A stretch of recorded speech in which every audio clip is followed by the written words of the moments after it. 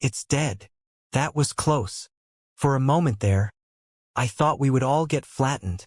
I am never going to go near superior mythics ever again before reaching Tier 4.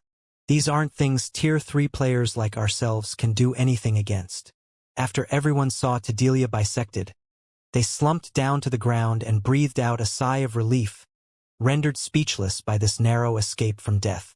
However, many people also felt fortunate about their survival and couldn't help laughing happily. As for Illusory Words and Unyielding Heart, both were too tired to pay attention to Tedelia. They only wanted to sit down, rest, and relax their minds. However, before anyone could catch their breath, divine sounds descended from the sky and echoed throughout the valley, so melodious that everyone felt intoxicated, as expected of a first kill in the ruined mountain range.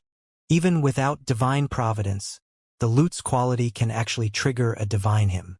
Shifeng, who was lying on the ground, was a little surprised by this situation. He never thought that the first kill of a realm lord would yield such excellent loot.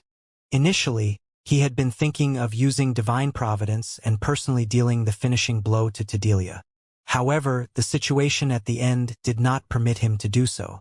As a result, he could only rely on Ferbero to finish the realm lord. While the divine hymn resounded in the valley, bright rays of light enveloped all the survivors. Shifeng, who was initially at 78% of level 125, leveled up twice and reached 4% of level 127. Everyone else leveled up at least 3 times, with some even leveling up 4 times. The abundance of the EXP awarded utterly dumbfounded everyone. A superior mythic boss actually awards so much EXP? If it were before, we wouldn't get this much EXP even after killing 30 superior mythics. With this, we save at least half a month of grinding. It's a pity that everyone else died. If not, they would have saved on plenty of grinding time as well. Everyone couldn't help sighing over the abundant EXP from Tedelia. On one hand, they felt grateful that they could save plenty of time. On the other hand, they felt guilty for those who died. Not only did the dead players not receive any EXP from the raid, but they would even lose 1 level after resurrection. And even if Illusory Words and the other healers of the team resurrected them, they would still lose nearly half a level's worth of EXP. Only Shifeng remained unfazed by this situation. Setting aside that this raid happened after the first major update, just the fact that Tedelia was both a superior mythic monster and a realm lord already meant that the EXP granted upon its death would be incredibly lavish. The descent of a divine hymn would also increase the EXP awarded. Furthermore, Tedelia was a level 128 monster, whereas most of the players on the team hadn't even reached level 120 yet. The bonus EXP these players received would be significant. However, it would be almost impossible for them to level up so quickly again in the future. After all, each region of the ruined mountain range had only 1 realm lord, which took 5 natural days or more to respawn. Moreover, the realm lords for each region weren't fixed. Hence, although their team had secured information on Tedelia the Soul Singer, this information would be useless because the next realm lord that spawned in this region would probably be some other superior mythic monster. It was almost impossible for players to come across the same realm lord multiple times in forbidden lands such as the ruined mountain range. Every boss that spawned would be new. Hence, players couldn't prepare for specific bosses and could only rely on brute strength or tools to secure victory. Standing up slowly, Shifeng looked at his teammates and commanded, "Start resurrecting the others. Thorn, you guys patrol the surroundings. Make sure no monsters come ambushing us." Although Ferbero's presence had scared the surrounding monsters into fleeing and the likelihood of an ambush was low, it never hurt to be careful. After all, whether it was a forbidden land for all life or a forbidden land for humans, a single mistake was all it took to team wipe. "Leave it to us." Lifeless Thorn nodded before leaving to patrol the surroundings together with Cleansing Whistle and the others. As for Yenya, Illusory Words, and the other surviving healers, they began resurrecting the team members killed by the Soul Devourers. Although these people had died because they had their concentration sucked dry, their souls did not get damaged. Hence, resurrection was still possible. Only they would be in a weakened state for several hours after getting resurrected and wouldn't be able to participate in battle right away. While the others were busy with their respective tasks, Shi Feng slowly made his way to Tadelia's corpse and waited for the loot to appear. Regarding Tadelia's loot, none of the members of Unyielding Soul or Crimson Emperor gave it much thought. After all, Shi Feng was the organizer of this team. Before they went on this expedition, they had already agreed that all discoveries made and items obtained would belong to Shi Feng. This was the basis for the cooperation of their 3 guilds. Moreover, even without the agreement, both Unyielding Souls and Crimson Emperor's peak experts would be too ashamed to ask for any loot. From start to end, they had merely played a supporting role and barely did anything during the raid. In fact, if not for Shi Feng landing the finishing blow, they wouldn't be alive right now. They also wouldn't have leveled up 3 or 4 times and gained a 15-day leveling advantage over the outside world's peak experts. One could say that the EXP harvest alone already made their trip to the Ruined Mountain Range worthwhile. Not to mention, they also got to learn about the Ruined Mountain Range and find out just how dangerous the neutral map was. With this information, their 2 guilds would have a much easier time exploring the neutral map in the future. Let's hope the loot isn't too bad. I'd even settle for just 1 or 2 tier 4 skill books or a legacy guidance fragment. Shi Feng prayed inwardly when he saw the dark clouds in the sky gradually scattering. Compared to the outside world, the Ruined Mountain Range was impoverished. Unlike what most people of the outside world imagined, the Ruined Mountain Range wasn't a place where one could just kill a few random mobs and get rich quick. On the contrary, be it forbidden lands for humans or forbidden lands for all life, both were scarce in material resources. Instead, the reason players and NPCs deemed forbidden lands to be rich in resources was the legacy resources found there. In the current God's domain, the kingdoms and empires controlled Tier 3 legacy resources. In the case of Tier 4 legacies, though, even the kingdoms and empires barely had any.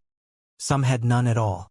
However, the various forbidden lands still contained a considerable number of legacies for Tier 4 and above.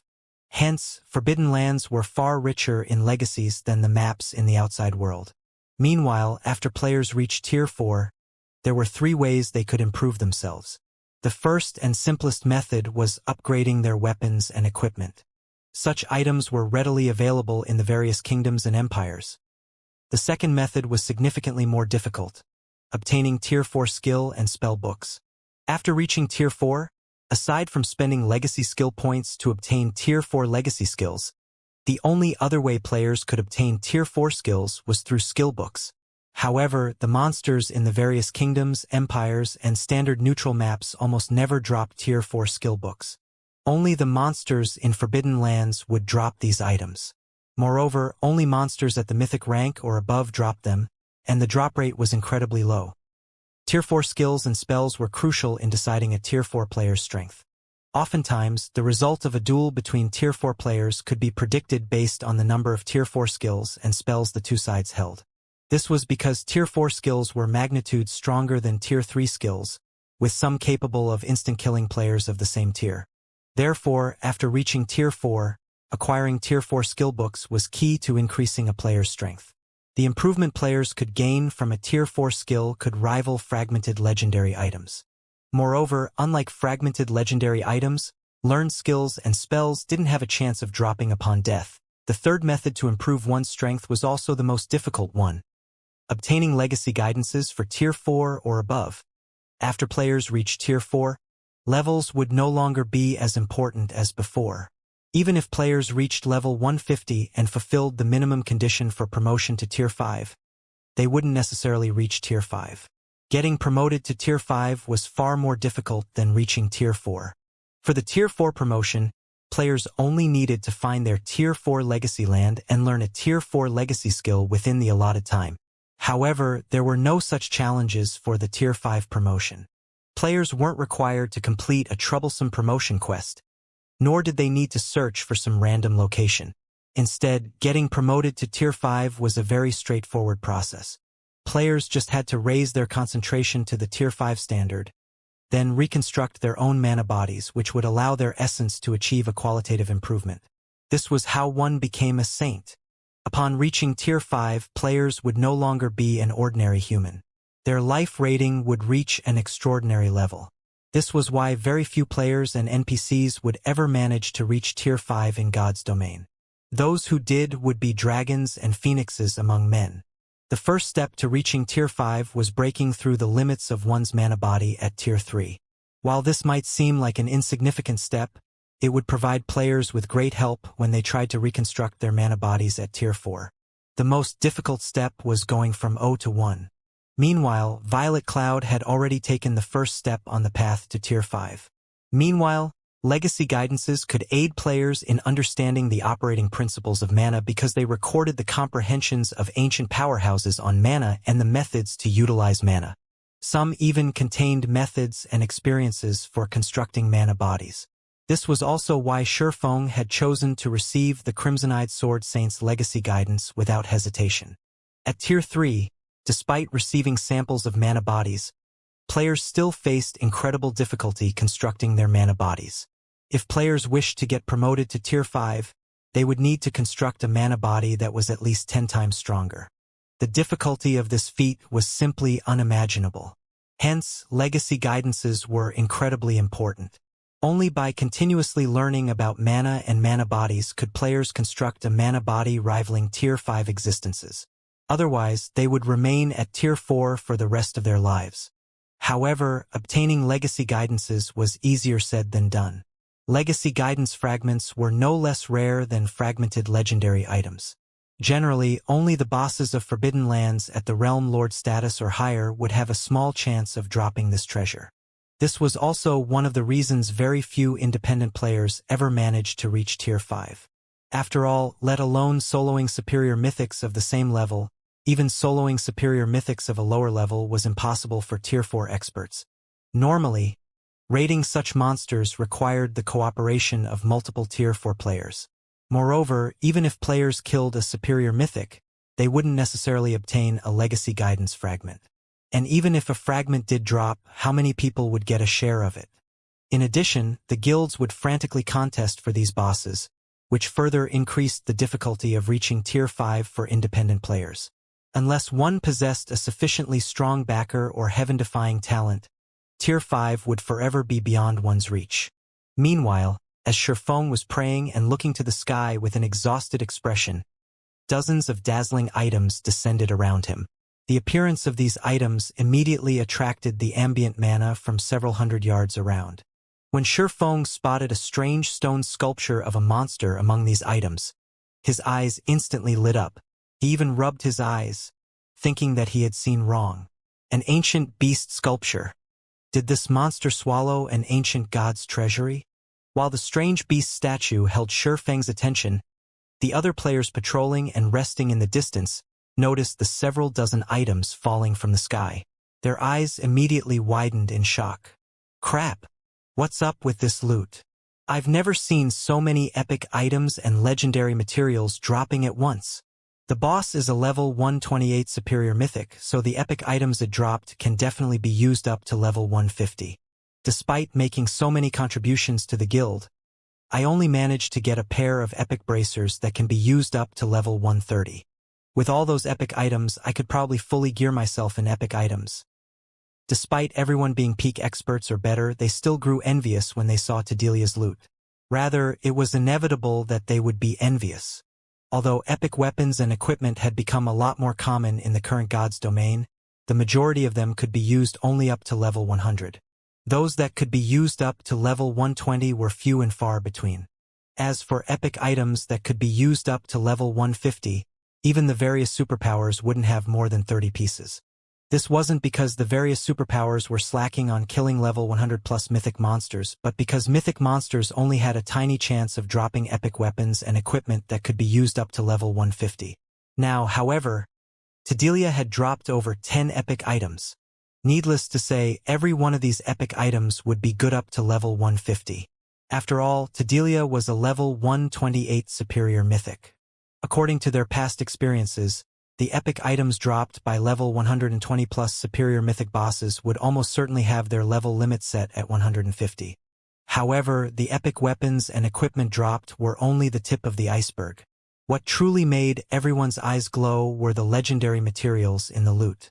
Legendary materials could be used to create customized epic weapons and equipment, which would definitely be top tier among epic items. However, like level 150 epic items, the drop rate for legendary materials was pitifully low. Even level 100 plus superior mythics would, at most, drop inferior legendary materials. More often than not, they would drop only epic materials. Nonetheless, Tedelia had dropped as many as 7 legendary materials. In other words, one could produce 7 customized epic weapons and equipment with a level limit of level 150. Not to mention, the 20-plus inferior legendary materials Tedelia dropped could also be used to produce top-tier epic weapons and equipment. In other words, Tedelia alone had essentially dropped over 30 level 150 epic weapons and equipment, more than enough to fully arm 2 players in level 150 epic items. This was something impossible even for the various superpowers at this stage of the game, as expected of a forbidden land. Just the loot of a superior mythic boss here equals the loot of 3 or 4 superior mythic bosses in the outside world. The loot's quality is also significantly better. Unyielding Heart also couldn't help his astonishment at this scene. At the same time, he resolved that once he reached Tier 4, he would absolutely bring a team here to explore the ruined mountain range. However, unlike everyone else, Shurfeng paid no attention to the weapons, equipment, and materials Tedelia dropped. Instead, he stepped forward, collected a 1-meter-tall beast statue, and stored it in his epic spatial bag without hesitation. In Shurfeng's opinion, even the combined value of all the other items Tedelia dropped couldn't compare to the value of this beast statue. Sacred Beast Statue, Soul-Devouring Beast, Epic Rank, Unique Item, one of 12 stone sculptures of sacred beasts made by Sirekalo Barstan. It holds incredible power. One shouldn't underestimate the beast statue just because it was an epic item. For Tier 4 players and above, this beast statue was easily 1,000 times more valuable than legendary items. An ancient god in God's domain, Sirekalo Barstan was known as the god of elements by everyone. Legend had it that he could control all magic elements, and he was incredibly strong even among the ancient gods. In God's domain, any item belonging to a god would already be an amazing item, let alone an ancient god's possession. The 12 sacred beast statues were one of Sirekalo Barstan's earliest creations. To both gods and ancient gods, these statues were trash. However, to Tier 4 players, these statues were priceless treasures. On the surface, the 12 sacred beast statues were only intended as room decor. However, if one placed these statues in areas with incredibly dense mana, the statues would generate a special signal. This signal allowed players inside the room to perceive the operating principles of a particular magic element.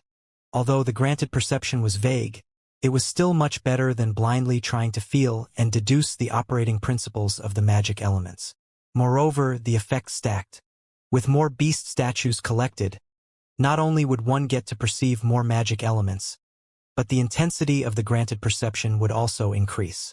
In the past, a super guild had discovered an ancient god's treasury, and after working together with several superpowers and incurring countless casualties, the super guild had successfully raided the treasury. They had discovered 3 of the 12 sacred beast statues inside the treasury, one of them a medium-sized statue at the fragmented legendary rank. Due to these 3 beast statues, the super guild that found the treasury had ended up one of the 12 great guilds within a short period. Now, Shurfeng had merely killed a superior mythic-ranked realm lord, yet he had actually acquired a sacred beast statue. This was simply unbelievable. I really lucked out this time. Although not even one fragmented legendary item dropped, the boss actually dropped an intact legacy guidance crystal, besides one of the 12 sacred beast statues. If any of those superpowers in the past found out about this, they would most likely go crazy from envy. Shurfeng inwardly grew ecstatic as he picked up a crimson memory crystal from the ground. Normally, the legacy guidances players could obtain in Forbidden Lands were only fragmented crystals. Due to the instability of the mana inside these fragments, they would disappear after one use. However, an intact legacy guidance crystal was a different story. As the mana inside an intact crystal was incredibly stable, players could use it several times.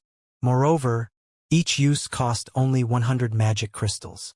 However, as these legacy guidance crystals were quite ancient, even a complete one could be used only 9 times. Regardless, An intact legacy guidance crystal was as valuable as a legendary item because it recorded far more information than a fragmented crystal.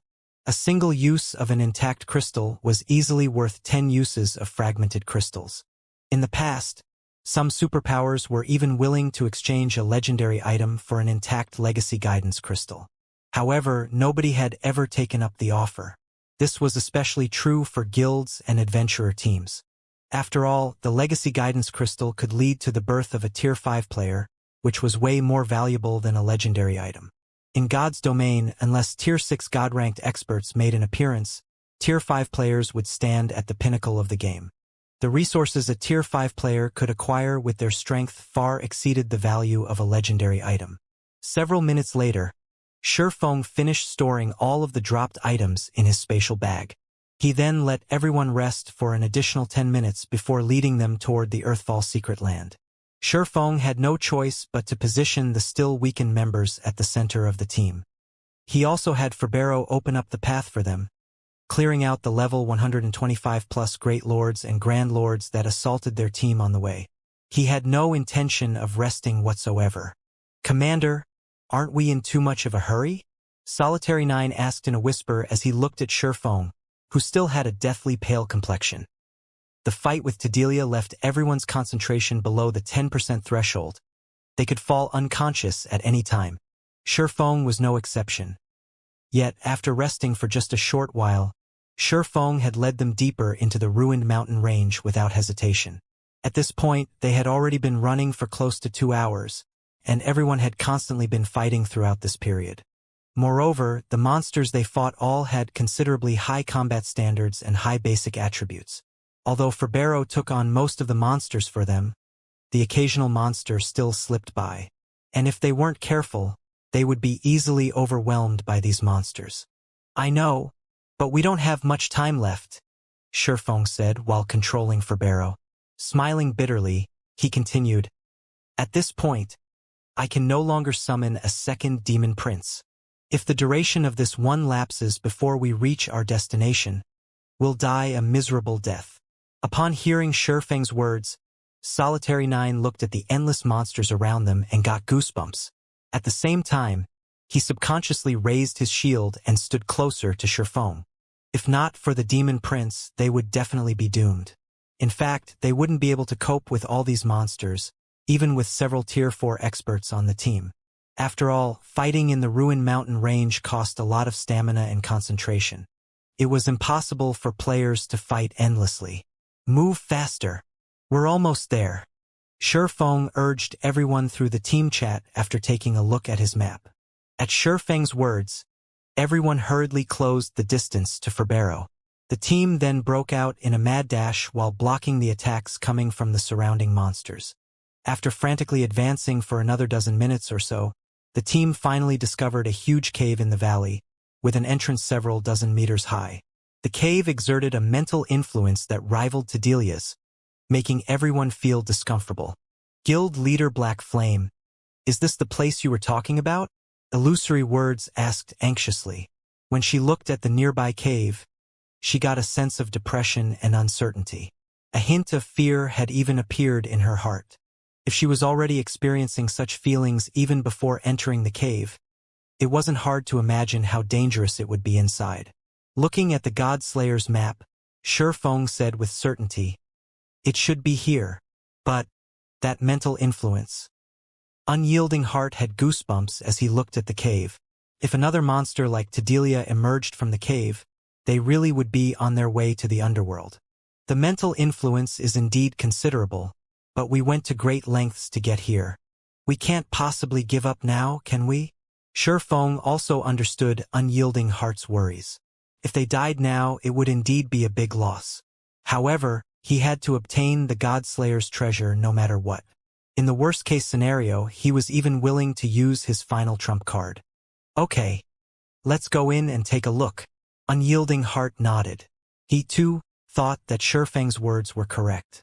They had already gotten this far. It would be a pity if they abandoned the expedition. Not to mention, they still had the Demon Prince to guard them. If further progress was truly impossible, they could still escape. following which Shifeng and the others made their way to the cave. However, when the team walked through the cave entrance, a startling scene suddenly occurred. The instant Ferbero stepped into the cave, a red beam shot out from the cave's depths. Before Shifeng could even have Ferbero execute evasive maneuvers, the red beam had already pierced through the demon prince's body. After getting struck, the Lord of the Dead, who had been invincible up to this point, burst into a bundle of flames and vanished without a trace. He died? Shifeng was dumbfounded at the sight of Ferbero one-shot. Not only was that red beam unbelievably fast, but it even packed enough power to kill a demon prince instantly. Although the Bible of Darkness summoned only a weak clone of Ferbero's true body, this clone still possessed the physique of a bona fide half-step demon king. Even true Tier 5 demon kings couldn't slay a half-step demon king in one hit. As for the red beam originating from a barrier trap or magic circle, the likelihood of that was low. Any barrier trap or magic array would require its user to be present to display its greatest power. Without the user, barrier traps and magic arrays could, at most, trap someone. They definitely did not have the ability to kill the clone of a half-step demon king instantly. Not to mention, the beam just now didn't look like it originated from a magic array or barrier but more like an offensive spell. Everyone else present was also stunned by this situation, and chills spread all over their body instantly. What happened? That's a half-step demon king we are talking about. The demon prince that they believed was invincible had actually gotten killed instantly. If they took a similar attack on their Tier 3 bodies, they, too, wouldn't last a second. However, this still wasn't the crucial point. The fact that the other party could one-shot a half-step demon king meant that the other party was among the most horrifying existences they had come across. Meanwhile, none of these horrifying existences were things players dared to offend because the possible consequences in doing so included the annihilation of their souls. If that happened, they would really have to start all over again. However, before anyone could snap out of their daze, a terrifying mental pressure assaulted them. As if time had stopped, everyone froze in place. In fact, even their thoughts had fallen into a torpor. They simply stood still, not knowing what to do. While everyone stagnated, Shifeng clearly sensed something, and his heart immediately grew cold at this discovery. It's over. In his previous life, he had seen this time-stopping phenomenon only once in a video of a group of Tier 6 God-ranked experts clashing against an ancient evil god. The fight back then had been earth-shattering. However, aside from the Tier 6 God-ranked experts and a few Tier 5 experts, the other players present had no idea what exactly had happened. By the time everyone recovered, the battle was already over. For most of the players present, the battle had basically started and ended in an instant. To them, it felt as if nothing had happened whatsoever. However, that had been far from being the case. By the time everyone recovered from their stupor, 1/10 of a kingdom had disappeared from God's domain, leaving behind an endless wasteland littered with shattered space. Now that this scene was replaying before Shifeng's eyes, this meant that the other party was no weaker than that ancient evil god in the past. Just when the flow of time was slowing and Shifeng's thoughts were about to stagnate, a crimson glow suddenly bloomed from his spatial bag. The appearance of the crimson glow immediately dispelled the power enveloping him. Afterward, a shabby yet dazzling broken blade flew out of the spatial bag and hovered quietly in front of him. This is the Ash Blade. Shifeng was shocked when he saw this broken blade. Various legends were circulating in God's domain regarding the Ash Blade, which was rumored to be the God Slayer's weapon. A weapon named the Ash Blade had also appeared in Shifeng's previous life. Back then, the owner of this weapon had been a mysterious expert nobody knew. However, what everyone did know was this mysterious person's heaven-defying feat with the Ash Blade in hand. This mysterious expert had single-handedly annihilated a super guild's main city.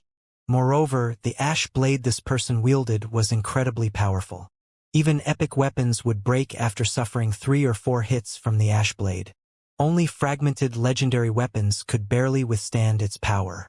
For this reason, everyone had suspected that the Ash Blade was a legendary weapon. Hence, Shifeng had kept the Ash Blade all this time instead of discarding it. After all, there might be a day when he could recast it. Of course, there was another legend regarding the Ashblade, which stated that the Ashblade was a clue to the Godslayer's legacy. However, according to historical materials in the libraries of the various kingdoms and empires, nobody had ever found the Ashblade.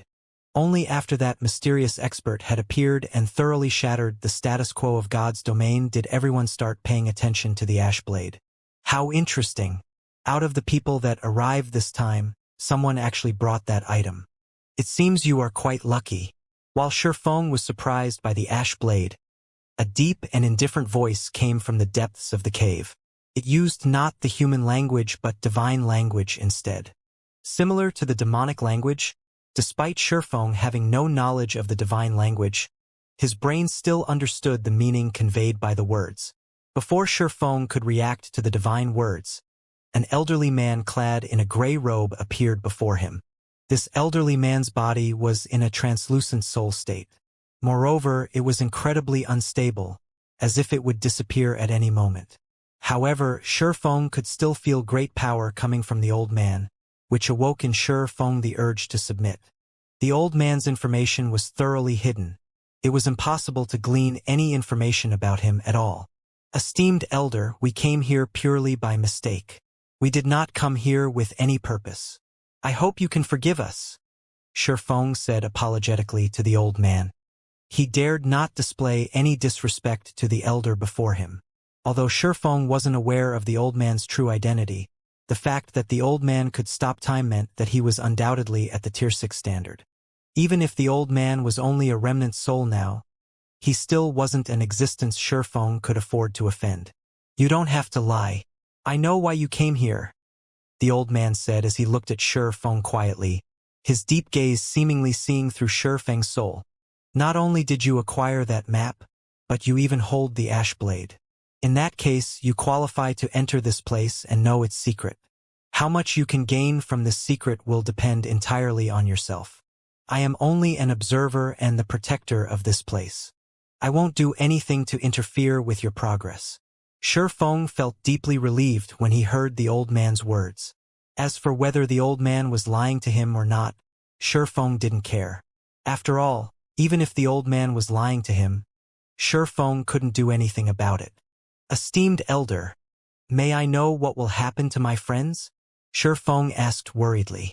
Although he himself was no longer in any immediate danger, he couldn't say the same for his teammates. It was entirely possible for the old man to erase their existences permanently to keep this place a secret. Don't worry, I won't kill them, the old man said, chuckling as he glanced at Shifeng's teammates. After all, they are individuals blessed by heaven. They won't die even if they are killed, right? Shifeng couldn't help growing slightly nervous at the old man's question. For some reason, he had a feeling that this old man knew a lot of things. In fact, he might even understand the true existence of players.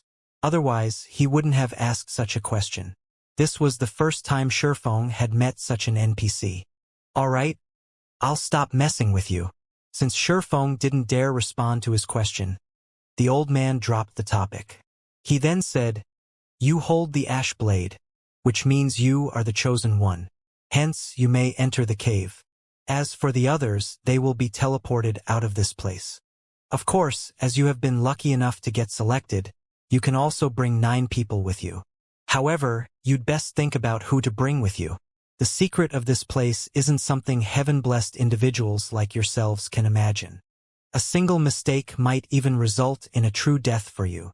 When the old man said the words true death, he even placed emphasis on them. It sounded as if he was warning Shifeng, yet it also sounded as if he was teasing him. His behavior made it impossible for Shifeng to guess his thoughts. Nonetheless, Shifeng did not pay too much heed to the old man's warning. His goal in visiting the Ruin Mountain Range was the Earthfall Secret Land.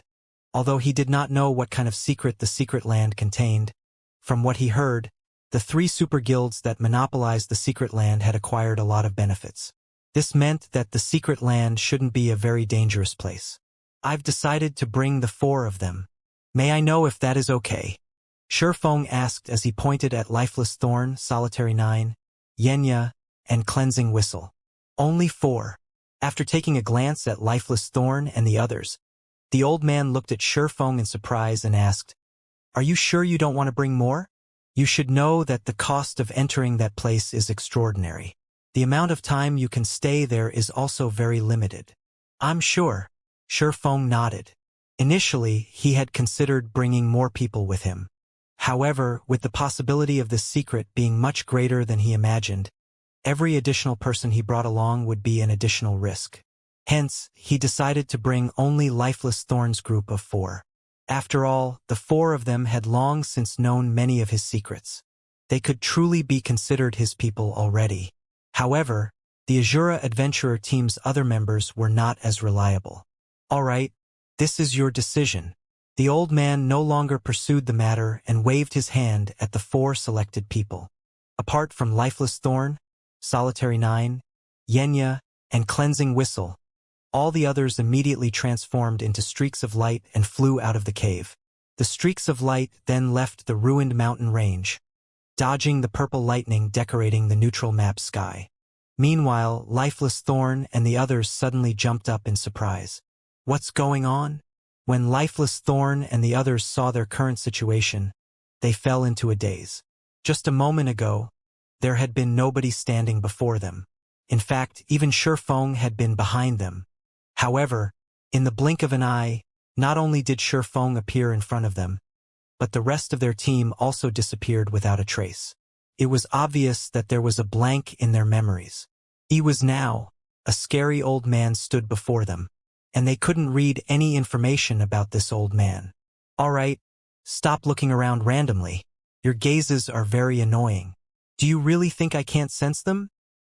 The old man suddenly shouted at Lifeless Thorn and the others, the brief pressure he exuded nearly making their knees buckle. "I'll let you off this time, but if you behave like this to anyone else, they won't be as easy on you as I am." Upon hearing the old man's words, Lifeless Thorn and the others hurriedly nodded and promptly stopped using their identification skills on the old man and their surroundings. "That's more like it. Now, follow me." The old man nodded when he saw Lifeless Thorn and the others turn obedient. He then began walking into the depths of the cave, outside of the ruined mountain range, devouring swamp. Dozens of streaks of lights descended onto a swampy woodland as Unyielding Heart and the others were transported out of the ruined mountain range. "Were we resurrected?" Unyielding Heart looked at his surroundings with some confusion. "Why did we get resurrected here? Where's Brother Black Flame?" The devouring swamp was a neutral map adjacent to the ruined mountain range. However, the map was very high level with monsters at level 130 or above. It wasn't suitable for them to travel across.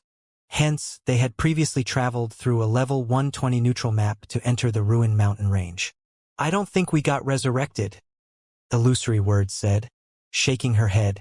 "We were most likely teleported here, probably the doing of that horrifying existence we came across just now." Although she didn't know what had happened, the most likely possibility was that they were banished from the cave since none of them had lost any levels. Big Sis Illusory, aside from Black Flame, Azura's side seems to be missing 4 people too, Blue Gown said strangely after carefully inspecting the team. At Blue Gown's words, everyone else noticed that Lifeless Thorn and 3 others of the Azura Adventurer team were indeed missing. At this discovery, Azura's members couldn't help becoming anxious. Did they get left behind? Unyielding Heart subconsciously muttered a guess. At Unyielding Heart's words, everyone present felt chills crawling down their backs. Before they lost consciousness, they had clearly felt a frightening mental influence from the depths of the cave. If not for them losing consciousness a moment later, they might have dropped to their knees the next second. Without a doubt, the source of the mental influence was the most terrifying existence they had come across since entering God's domain. They found it truly hard to imagine the consequences of being targeted by such an existence. If that's true, this is bad. Illusory Words also frowned at this possibility. Against that kind of frightening existence, even a Tier 4 player like Shifeng would be no different from an ant. In fact, the said existence might even be able to obliterate their souls. After all, a few of the many frightening existences she knew of possessed this kind of horrifying ability. Not to mention, the existence they just met was many times stronger than any of those frightening existences. Let's reorganize the team and go back to take a look. Simply standing around and doing nothing isn't a solution, Unyielding Heart suggested. No, we cannot go back in. Illusory Words countered, shaking her head. Since that existence chose to keep them there should be a reason for this. Otherwise, why could we safely leave that place whereas they couldn't? Moreover, we don't have the time to enter the ruined mountain range again. How so? Unyielding Heart asked strangely. Although Illusory Words' deduction might be correct, they couldn't just abandon Shurfeng and the others without doing anything. After all, they didn't even know whether they had accomplished their task. If the task wasn't completed, their 3 guilds would be in big trouble afterward. I just received news that not only did the number of NPCs increase again, but the various powers members are also facing greater difficulties in leveling up. Shortly after we started sending our members into the Secret Covenant Tower, the superpowers began having designs over it. They think that the tower is an excellent leveling spot, and they've already clashed with us outside Sky Spring City several times. Illusory Words explained. We need to head back as soon as possible to preside over the situation. Otherwise, it'll be impossible to seal off Sky Spring City with just a bunch of Tier 3 experts. They're taking action already? Unyielding Heart was surprised by this revelation. Initially, he thought that the various superpowers wouldn't pay as much attention to the Secret Covenant Tower just for the sake of leveling. Hence, he hadn't anticipated such a development.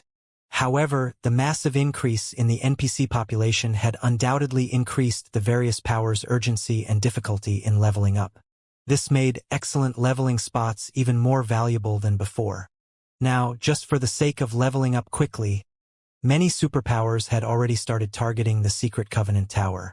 If these superpowers entered the tower and discovered the Tier 3 legacies inside, the situation would definitely become even more troublesome.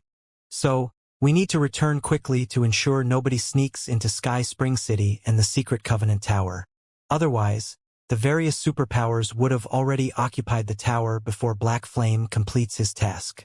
If that happens, we'll end up even more passive, Illusory Words said. She then took out a transfer scroll and immediately teleported to Crimson Emperor's residence in Silverwing City. After Illusory Words teleported away, the other Crimson Emperor members took out transfer scrolls and teleported to Silverwing City one after another. What should we do? Mu Lingsha asked Unyielding Heart as Crimson Emperor's members left. Do we return too? That's the only thing we can do. Let's just hope Brother Black Flame's side is safe. Otherwise, we'll have a difficult road to walk down the line, Unyielding Heart said, sighing as he took out a transfer scroll himself. Unyielding Soul's other members immediately followed suit one after another. As for Azura's members, they planned to remain in the Devouring Swamp and level up while waiting for their vice commanders to contact them before taking further action.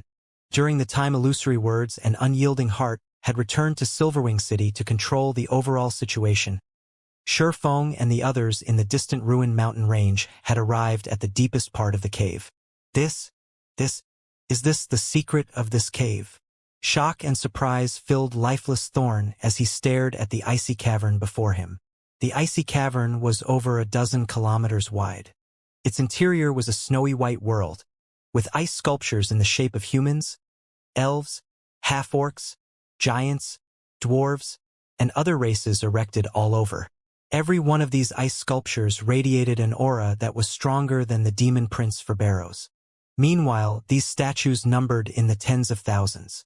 Moreover, the dozen or so ice sculptures at the cavern center radiated an aura that was much stronger than that of the other ice sculptures. Despite standing so far away, Lifeless Thorn still felt awe and fear in his heart when he looked at these statues. He dared not approach any of them. At this moment, let alone Lifeless Thorn, even Shurfeng was astounded by this scene. Shurfeng had a much clearer idea than Lifeless Thorn did of what kind of existence those central ice sculptures were. Indeed, those dozen or so ice sculptures were bona fide Tier 6 gods. He had even read about a few of them in libraries. From the scene in the cavern, he could tell that these gods and people of various races had been going up against something. Only the end result was that every one of them got frozen into eternal ice sculptures. What the hell happened here? Shurfeng was greatly puzzled as he looked at this horrific scene. Tier 6 gods were existences that stood at the apex of God's domain. A force of over a dozen gods could devastate the continent. It wouldn't be an exaggeration to say that such a force could even sweep through the dark abyss. In fact, even if all of the Tier 6 god-ranked experts that existed in his previous life joined hands, they could just barely manage to contend with a force of a dozen or so Tier 6 gods. Yet, these Tier 6 gods had actually been annihilated in a single move by the looks of it. After a brief silence inside the cave, a deep, emotional voice entered Shifeng's ears. You had best not ask or think about what happened in the past and what caused the deaths of so many of the world's powerful people and even gods. You also must not look into these matters. The consequences of doing so are not something even heaven-blessed individuals like yourselves can bear. You might even lose your minds as a result. The old man warned when he saw the curiosity on the faces of Shifeng and the others. Although the old man's voice did not carry any mental influence or coercion, the certainty in his tone made Shifeng shudder involuntarily. As for Lifeless Thorn, Solitary Nine, Yenya, and Cleansing Whistle, although they reacted fearfully to the old man's warning, the curiosity on their faces was clear for all to see. It was evident that they did not take the old man's words seriously. After all, this was a matter related to gods. Players who were new to God's domain treated the word God as merely a noun. At best, gods were a type of powerful monster to them. However, those who truly ventured around God's domain and studied the historical materials in the libraries of the various kingdoms and empires would realize that gods weren't just powerful existences. Simultaneously, they represented a kind of extreme, a road leading to the top of God's domain. Hence, anything related to gods represented a massive opportunity for players. This was especially true for Tier 3 players like themselves. They were quite aware that they could no longer advance on their own. If they wished to get to the next level, they would have to follow in the footsteps of their predecessors. Meanwhile, the footsteps of gods were undoubtedly the best to follow. None of you should look deeper into this matter, at least not now, Shifeng suddenly said to Lifeless Thorn and the others. He knew very well how attractive gods were to Tier 3 experts. They wouldn't hesitate to look into matters related to gods, even if the risks were big. After all, the road to promotion was simply too difficult. Normally, players could already improve significantly with the ruins left behind by Tier 5 existences, let alone those of Tier 6 gods. However, the disappearance of some peak experts and apex experts from both the game world and the real world most likely had something to do with Tier 6 gods. Anyone who tried to get involved with Tier 6 gods as Tier 3 and Tier 4 players would die before achieving anything. If they were lucky, they would have their accounts destroyed and need to start all over again. If they were unlucky, they might disappear like those experts in the past. Upon hearing Shifeng's words, Lifeless Thorn and the others eyed him curiously. They never thought that Shifeng would actively stop them from looking into this matter. It seems you know your limits, kid, the old man said, gazing at Shifeng with warm approval. That's right. Only people who know the limits of their strength and abilities can live long lives. Even you heaven-blessed individuals are no exception. At the old man's words, Lifeless Thorn and the others promptly awakened from their greed. Thanks, Commander. I never thought I would get seduced by the benefits in front of me, Lifeless Thorn said in gratitude, a hint of fear in his voice. God's domain had always emphasized balance. All gains came with losses. If one tried to secure an opportunity despite lacking the necessary strength, they would only wind up dead. Currently, they hadn't even reached Tier 4, yet they were actually thinking of looking into the secrets of Tier 6. That was simply suicide. That is normal. After all, not many people in God's domain can remain calm when faced with matters related to gods, Shifeng said, shaking his head. If not for him having a wealth of experience adventuring in God's domain, he wouldn't have fared any better than Lifeless Thorn. In fact, he might have reacted even more crazily.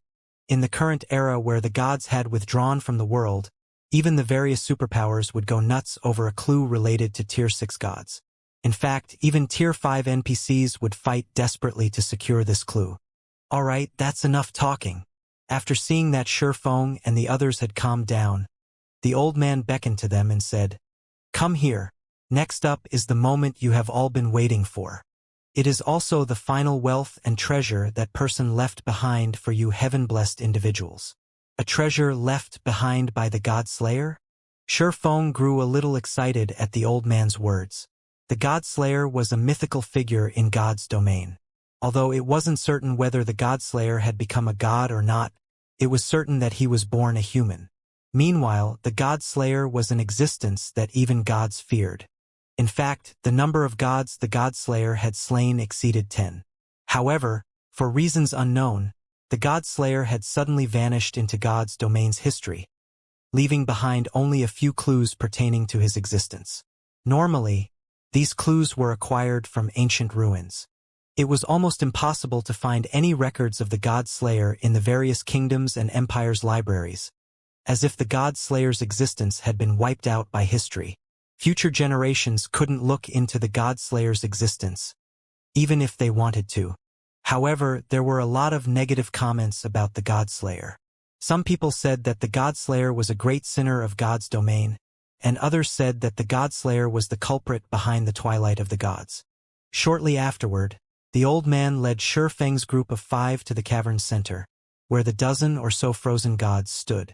Upon arriving there, Shi Feng and the others noticed a space-time crack there, as small as a fingernail, undetectable from a distance. Only after moving within 30 yards of the crack did they barely notice it. Directly underneath this space-time crack was an incomparably complicated magic array. It was so complicated that even Shi Feng, who was an advanced magician, felt dizzy after just one glance at it. Needless to say, he couldn't even begin to decipher it. This is the treasure? Solitary 9 was stunned when he saw this tiny space-time crack.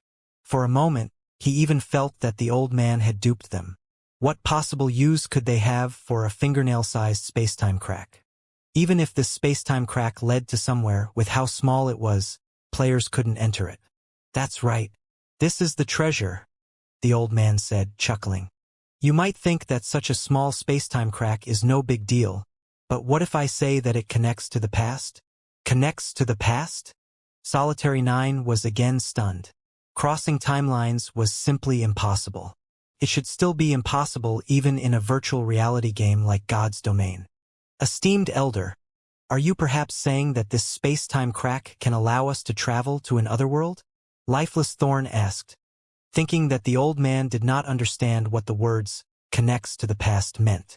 In fact, even Shi Feng suspected that what the old man truly meant was that the space-time crack allowed people to travel to a different space.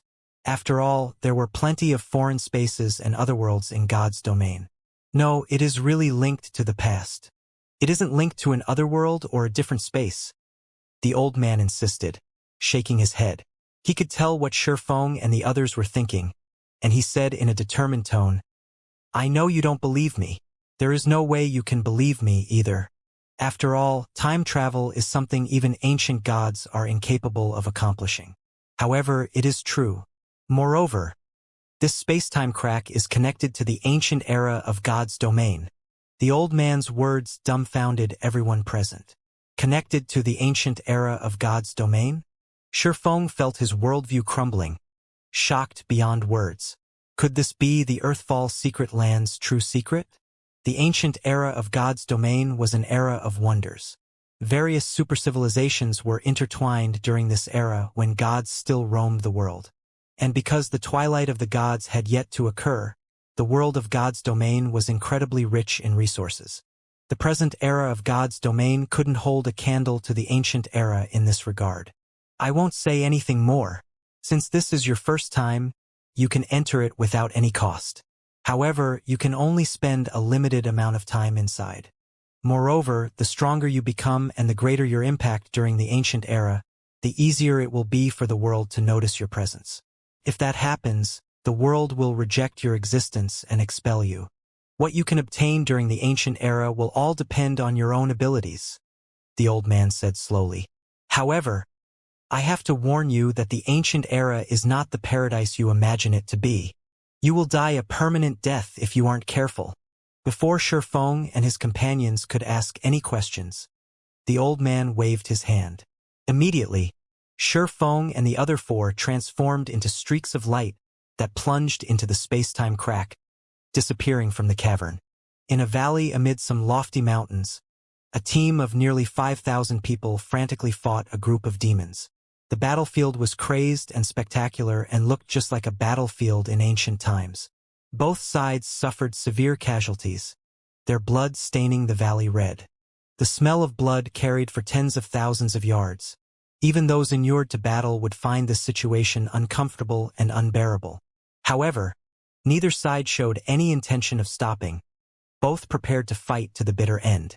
Of the two armies battering each other, the demon army was led by a level 135, Tier 4 Great Demon, while a woman led the human army. The woman in question possessed golden hair and crimson eyes. She wielded a silver sacred sword and was clad in a knight's blue sacred armor. As the woman contended against several dozen level 130+, Tier 3 demons, her HP continuously decreased. However, despite being at a complete disadvantage, the more she fought, the brighter the glow her sacred sword radiated.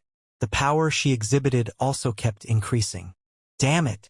You're actually using the aria of holy blood. Don't even think I will let you finish it. The Tier 4 Great Demon's expression turned solemn when he saw the glowing sacred sword. Immediately, he spread out his 4 wings and flew toward the crimson-eyed woman. Everyone, protect the commander. Do not let that great demon approach the commander. A tall man shouted before rushing at the great demon with his golden shield raised. Subsequently, several dozen other melee classes nearby also charged at the great demon, all of them ignoring the fact that they were merely at Tier 2. Scram! Seeing the crowd charging at him, the demon commander pulled out his crimson greatsword and slashed the space in front.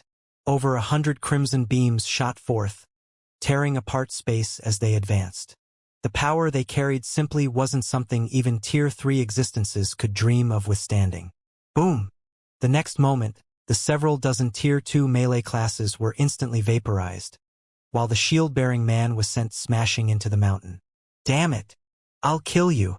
When a man standing nearby saw this scene, his eyes turned bloodshot, and he promptly charged at the great demon with his sword raised. However, before this man could even get near the great demon, the long-range spells of several Tier 3 demons had already killed him. In the meantime, blood had already dyed the body of the crimson-eyed woman fighting several dozen Tier 3 demons. Her complexion was also deathly pale. However, despite the state of her body, her gaze remained indescribably firm. Be punished, demons! The crimson-eyed female knight bellowed as she raised her sacred sword. The sacred sword released a beam of light that shot to the skies. Countless streaks of light then rained down on the valley like shooting stars, and the demons struck by these shooting stars immediately fell into a heavily injured state. The situation on the battlefield reversed in the blink of an eye. Kill! We cannot let these demons take even a step into human territory. The crimson-eyed knight shouted, her pale complexion showing no signs of fatigue. She then raised her sacred sword and charged at the demons who were still fighting. The female knight's words stimulated the surviving humans. They began madly fighting against the demons. However, after a few exchanges, the humans present were dumbfounded, staring at a distant pile of demon corpses in disbelief. The next moment, the great demon commander, who was over a dozen meters tall, emerged from this pile of corpses, a hint of mockery and contempt on his face. The aria of holy blood is indeed powerful. And for you to still be alive after using this desperate move, your mental willpower is truly astonishing. I'm certain you can rank among the top Tier 4 powerhouses. The great demon said as he looked at the crimson-eyed knight. He then asked mockingly, "But can you use it a second time?" At this great demon's words, the complexions of the surviving humans instantly turned ashen. This was the aria of holy blood they were talking about. This was the sacred sword Blood Moon's unique spell. Most people would be able to use it only once before departing for the netherworld. This was because the consequent pain of the body and mind was not something ordinary people could bear. However, in return for the steep price, once the aria of holy blood was cast, it exerted astonishing power. Even a great demon would sustain heavy injuries and lose half of their HP after getting struck by this move. Moreover, without restoration items such as the Water of Life, it would be impossible to recover from the attack. Yet now, needless to say, it would be impossible for the female knight to use Aria of the Holy Blood again. However, with the humans' current combat power, they were no match for the Great Demon. After all, the Great Demon before them was a bona fide demon marquis. The purity of his bloodline was far superior to that of ordinary great demons. Since you no longer have any other moves to make, it's my turn now. When the Great Demon saw the silent humans before him, an indescribably excited and joyful expression appeared on his face. Don't even think about it. The female knight suddenly appeared above the Great Demon's head and brandished her sacred sword. 3 phantom swords appeared in the sky, the sight stunning everyone present. This is the Sword Saint Lord Lox's personal technique, Sky Cleaver. The commander actually mastered it? When the surviving humans saw the 3 phantom swords in the sky, a look of awe and admiration appeared on their faces. You're already on your last breath, yet you're still putting up such boring resistance? When the Great Demon saw the 3 phantom swords, he did not reveal any awe or fear whatsoever. On the contrary, he nonchalantly brandished his great sword. Boom! The great sword and 3 phantom swords collided. The resulting shockwave sent both humans and demons stumbling backward. Large cracks formed on the ground the Great Demon stood on, and the great sword the Great Demon wielded let out a low hum. The Great Demon's arms were also trembling. Upon seeing this scene, the humans felt both encouraged and excited. Sure enough, a Sword Saint's personal technique was truly extraordinary. However, a moment later, everyone's joy turned into despair because the Crimson-Eyed Knight hadn't fared too well, either. Not only was her complexion paler, but even her pupils had begun to fade. It was evident that she was on her last breath. She could no longer fight. Ha ha ha! Amazing! Amazing! This is the first time I, Neiman Carlo, have seen a powerful tear for human like you. The Great Demon burst out laughing as he looked at the female knight. However, it all ends here. Before you die, I will drag you all down to hell first. After saying so, Neiman Carlo began chanting the incantation for the Tier 4 spell Hell's Gate. Suddenly, the sky darkened. A huge door decorated with skulls appeared. The blood-red glow from the skull's eye sockets and the agonizing screams coming from the door, seemingly telling everyone that their destiny was about to end. Even if the humans present wished to interrupt Neiman Carlo's spell, they couldn't do so, as the surviving demons were doing their best to stop them.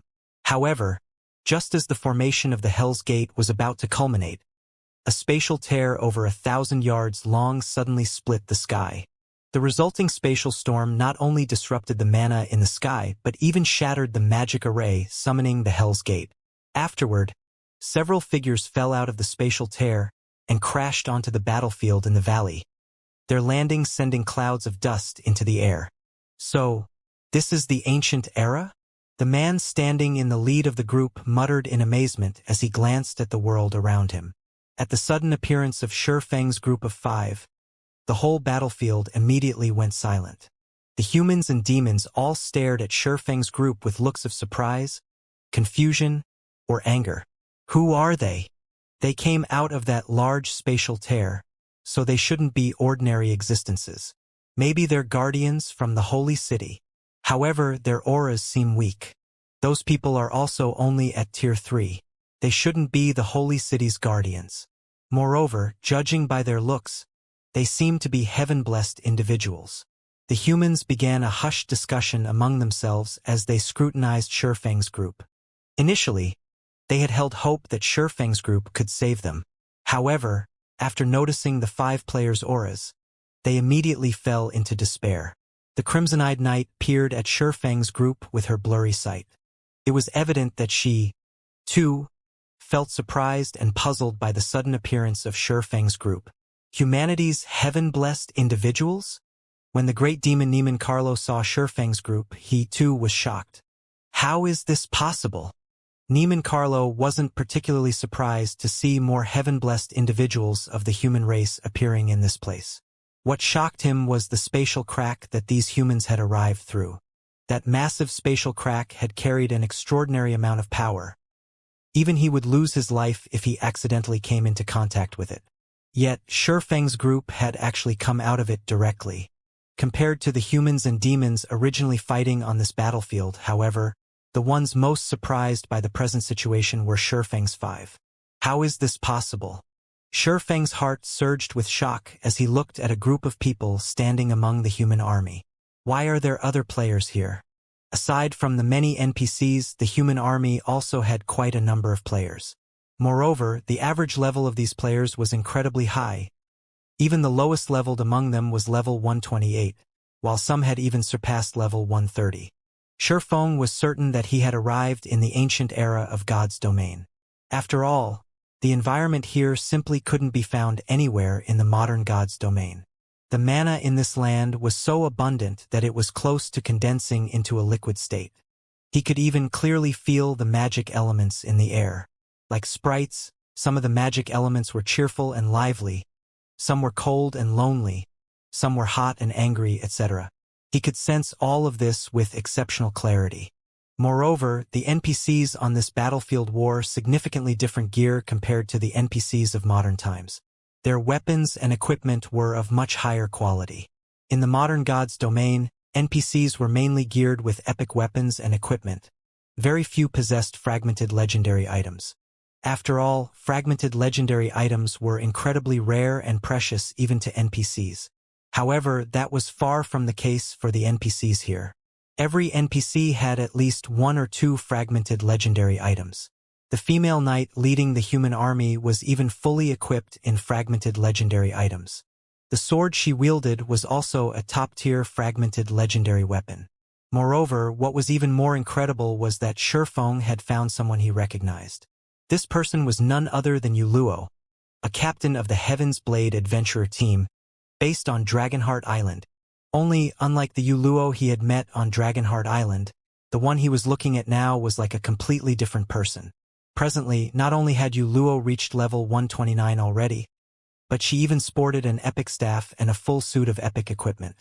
Although her epic equipment wasn't a set, her equipment standard was still ridiculously excellent. Unlike the last time Shifeng met Yuluo, though, the cleric looked much more haggard. She did not possess the aura and spirit of a peak expert at all. Guild leader Black Flame? Meanwhile, at this time, Yuluo, who stood amid the human army, also noticed the 5 new arrivals on the battlefield. And when she saw that the man leading this group was none other than Zero Wings Guild leader, Black Flame, her originally dispirited expression immediately became energetic. Do you know them, Yuluo? The female oracle standing beside Yuluo asked curiously upon seeing the latter's reaction. The female oracle was a level 131 player clad in a white dress, wearing a white priest's hat. Yes. Moreover, he's my fellow countryman, Yuluo said, nodding excitedly. Fellow countryman? The female oracle scrutinized Shifeng's group. She soon noticed that the average level of Shifeng's group was quite low, and their appearances indeed resembled Yuluo's a lot. Particularly, the feeling of incompatibility Shifeng's group had with the other players in God's domain was exactly the same as Yuluo. The female oracle then shook her head and said, "What a pity! His luck is truly poor. He actually got teleported to this place." Upon hearing the female oracle's words, Yuluo remembered the situation they were in, and her heart grew cold. The joy on her face promptly disappeared. The death penalty in the God's domain they were currently in was different from the God's domain on the other side. Players would not only lose 2 or more levels upon death, but also fall into a mentally weakened state. Depending on the severity of the situation, players might even lose some of their memories. And worse, the use of resurrection spells could only mitigate the loss of EXP and not restore the lost memories. Moreover, even when resurrected using a resurrection spell, players wouldn't be resurrected on the spot but inside the life temple of a random main city run by humans. Of course, if players had registered themselves with a main city, they could get resurrected in the life temple of a fixed main city. However, Shifeng's group had just arrived in this world. They definitely hadn't registered themselves with a main city yet. If they died, they would get resurrected at a random main city. Meanwhile, a great distance separated the main cities run by humans, and there were no teleportation arrays in these cities. In other words, so long as Shifeng's group died, Yuluo was unlikely to meet him again. After all, humans had many main cities even in this world. Just the ones she knew already numbered over 500. As for the possibility of Shifeng's group coming out alive from this battlefield, that was simply impossible. In the original God's domain, a group of Tier 3 players could still put up a fight against a Tier 4 Great Demon. However, in this world, let alone putting up a fight, Tier 3 players would be considered capable if they could escape with their lives. The reason for this was the incredibly high average combat standard of the monsters here. Monsters of the caliber of great demons would possess combat standards rivaling peak experts. However, the combat system of monsters was completely different from the realms of refinement players relied on. In skill and spell utilization, monsters such as great demons could display combat standards at the spiritualization realm without having to exert themselves. Such monsters were not opponents Void Realm experts like herself could hope to match. However, before Yuluo could snap out of her daze, the great demon Neiman Carlo stopped paying attention to Shifeng's group and shifted his gaze back to the crimson-eyed knight. The great demon then looked at the dozen or so Tier 3 demons around him and commanded, "Go get rid of them! Please leave it to us, my lord." The heavily injured demons nodded and flapped their wings. They then flew toward Shifeng's group of 5, their speed greatly surpassing even Tier 3, agility-focused assassins. Not good. Those demon leaders are working together to target them. The level 131 female oracle was shocked by this development.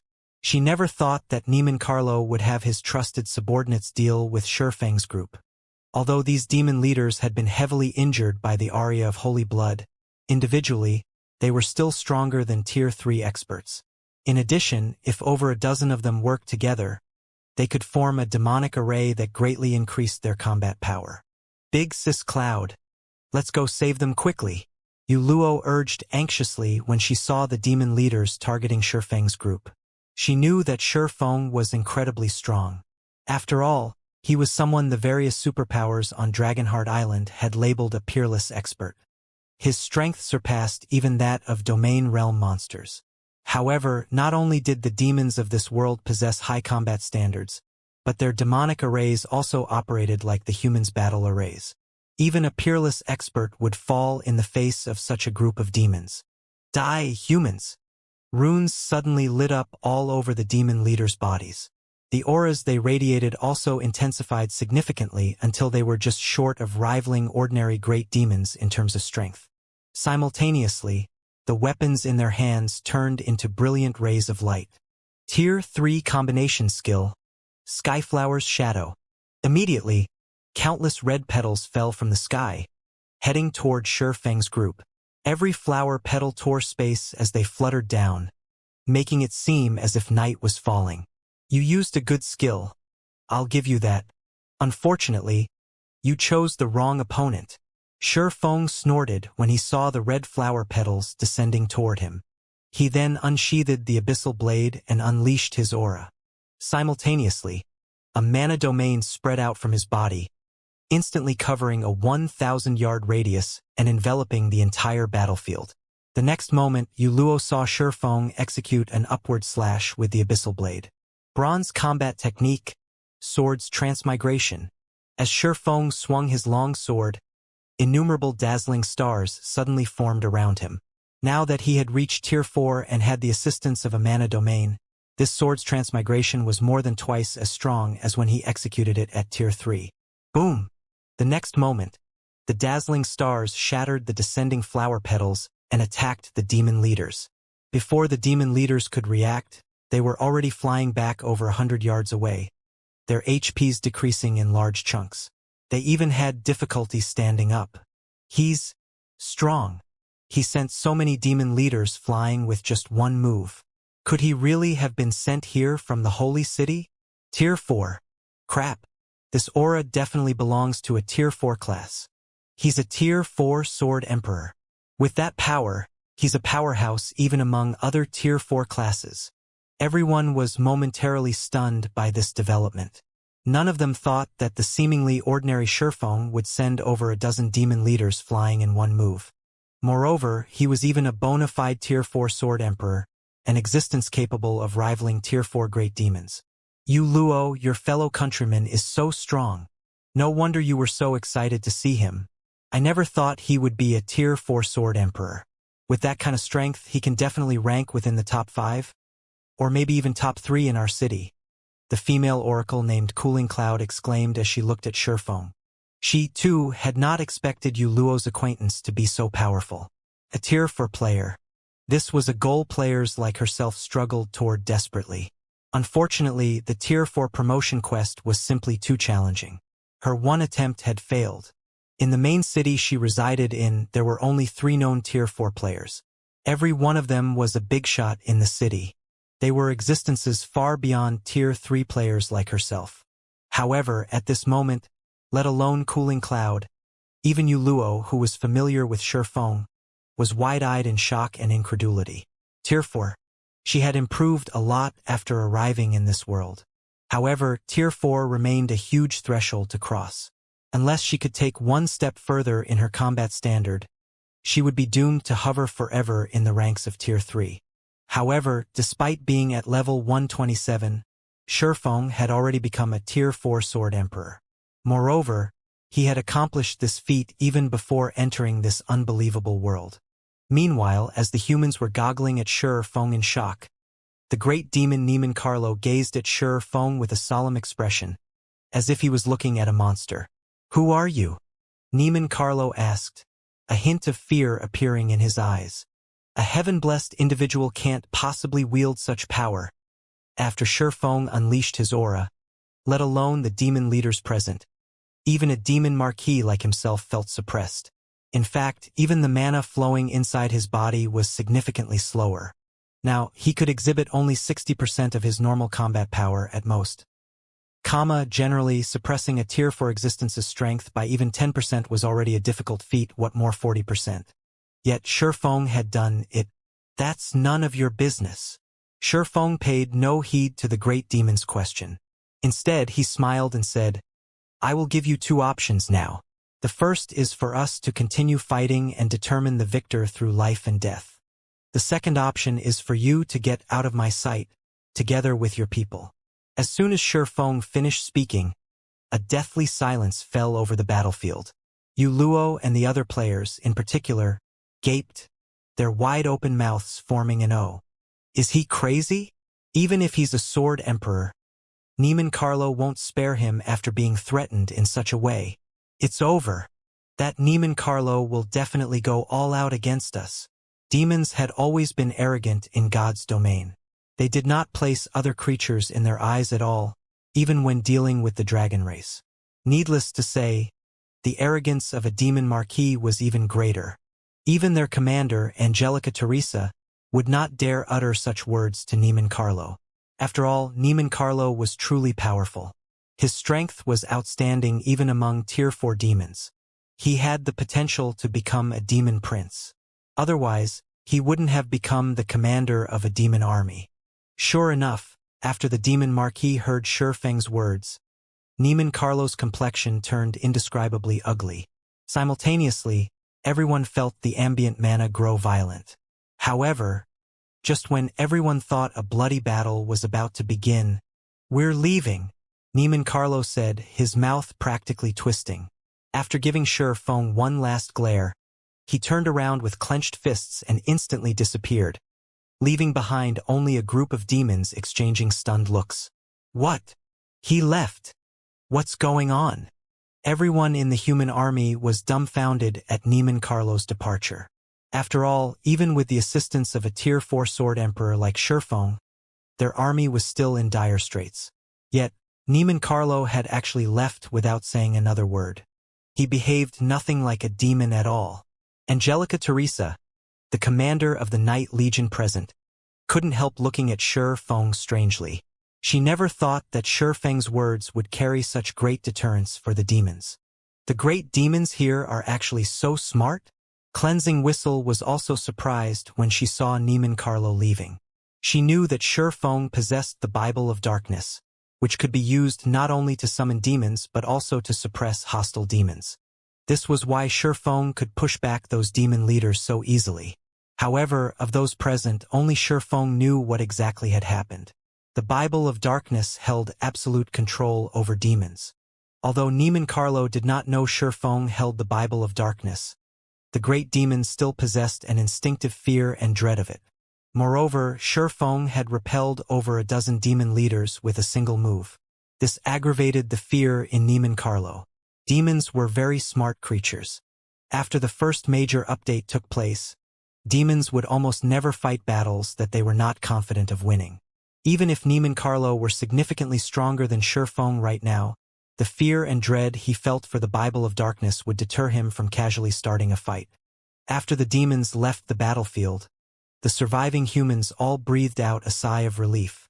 They then began reorganizing their formation and treating the injured.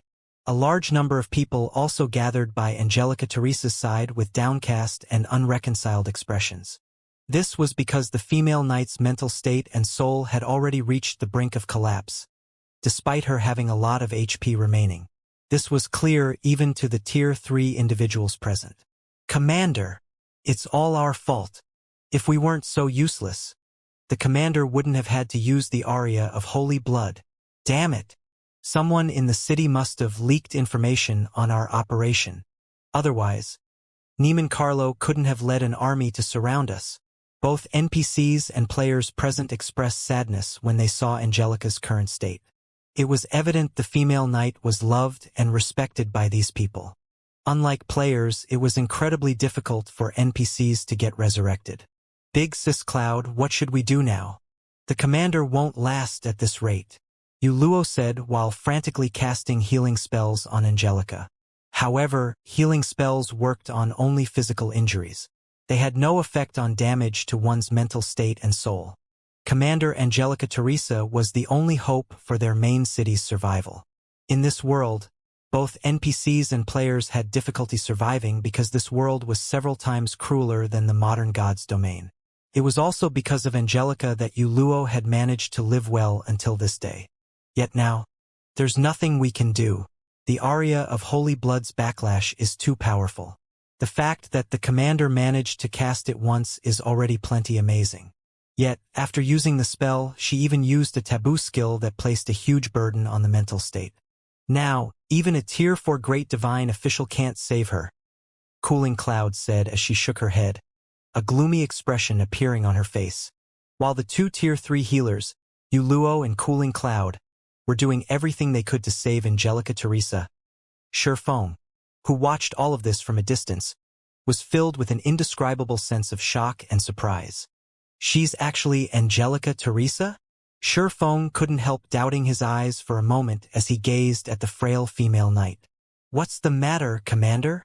Solitary 9 asked curiously when he noticed Shifeng's surprise. In Solitary 9's opinion, there shouldn't be anything in God's domain capable of surprising Shifeng. Yet now, the man actually evinced surprise because of an NPC.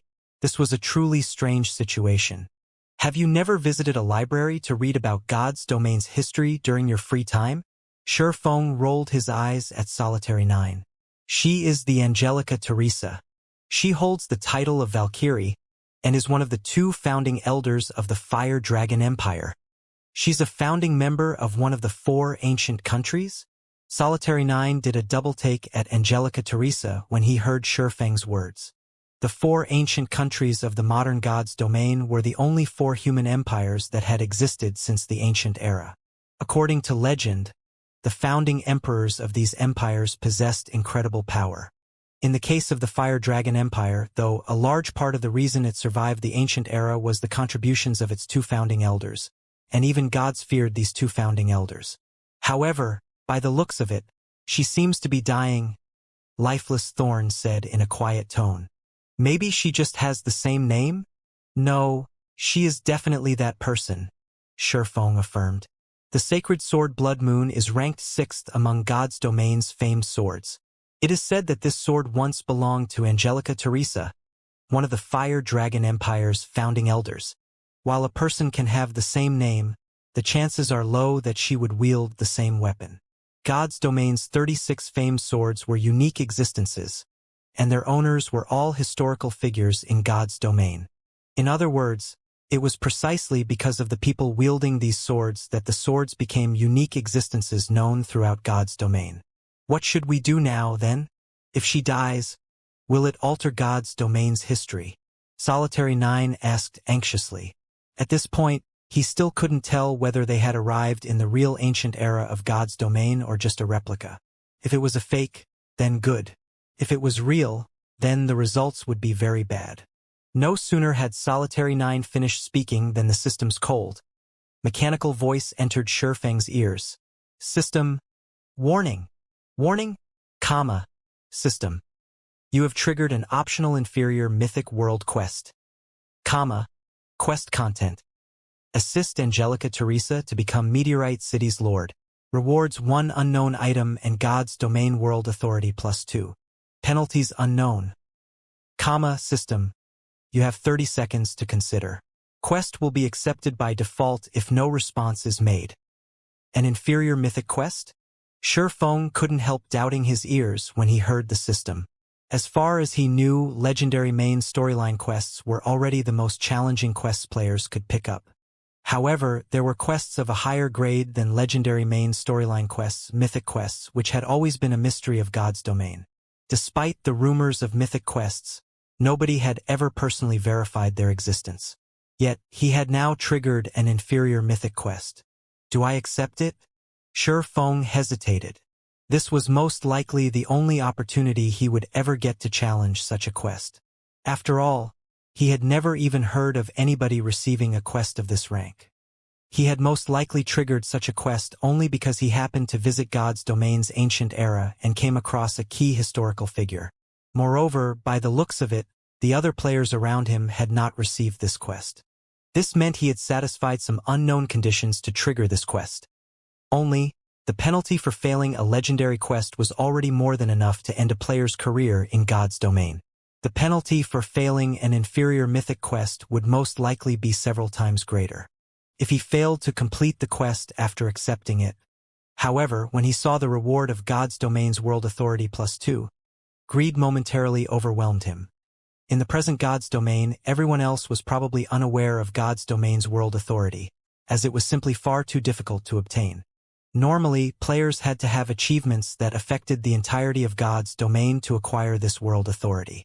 Players who successfully obtained world authority, even if only 1 point of it, would receive unimaginable assistance in their progression in God's domain.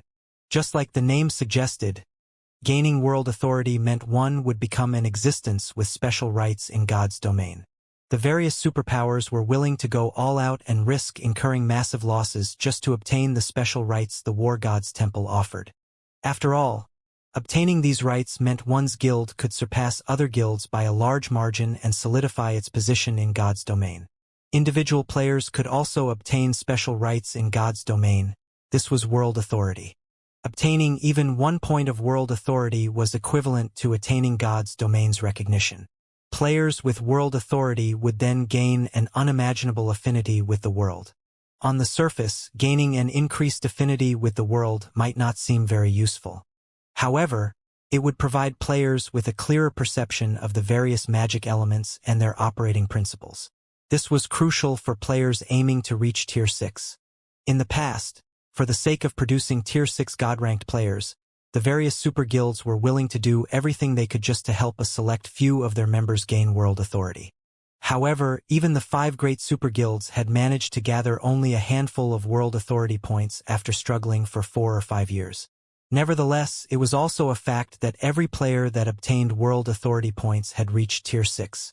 Now that Shifeng had the opportunity to obtain 2 world authority points just by completing 1 quest, how could he not feel greedy? If he succeeded, let alone Tier 5, even getting promoted to Tier 6 would become a lot easier. "Commander, are you all right?" Yenya asked worriedly when she noticed Shifeng's strange expression. "Did you consume too much concentration after using that combat technique just now?" Previously, Shifeng had exhausted himself during the fight with Tadelia. Although they had taken a small break afterward, the amount of concentration he managed to recover was most likely limited. "I'm fine." Shifeng said, shaking his head. He then looked toward Angelica Teresa, who currently lay weakly on the ground, and gritted his teeth. It seems I have no choice but to help her. Truthfully, he didn't wish to take part in this matter. After all, the old man from before had emphasized that if he overdid things here, the world would quickly discover his existence and forcibly return him to the modern world. If that happened, it would be a huge loss for him. After all, the environment here was truly wonderful. Moreover, God's domain's ancient era was far superior to the modern era in many aspects. The available legacies aside, just the materials, weapons, and equipment available here were already leaps and bounds superior to the modern God's domain. At this point, he had yet to find out how he could earn a large amount of resources from this ancient era, so he naturally couldn't recklessly take action. This was also why he had chosen to chase away Neiman Carlo instead of killing the great demon. Needless to say, he also wished to avoid saving the NPCs of this era if possible. This was especially true for a big shot like Angelica Teresa. Steady progression was the way to go in God's domain. However, the quest rewards were far too generous. Even if it meant taking a huge risk, Shifeng still planned to give it a try. After all, in his current state, he really wasn't confident of getting promoted to Tier 5. If he merely relied on legacy guidances, constructing even a completely new mana body would be tough, let alone constructing a mana body that matched the physique of Tier 5 monsters. Ultimately, Shifeng walked up to Angelica Teresa, his actions causing the other people present to grow alert. Although Shifeng had repelled the demon army for them, he was still a foreign powerhouse. Their wariness of him was only natural. After all, there were many insidious people in God's domain who were capable of stabbing others in the back with a smiling face. No one wouldn't be completely safe from such people, regardless of one's identity. The best example would be their commander. Their commander possessed a great reputation in their city. Most of the city's big shots respected and favored her, yet she still ended up getting stabbed in the back. Upon seeing Shifeng walk over, Yuluo gritted her teeth and asked in a quiet tone, "Guild leader Black Flame, do you have a way to save our commander? So long as you can save the commander, I will help you with whatever you want, even if it means sacrificing myself." In reality, Yuluo did not think Shifeng would have a way to save Commander Angelica Teresa. After all, even Cooling Cloud, who was both a skillful healer and advanced master alchemist, was helpless. "I indeed have a way to save her. However, I don't need you to sacrifice yourself or anything of the sort." Shifeng smiled involuntarily when he saw the resolution on Yuluo's face. "I just need you to tell me about the situation here once afterward." Even if Yuluo didn't ask for his help, he would still save Angelica Teresa. After all, a dead person couldn't become the overlord of Meteorite City. "You have a way to save the commander? Guild leader Black Flame?" Yuluo was momentarily stunned by Shifeng's reply. However, she quickly recollected herself and said excitedly, "No problem. So long as it is something I know, I will definitely tell you." On the other hand, Cooling Cloud, who stood at a side, was confused when she heard Shifeng's confident reply. She was an advanced master alchemist, yet even she was helpless about Angelica's situation. She found it truly hard to believe a fellow countryman of Yuluo's had a way to save the commander.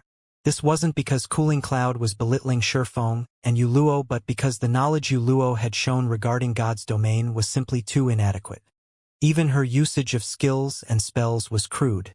In addition, while it wasn't necessary for all healers to become a specialized master alchemist, it was still common sense for healers to know how to craft some potions.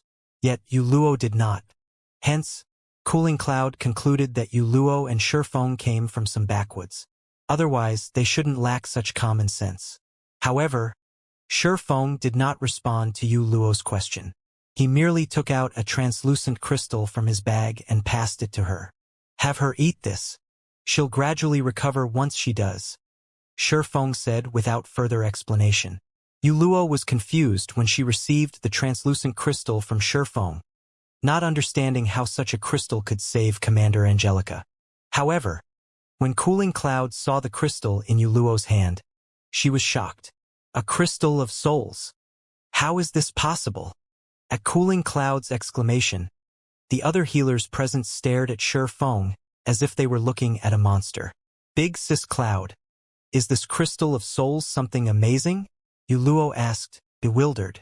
Realizing that she had lost her composure, Cooling Cloud quickly calmed herself, then explained, the crystal of souls isn't just valuable. It is incomparably rare even on the scale of the entire God's domain. The Holy City's side can secure only a few of such crystals, as they are simply too rare. Normally, such crystals appear in places where souls gather, such as the Netherworld. These crystals can not only heal one's mental state but also strengthen the soul to a certain degree. It is impossible to purchase a crystal of souls on the market, and it is many times more valuable than even the water of life. It's such a rare item? Yu Luo was startled. She never thought Shi Feng would actually use such a precious item to save someone. With this, she would owe him a massive favor. All right, you'd best save her first, Shi Feng said. When he saw the astonished looks everyone was giving him, he only shook his head and smiled. The crystal of souls was indeed precious. Under normal circumstances, he wouldn't be willing to use it. After all, he had to rely on himself to harvest the necessary monster souls to create crystals of souls. However, the crystals weren't so precious that he couldn't afford to waste them on others. After all, the soul orb was one of the 7 treasures that could easily produce crystals of souls. He merely needed to kill Great Lord ranked monsters 5 levels higher than himself to obtain the necessary monster souls. At Shi Feng's reminder, Yu Luo quickly snapped out of her daze and helped Angelica consume the crystal of souls. Shortly afterward, Angelica's complexion recovered significantly. Although she had fallen unconscious after consuming the crystal of souls, one could tell that her condition was no longer critical. Now all they needed to do was wait. By the time Angelica woke up on her own, she would be thoroughly recovered. Meanwhile, after seeing that Angelica was saved, Cooling Cloud, as a captain in the Night Legion, took the initiative to invite Shi Feng's party to rest in Meteorite City, the main city they resided in. Shi Feng did not refuse the invitation, as he was curious to learn more about God's domain's ancient era. The human army walked for over a dozen hours before eventually arriving before a stalwart mountain range. A city that was more spectacular than even the royal capitals found in the modern God's domain appeared inside the valley of this mountain range. Meteorite City. Meteorite wasn't just a gathering place in the Meteorite mountain range for humans to live and conduct trade in. It was also the safest location for humans in the Meteorite mountain range. After the Night Legion registered the information of Shi Feng's party with the city, Cooling Cloud led the 5 straight into the city. Meanwhile, as Shi Feng and his party members were non-residents of Meteorite City, they each had to pay an entrance fee of 5 magic crystals, let alone Lifeless Thorn and the others. Even Shi Feng was stunned by this fraudulent price. Meteorite City's entrance fee was more than 10 times greater than the various guild cities, not to mention that of modern NPC cities. At this point, the market value of magic crystals had already risen to 40 silver per crystal. 5 magic crystals was the equivalent of 2 gold. Unless the city's mana had condensed into a liquid state, only a fool would pay such an entrance fee. However, from the behavior of the NPCs and players here, it looked as if they had long since gotten used to this situation. Even Yu Luo paid the 5 magic crystals without hesitation. Guild Leader Black Flame. This is the standard price here. Naturally, Yu Luo could tell what was going through the minds of Shi Feng's party. Smiling, she whispered, "But please believe me that this price is absolutely reasonable." Initially, she too had been shocked by this price. After all, she wasn't the guild leader of a guild, unlike Shi Feng, but merely a team leader in an adventurer team. The magic crystals she had on hand had only numbered 200 or so. Paying 5 magic crystals just to enter a city had been an extravagant expenditure for her. However, after entering Meteorite City, she quickly realized that this price was definitely reasonable. Compared to the NPC main cities in the modern God's domain, Meteorite City could practically be considered a holy city. Of course, Shi Feng wouldn't dwell on this matter. After all, 5 magic crystals was basically nothing to him. He was merely surprised by the absurd entrance fee. Afterward, Shi Feng paid the entrance fee for his party of 5, Then followed Cooling Cloud and Yuluo through the magic array that enveloped Meteorite City. This is a main city of the ancient era? When Shifeng set foot in Meteorite City, a comfortable feeling immediately enveloped his body. This comfortable feeling was different from the kind of comfort he felt when entering a place with high mana density. Instead, entering this city allowed him to have a clearer perception of the world. Particularly, his perception of the various magic elements had sharpened over twofold. When he had first arrived in the ancient era, he had already sensed a significant improvement in his affinity with magic elements. If he could train in the environment here, he was confident that not only could he break through his mana body's 100% threshold, but his efficiency in learning magic arrays, skills, and spells would also double or triple. This was a wondrous place for development. Nonetheless, the environment inside Meteorite City was actually significantly better than the environment outside. In fact, Shifeng even had a hunch that if he used a legacy guidance here, he could exceed his mana body's 100% limit in just a few days. The magic array protecting the city is personally crafted by a human saint. Not only does it have strong defensive properties, but it even improves the mana perception of the city's inhabitants. However, operating this magic array requires a lot of magic crystals, hence the entrance fee, Yuluo explained. Actually, Meteorite City's big trade market and huge population flow have already helped reduce the entrance fee. Some cities even charge 7 or 8 magic crystals. No wonder you managed to improve your control over mana so much, Shifeng said in realization as he looked at Yuluo. Yuluo had already unlocked her mana body's potential to 100%, and her control over mana had even reached the Master Magician standard. If her concentration standard reached Tier 4, she would be able to form her own mana domain and become top tier among Tier 3 peak experts. Most domain realm experts hadn't even reached the Master Magician standard at this stage of the game, and although Yuluo was very talented, she was still far from comparable to Aqua Rose and Gentle Snow. Yet, even with his help, those two were still half a step away from becoming Master Magicians, so how could Yuluo possibly overtake them? The only explanation was the environment here. I've improved a lot after arriving here, Yuluo said as she nodded confidently. That's right. Yuluo has been improving rapidly during this period. Now, she can already rank among the Night Legion's top 5 healers, Cooling Cloud said, nodding. Although she didn't have a high opinion of Yuluo's initial strength, she very much acknowledged the cleric's talent. Actually, it is all thanks to Lady Angelica's teachings, Yuluo said. At the mention of Angelica Teresa, an expression of gratitude and admiration appeared on her face. It's a pity that we failed to complete the quest this time. Had we succeeded, Lady Angelica might have become the Lord of Meteorite City. If the city comes under Lady Angelica's leadership, the city will prosper and possibly even rank up into an advanced main city. Become the Lord? What kind of quest is she trying to do? Shifeng asked curiously. His inferior mythic quest had stated that he needed to help Angelica Teresa become Meteorite City's Lord. Now that a clue on how he could do so had appeared, he naturally was curious. It's nothing. Everyone in the city already knows about it at this point.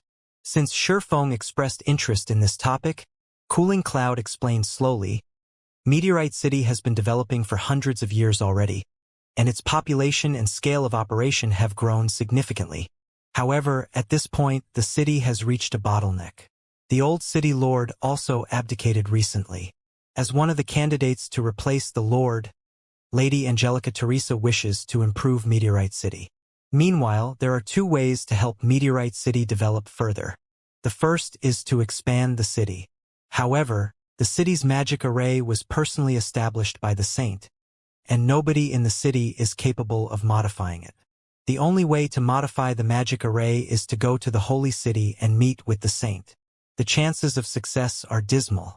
Setting aside how far away the holy city is, just trying to meet with the saint is already an incredibly difficult task. Hence, Lady Angelica can only resort to the second method, strengthening the magic array's core, which would, in turn, upgrade the magic array. Recently, we received news that a Tier 4 infant dragon appeared over at the Ghostfire Hills. If we can hunt this infant dragon and secure its dragon eyes and dragon crystal, we can strengthen the magic array's core. Only, at this point, Cooling Cloud sighed. Let alone hunting that Tier 4 infant dragon, they had already fallen prey to a demon army's ambush shortly after leaving Meteorite City. What followed next was what Shi Feng himself had witnessed. Travel to the Holy City to meet with the saint or kill a Tier 4 infant dragon. Shi Feng shook his head and smiled bitterly at Cooling Cloud's words. Although he didn't know where the Holy City was since the NPC cities here had no teleportation arrays linking them, the journey to the Holy City could easily take several months. Moreover, even after arriving at the Holy City, it wouldn't necessarily be possible to meet with the rumored saint.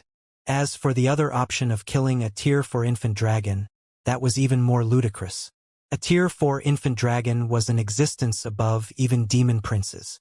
It was an existence that could truly match Tier 5 existences. When Shi Feng was in his Tier 4 legacy land, even after reaching Tier 4 and gaining a Tier 4 legacy skill, he could only put up a fight against the Tier 3 infant dragons there. Even with the Heavenly Dragon Breath's help, he still couldn't kill those Tier 3 infant dragons. Now, Angelica Teresa actually had designs on a Tier 4 infant dragon despite being only at Tier 4 herself. Calling her actions suicidal would be an understatement. Moreover, killing the infant dragon probably had to be done as soon as possible. After all, dragons did not have the habit of living in a fixed location long-term. If he couldn't help Angelica kill the infant dragon before it went elsewhere, he would have to look for the elusive saint. Sure enough, this isn't a quest that can be completed easily. However, Shi Feng did not feel particularly surprised by this situation. A legendary quest was already monumentally difficult to complete. An inferior mythic quest would only be worse. He also had to admit that Angelica Teresa matched the legends, which portrayed her as a brave warrior who stood up against dragons. If Angelica succeeded in slaying a Tier 4 infant dragon despite being at Tier 4 herself, that would truly be a legendary feat. The only thing Shi Feng could do now was look for opportunities to improve both his and his party's strength. Otherwise, he would be utterly helpless against the infant dragon. Under Cooling Cloud and Yu Luo's lead, Shi Feng's party arrived at Meteorite City's trade market. When Lifeless Thorn and the others saw the dazzling items put up for sale, their eyes widened in shock. The basic currency used in the market here was actually the magic crystal. Coins did not exist here. However, they also had to acknowledge that the ancient era of God's domain was truly amazing. The NPCs here even sold epic weapons and equipment players could use. Only, the price was somewhat high. Even a random piece of level 150 epic equipment sold for 20,000 magic crystals. If converted to the gold coins used in the modern era, that would be equivalent to 8,000 gold per piece of level 150 epic equipment. While the various super guilds would kill to purchase level 150 epic equipment for 8,000 gold, it was a different story if the payment had to be in magic crystals. In addition to epic equipment, fragmented legendary weapons and equipment occasionally appeared in Meteorite City's auction house, which the various player forces in Meteorite City competed for. Only, one needed a minimum deposit of 300,000 magic crystals just to participate in the auction. Meanwhile, these fragmented legendary items usually ended up selling for over 400,000 magic crystals. Whether it was Lifeless Thorn or Shi Feng, they couldn't help feeling like they had become beggars after entering Meteorite City. Although Shi Feng carried some magic crystals with him, that number was only 50,000, just enough to purchase 2 pieces of epic equipment at most here. Of course, it was also much easier to earn magic crystals here than in the modern God's domain, since the magic crystal was the main currency used in the ancient era. Whether one completed quests or traded materials with NPCs, payment was in magic crystals. Hence, local players found the prices of the epic and fragmented legendary items reasonable. After walking around for several hours, Cooling Cloud bid goodbye to Shi Feng's party, since she still had matters to deal with as a captain in the local Night Legion. As for Yu Luo, she stayed behind to serve as a tour guide for Shi Feng's party. Inside a high-class hotel in Meteorite City, staying in one of the ordinary rooms here cost 50 magic crystals a day, while the high-end rooms cost 200 magic crystals per day. Shi Feng chose to rent a high-end room without hesitation. Shortly afterward, Shi Feng's party of 5 and Yu Luo sat quietly inside the room. Out with it. How long has it been since you arrived here? Shi Feng asked seriously as he looked at Yu Luo. What's up with the players here?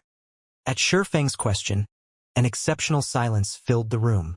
Lifeless Thorn and the others simultaneously focused their gaze on Yuluo. Ever since they arrived in this place, they had come across too many unknown and surprising matters. However, the only thing they could do was remain silent and quietly observe everything, including the so-called NPCs and players here. In their opinion, be it the NPCs, monsters, or players here, they all felt alien. This was especially true for the players here. Despite being players, the players here gave them a completely different feeling than the members of their party. It felt as if the players here were not players at all, but rather the original inhabitants of this world. It was as if these players had already accepted this virtual world as their own. No, to be precise, these players treated the world of God's domain as a real world. Moreover, judging by these players' behavior, they had resided in this world for a considerably long period. Otherwise, the alien feeling they gave off wouldn't be so conspicuous. This alien feeling was especially familiar to Shurfeng. Looking at the players in this ancient era felt like looking at Phoenix Rain back when he met her in Flame Dragon City. It was just that Phoenix Rain seemed more alien back then than these people. She felt as if she was a player yet not a player at the same time. In short, she gave off a very strange feeling. Now, the players here gave him a similar feeling. Hence, the shock he felt when he met these players initially was much greater compared to that of Lifeless Thorn and the others. However, he couldn't openly state his feelings. After all, the matter concerning Phoenix Rain was of great importance. Moreover, at the same time as their party was finding the players here alien, these players had similarly noticed the strangeness of their party. It was evident that these players were foreign to players like their party as well. In addition, through the previous conversation he had with Cooling Cloud, Shurfeng got the impression that they lived in completely different worlds. The old man in the cave had already stated that this world was the ancient era of God's domain. Logically, there shouldn't be any other players in this world. Yet, not only were there players living in this world, but there were even a large number of them. Based on his initial estimates, there should be well over 5 million players residing in Meteorite City. This was already on the level of royal capitals in the modern era. Meanwhile, according to Cooling Cloud, there were at least 500 such main cities on the continent. If Meteorite City was representative of these main cities, there should be well over 2.5 billion players in the ancient era. Yet, none of the various powers in the real world had an inkling that there were players playing in the ancient era of God's domain. That's right. Everything is as you guys have guessed. When Yuluo saw the look everyone was giving her, her originally light and happy expression instantly vanished, replaced by a solemn expression. Whether it is this God's domain or the players here, both come from a different world from ours. A different world? Solitary Nine's breathing grew heavy at Yuluo's words. How is this possible? Although he had already had suspicions, he still found it unbelievable after hearing Yuluo's confirmation. While it was indeed true that God's domain was a virtual reality game like no other, it was still far-fetched to say that people of a different world were playing the game with them. No, it would be somewhat incorrect to say that they're from a different world. Shaking her head, Yuluo smiled and added, "To be precise, they are people living in a different world." "What do you mean?" Shurfeng asked curiously. "You should know of the migration plan that took place 100 years ago, right?" "Of course we know. Back then, due to a shortage of resources and the worsening environmental pollution, Earth had gradually become unsuitable for human life. Hence, a migration plan was executed. I heard that many people at that time were sent out to explore the universe for habitable planets." Solitary Nine answered, nodding. "Could it be? Are you saying these players are the people who were sent out?"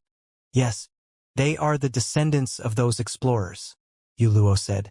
"Back then, Earth had already discovered several habitable planets. However, they were too distant from Earth and the journey would take a long time.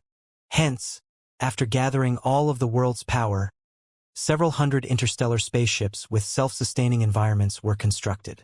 These spaceships then set forth toward the selected habitable planets while carrying all sorts of resources and hundreds of millions of Earth's outstanding personnel. These people have been living on the interstellar spaceships for these past 100 years. However, these people experienced a much longer time than people on Earth during their journey. I heard that they've been living in space for over 600 years. Some spaceships have even experienced over 900 years of life. The population on these spaceships has also continued to grow over time, with the total population having exceeded 10 billion long ago.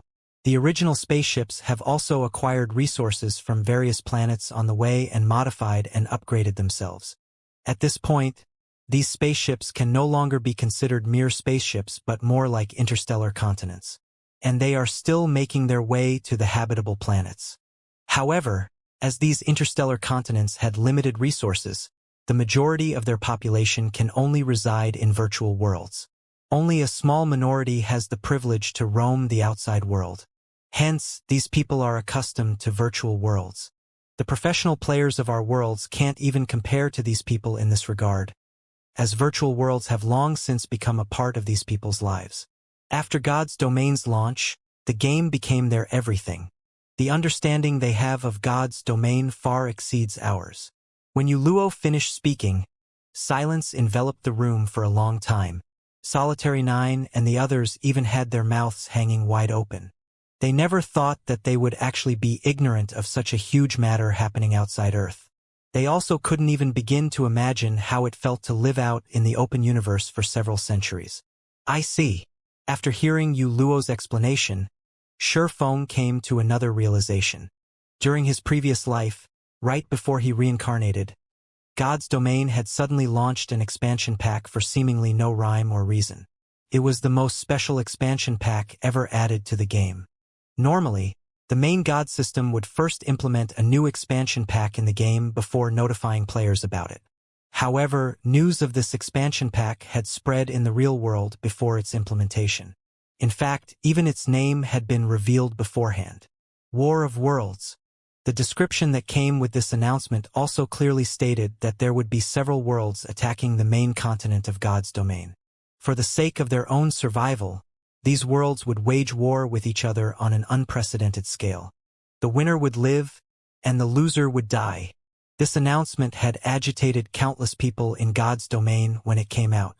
After all, the territories on the main continent were basically fixed at that point, and few disputes occurred between the various powers. The game had been trending toward stability. With the sudden appearance of several new worlds, how could the players of God's Domain not feel excited?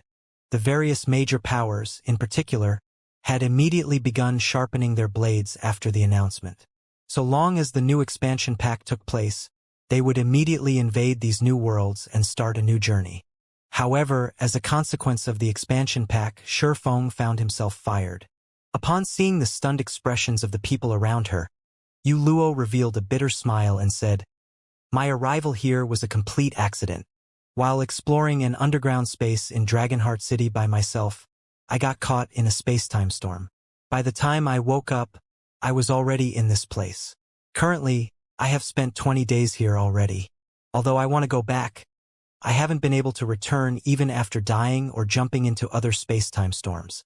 What's most frustrating is that I can't log out of the game from here." "You can't log out?" At Luo's words, Solitary 9 and the others hurriedly checked whether they could log out or not. If they couldn't, then it would be a huge problem. Nowadays, all virtual gaming cabins had a nutrient solution storage that could let players stay online for 1 or 2 months without any problem. The latest model could even let players stay online for 3 months. And in the event that players depleted their supply of nutrient solution and couldn't leave their gaming cabin for some reason, the cabin would issue a system alert, and professionals would come quickly to deal with the problem. Hence, players had no need to worry about starving to death. Even so, this wasn't good news. "No way. I really can't log out." Solitary 9 couldn't help growing anxious. It would be very inconvenient for them if they couldn't go offline. After all, there were many things they needed to do in the real world. Moreover, staying online long-term would affect their physical bodies to a certain degree. They can't log out?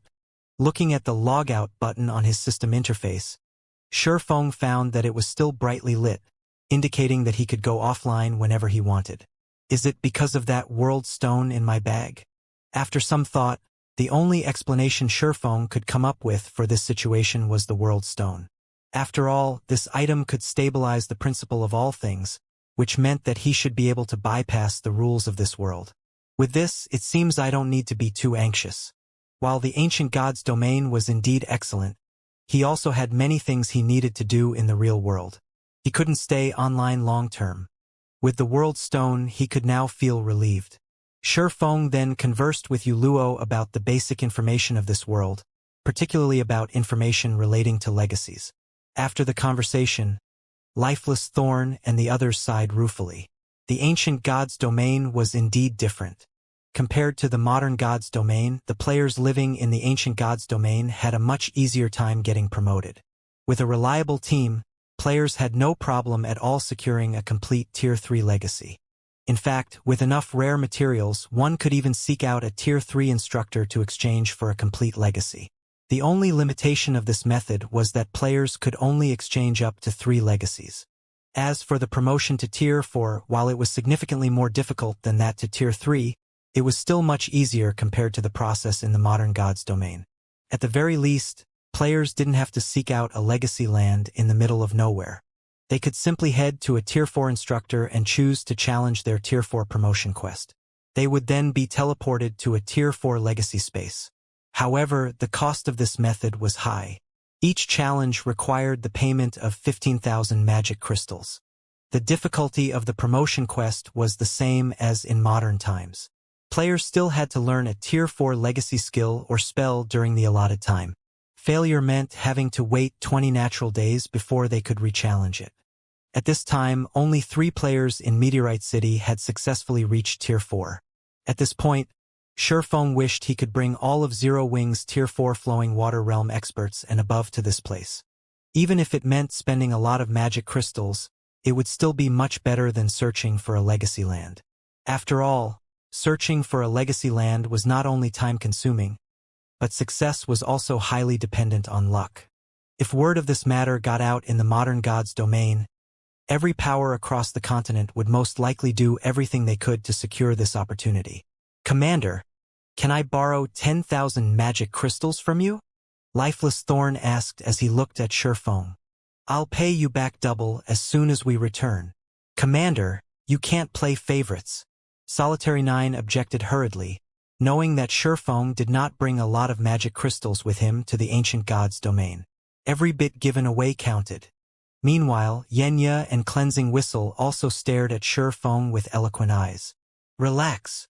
Shi Feng smiled spontaneously when he saw everyone's reactions.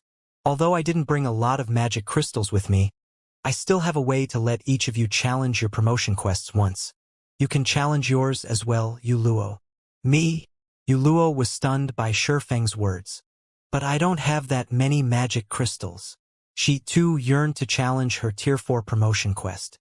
However, it wasn't easy to save up magic crystals while living in Meteorite City, as everything cost magic crystals here. Even until now, she had only around 4,000 magic crystals, still far off from the 15,000 required. "So long as you help me with a matter, I'll pay you 15,000 magic crystals as remuneration." "How about it?" Shi Feng asked as he looked at Yu Luo. The ancient god's domain was a massive treasure trove, its value easily billions of times greater than a Grade 1 or Vein. It was no wonder 3 of the 5 great super guilds had deemed it worthwhile to work together to seal off the Earthfall secret land. If such a secret became public, the consequences would be unimaginable. Of course, acquiring the various resources of the ancient god's domain wouldn't be an easy task either, since the base currency used here was the magic crystal, something relatively rare in the modern god's domain. And while the ancient god's domain had an abundance of magic crystals, it would be nigh impossible for modern players to earn a large amount of magic crystals here. After all, the modern god's domain was inferior to the ancient god's domain in almost every aspect. For players living in the modern god's domain, visiting the ancient god's domain would be equivalent to Stone Age people visiting the modern era. Modern players would need to work hard to earn magic crystals here. Fortunately, it wasn't completely impossible for modern players to earn money in the ancient era. One way to do so would be to take advantage of the unskillful handling of problems relating to the mind and soul in the ancient god's domain, particularly when it came to healing one's mental state. The ancient gods' domain was actually far weaker than the modern gods' domain in this aspect. This point was obvious from the gap between the concentration recovery potions sold on the market and those made by Cooling Cloud, an advanced master alchemist. In short, there were very few methods available for players to recover their concentration. Moreover, the death penalty here even placed players in a mentally weakened state for long periods, which prevented them from exhibiting their full strength. This meant that methods that could help heal the soul and mind were incredibly valuable. Okay. Yuluo agreed immediately, understanding that Shurfeng was trying to help her. What do you need me to do? Taking out a crystal of souls from his bag, Shurfeng said, take this crystal of souls and consign it to the auction house for now. You're a member of the local Night Legion, so you should be able to spread information about it quickly. Just say that this is the crystal of souls that healed Angelica Teresa and that it has a minor soul-strengthening effect, which can increase one's chances of passing the Tier 4 promotion quest. Can you do that? No problem. If it is only publicizing the crystal, I can probably inform the whole city in just a few hours, Yuluo said, nodding as she accepted the crystal of souls. She had personally witnessed the crystal of souls' effects, so she knew that Shurfeng was indeed telling the truth. As for the aid the crystal could provide in the Tier 4 promotion quest, it was partly true. After all, if one's soul got strengthened, one's learning ability would improve as well. Hence, it couldn't be considered an outright lie. Meanwhile, spreading this news throughout the city was a piece of cake for her as a member of the local Night Legion. Yuluo left the hotel room to get the word out, while Lifeless Thorn and the others went to their respective rooms to sort out their thoughts and prepare themselves to challenge their Tier 4 promotion quests. Once Shurfeng was alone in his room, he took out a memory crystal from his bag. This crystal was none other than the complete legacy guidance crystal he had obtained from killing Tadelia. The effects of this room sure are excellent. My perception is strengthened by a further 30% compared to the outside world. Now that I have some time to myself, I can give it a try. Immediately afterward, Shurfeng took out 100 magic crystals and activated the legacy guidance crystal. Inside the quiet and spacious living room, as Shurfeng continuously poured mana into the legacy guidance crystal in his hand, divine runes and magic arrays began appearing all over the crystal one after another. A short moment later, the mana inside the room started surging toward the memory crystal. Afterward, the crystal radiated a dark blue glow that enveloped Shurfeng. What a powerful legacy! Shurfeng was astonished when the blue light engulfed him. This was because the owner of this legacy wasn't an ordinary person but someone known as the Saint of the Ice World. The quality of this legacy was far superior to that of ordinary legacies. In addition, the Ice World Saint's legacy explained a lot about the ice element's operating principles and described some basic methods to construct one's mana body using the ice element as the basis. This sort of legacy guidance was incredibly rare in God's domain. In most cases, legacy guidances only provided a demonstration of the manipulation of magic elements and some explanations of their operating principles. The chances of a legacy guidance containing a demonstration of how to construct a mana body from scratch were less than 0.1%, let alone a saint's guidance and demonstration. Existences holding the title of saint were either gods or existences approaching gods. Some saints were even existences that gods feared greatly because a saint represented the epitome of a certain aspect in God's domain. Not even gods could match a saint in their specialty. In other words, while a saint could be a god wouldn't necessarily be a saint. The requirement to become a Tier 6 god wasn't to achieve the extreme of a certain aspect. Instead, one only needed to reach a certain threshold. As to what that threshold was, only those who had actually reached Tier 6 would know. Meanwhile, the Ice World Saint had undoubtedly attained the ultimate in the manipulation of the ice element. Hence, the Ice World Saint's control over the ice element was undoubtedly superior to everyone else's. Even gods wouldn't be a match for the Ice World Saint. Following this, time passed by, second after second. As Shurfeng injected more mana into the memory crystal, the Ice World Saint's demonstration sped up. The information the saint conveyed also became increasingly complicated. Half an hour later, the saint's demonstration ended. Shurfeng, who had been focused on the demonstration the entire time, felt mesmerized by the information he learned. What a pity! The guidance barely talked about elements other than the ice element. If the guidance for the other elements were as detailed as the one for the ice element, my control over the magic elements would definitely reach the Grandmaster standard. At that time, I might even stand a chance against superior mythic monsters. Shi Feng sighed ruefully when the demonstration video disappeared. He had to admit that the existences granted the title of saint were indeed powerful. Saints who had reached the ultimate in control of a specific magic element were especially amazing. Their understanding and explanation of magic elements were incredibly enlightening. However, the Ice World Saint's explanation became increasingly complicated as it progressed, and Shi Feng found himself struggling to understand the lecture. It felt as if the Saint's explanation had gone from talking about 1 dimension to 2 dimensions to 3 dimensions to 4 dimensions. He could still understand up to the 3rd dimension, but when the explanation progressed to the 4th dimension, his mind failed to comprehend the Saint's thinking. Despite understanding the surface meaning of the Saint's words, he couldn't understand how to apply them in practice. Hence, Shi Feng could only treat the magic element usage methods explained at the end as gibberish. Nevertheless, he had still made massive gains. At the very least, he had made qualitative improvements in manipulating and understanding the ice element. Now, all he needed to do was experiment with his newfound knowledge. This Ice World Saint's legacy is truly extraordinary. I will have to get Violet Cloud and the others to study it earnestly.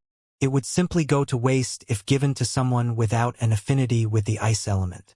Shi Feng now placed even greater importance on the legacy guidance crystal in his hand. He wouldn't have if it were any other legacy guidance. But this was a saint's guidance they were talking about. The Ice World Saint's guidance even provided such detailed information about the magic elements.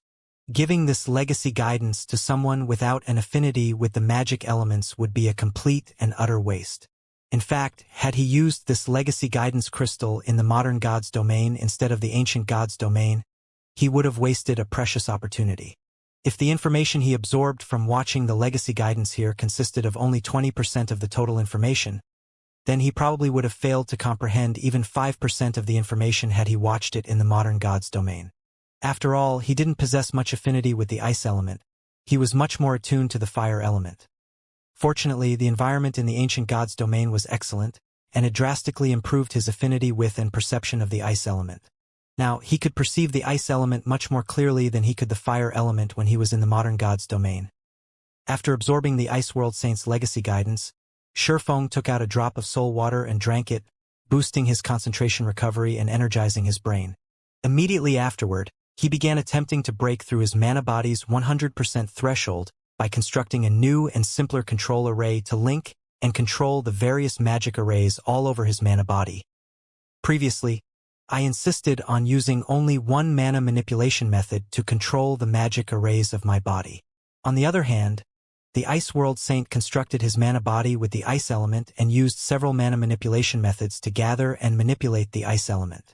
For now, I should follow his example and try using 2 manipulation methods to control my mana body's magic arrays.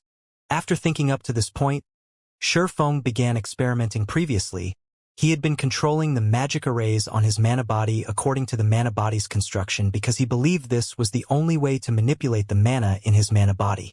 However, his thoughts changed after seeing the Ice World Saint using multiple mana manipulation methods to control the magic elements in his mana body. Master magicians like Shi Feng excelled in attacking from multiple fronts.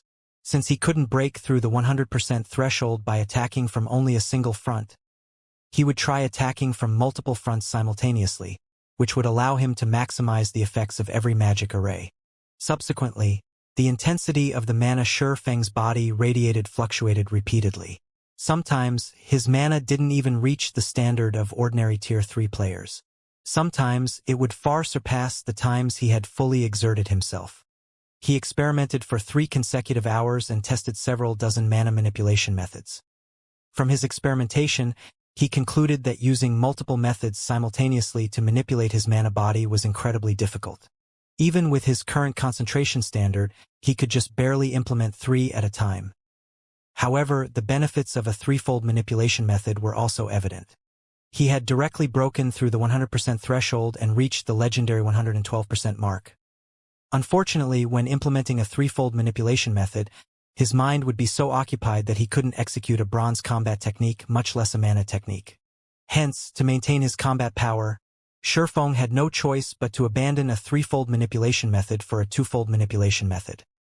87%, 102%, 99%. The completion rate of Shifeng's mana body changed constantly. At the same time, the rate at which he expended his concentration also increased. This is the last option that suits me. I'll be satisfied so long as it goes beyond 103%. Of the various twofold manipulation methods Shifeng had tried, the best one produced a result of 103%. However, he wasn't particularly satisfied with it. After all, he had already experienced what having a mana body with 112% of its potential unlocked felt like, and it was a truly amazing experience. Meanwhile, after combining the manipulation method of Light Shadow, the mana technique he frequently used, with his original mana manipulation method and continuously refining the combination, he had produced what he deemed to be the best combination currently possible. If this one still didn't work, he would have no choice but to settle for the 103% manipulation method. Taking a deep breath, Shifeng opened his eyes abruptly and began manipulating the magic arrays inside his mana body. Immediately, the magic arrays began operating one after another, drawing upon the ambient mana in the room. The mana density around him increased steadily. 120%, 134%, 157%. As the density of the mana surrounding Shifeng increased, the sensitivity of his five senses also improved slightly. Although the improvement was minor, there was no doubt that they had improved. The next moment, the numerous magic arrays all over Shifeng's mana body began combining into a super large magic array. Boom! Suddenly, a ripple of mana spread from Shifeng's body and surged toward the surrounding walls. The mana inside the living room then stilled. However, a moment later, every bit of mana inside the room converged around Shifeng, a faint layer of mist forming around him. If one did not possess an acute sensitivity to mana, they would most likely have difficulty noticing this layer of condensed mana flowing over Shifeng's body. System, congratulations! You have successfully surpassed the mana body's 100% threshold and achieved a 110% completion rate. Upon hearing the system's voice ringing by his ears, Shifeng revealed a rare expression of joy. A 110% completion rate. Sure enough, integrating the mana manipulation method of mana techniques is the way to go. The mana manipulation method of Light Shadow was much more refined than the methods he had thought up by himself, especially in the aspect of manipulating magic elements. His own manipulation methods utilized only the 4 major elements, while Light Shadow utilized both the 4 major elements and the 7 supreme elements. Due to this difference, he had managed to unlock his mana body's potential to 110% with just a twofold manipulation method. And although there was only a 7% difference between this twofold manipulation method and his previous best method, past the 100% threshold, every 1% increase provided significant improvements to the mana body. The difference between a 103% mana body and 110% mana body was like the difference between heaven and earth. Subsequently, Shifeng punched at the empty space before him. Boom! All of a sudden, the living room's stable space shattered, spatial cracks forming one after another. Only after extending to the living room's wall and coming into contact with the magic barrier there did this phenomenon stop. What an amazing result! Shifeng was astonished as he looked at the fractured space before him. His mana body had truly undergone a qualitative transformation after reaching a 110% completion rate. Now, even his normal punches carried a hint of a mana technique's power. Moreover, he didn't even need to manipulate his mana actively to gain such an effect. Afterward, Shifeng closed his eyes and felt his surroundings. Even with his eyes closed, he could still perceive the entire room within his mind. Not even a speck of dust escaped his perception. Not only has my physique improved by at least 30%, but even my 5 senses have risen to the next level. In my present state, my perception is just slightly inferior to a demon prince's. Shifeng opened his eyes, an ecstatic look appearing on his face. Although he still wasn't Ferbero's equal in terms of physique and 5 senses, he was much closer to matching the demon prince than before. This was undoubtedly joyous news for him. Originally, he felt that a Tier 4 player needed a legendary weapon to contend with a Tier 4 demon prince. After all, the difference in physique between the two was massive. However, Shifeng now felt that it might just be possible for players to gain the astonishing physique of a demon prince while still at Tier 4. After all, his current mana body was only at a 110% completion rate, yet he was already close to matching a demon prince's physique. If he could push his mana body to the rumored 120% completion rate, his physique then might match that of a demon prince. Shifeng was relatively confident of pushing his mana body to a 120% completion rate. After all, he had already proven that utilizing multiple manipulation methods to control his mana body was the way to go.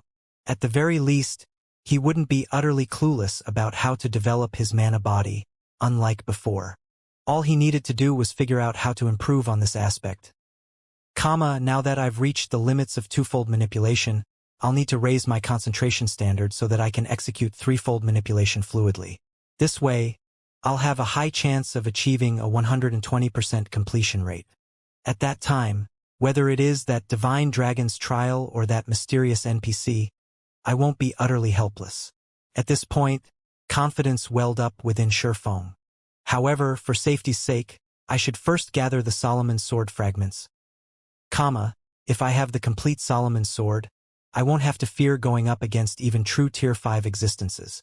After thinking up to this point, Shifeng felt that he needed to resolve his matters in the ancient era quickly and return to the modern era to secure the remaining 2 fragments of Solomon's sword.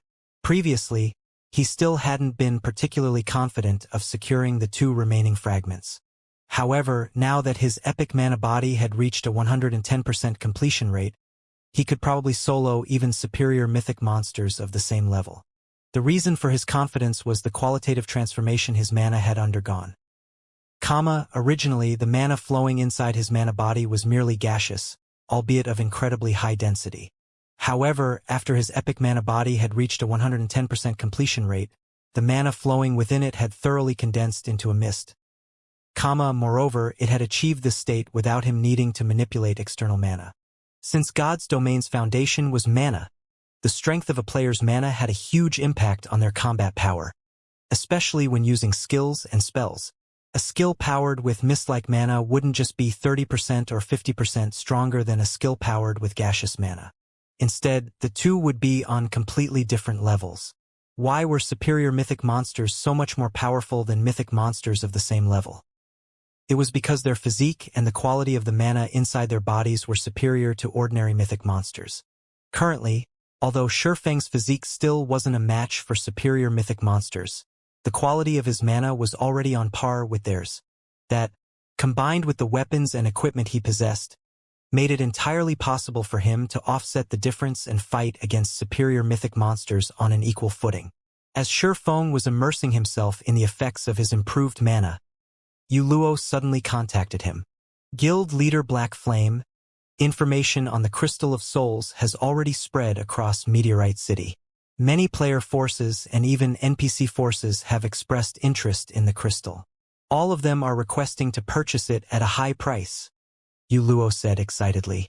The Skyflare Adventurer team, one of the top 3 player forces in the city, contacted me, saying they are willing to purchase the crystal for 150,000 magic crystals. If it were in the modern god's domain, 150,000 magic crystals would be equivalent to 60,000 gold. That was already enough money to arm a 100-man team to the teeth. In Meteorite City, 150,000 magic crystals could still fully gear a player in level 150 epic equipment. That won't be necessary. Since we said we would auction it, we will do just that. If they wish to buy it, they can buy it through the auction, Shifeng said, shaking his head. The offer of 150,000 magic crystals was indeed incredibly high. If the Crystal of Souls were to be auctioned in the modern god's domain, it definitely wouldn't sell for such a high price. In fact, it would be a miracle if he could sell it for 50,000 magic crystals. However, it was a different story in the ancient god's domain, where methods to recover from a mentally weakened state were incomparably rare. In fact, the streets of Meteorite City were littered with players in mentally weakened states. All of these players could only rely on the city's dense mana to slowly recover. After players fell into a mentally weakened state, a full recovery would take a very long time, even with the help of dense mana. If these players were willing to stay cooped up in Meteorite City without leaving to grind even once, they would still need around 2 weeks to recover. Yet, it was simply impossible for expert players to stay inactive for such a long period. A period of 2 weeks was already enough to create a huge gap between expert players. In fact, even dying twice wouldn't cost as much as remaining inactive for 2 weeks. Hence, an excellent recovery item like the Crystal of Souls was considerably precious to the Ancient Gods Domain's players and NPCs. UX meanwhile, his purpose in holding the auction this time was simply to find out the market price for the Crystal of Souls. Only after doing so could he maximize his profits. After all, he didn't have a lot of Crystals of Souls on hand since he didn't kill a lot of monsters that were 5 levels higher than himself and at the Great Lord rank or above. Not to mention, he would also use some of the crystals normally. As a result, he only had 43 Crystals of Souls saved up. On the other hand, he had plenty of soul water. At this time, he already had 2,764 drops accumulated. This was the fruit of long-term accumulation. Although he had given out a lot of soul water to the guild members using the bronze and silver legacy tablets, he still had a lot remaining. However, the soul water's effects were significantly inferior to those of the Crystal of Souls.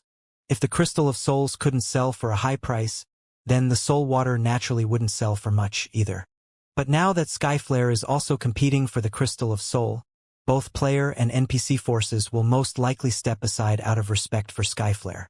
After all, aside from Skyflare's commander, one of Skyflare's vice commanders is rumored to have also reached Tier 4 already, Yu Luo explained. She naturally understood Shifeng's thoughts. The various powers won't pick a fight with Skyflare just for one Crystal of Souls. If you go through with the auction, I'm afraid it won't go for a high price. This world was different from the world they came from. The NPC cities here were separated by great distances. Only after reaching Tier 4 would players be able to travel between NPC cities without worry. Tier 3 players could only roam the vicinity of the main city they belonged to. This meant that players residing in the same city would often come across each other. Meanwhile, Tier 4 combatants were considered true powerhouses in God's domain. Even NPCs feared them greatly, all the more the player forces. If one angered the Skyflare adventurer team, one shouldn't even think about leaving the city to grind for levels anymore. A player force is suspected to have 2 Tier 4 players? Shifeng was surprised by this revelation. He never thought that the player forces in the Ancient Gods domain would be so powerful to actually have 2 Tier 4 players, one more than what Zero Wing had. Although the search for legacy lands played a huge factor in this disparity, it wasn't so easy for players to complete their Tier 4 promotion quest, either. Immediately, he said, "How about this? I'll rent a hall at the auction house, and we'll organize a small auction of our own. Announce that we will be selling a total of 5 Crystals of Souls, in addition to 50 drops of soul water, which is a slightly inferior version of the crystals. If we do that, that Skyflare adventurer team will have difficulty monopolizing everything." Shifeng's words surprised Yu Luo. She never thought he would actually have other concentration recovery treasures besides the Crystal of Souls. He was practically a walking treasure trove. Moreover, if Shifeng were to sell so many Crystals of Souls and soul water, Skyflare would indeed have difficulty monopolizing everything. There was no way the various powers in the city would step aside in the face of such numbers. After all, aside from being useful for healing the mind, these treasures could also increase by a small margin one's odds of completing the Tier 4 promotion quest. Not to mention, Skyflare wasn't the only power in the city with Tier 4 combatants. "Okay, I'll spread this information right away." Yu Luo nodded, then promptly disconnected the call. Shifeng notified Lifeless Thorn and the others of his plans before making his way toward Meteorite City's auction hall by himself. In the meantime, Yu Luo also spread the news regarding the Crystals of Souls and soul water, instantly causing a sensation throughout the city. Meteorite City, Skyflare Hotel. The Skyflare adventurer team was one of the top 3 powers of Meteorite City, and the Skyflare Hotel it owned was one of the city's landmarks. Not only did the hotel boast 19 floors, but it even occupied the largest plot of land in the city's business district, with roughly the footprint of a sports stadium. The Skyflare Hotel also had the best resting environment in Meteorite City. Due to its relatively reasonable prices, it had become the first choice of many players and NPCs for lodging. The hotel was so popular that it ranked within the top 10 most profitable businesses of Meteorite City. At this time, a level 131 female assassin clad in pitch-black epic equipment walked into the Skyflare Hotel's top-floor lounge. She then stopped before an imposing man sorting documents behind an office table. This imposing, middle-aged man was none other than the Skyflare Adventure Team's commander, Lionheart, nicknamed Raging Lion. Commander, I've already looked into the person you mentioned. She's Yuluo, a cleric from the Night Legion. She's the one responsible for spreading the information across the city. Not long ago, she made another announcement stating that her side will be hosting a small auction at the auction house. They will be selling 5 crystals of souls and 50 drops of soul water, which is an inferior version of the Crystal of Souls, the black-clad assassin reported. She then passed a memory crystal to Lionheart and continued, "There is a record of her image in there. From what I found out, she seems to be a proxy. The real seller should be the party of 5 people that entered Meteorite City with the Night Legion. I included a record of their appearances in the crystal. Of the 5, the cloaked man walking in the lead is verified to be a Tier 4 Sword Emperor.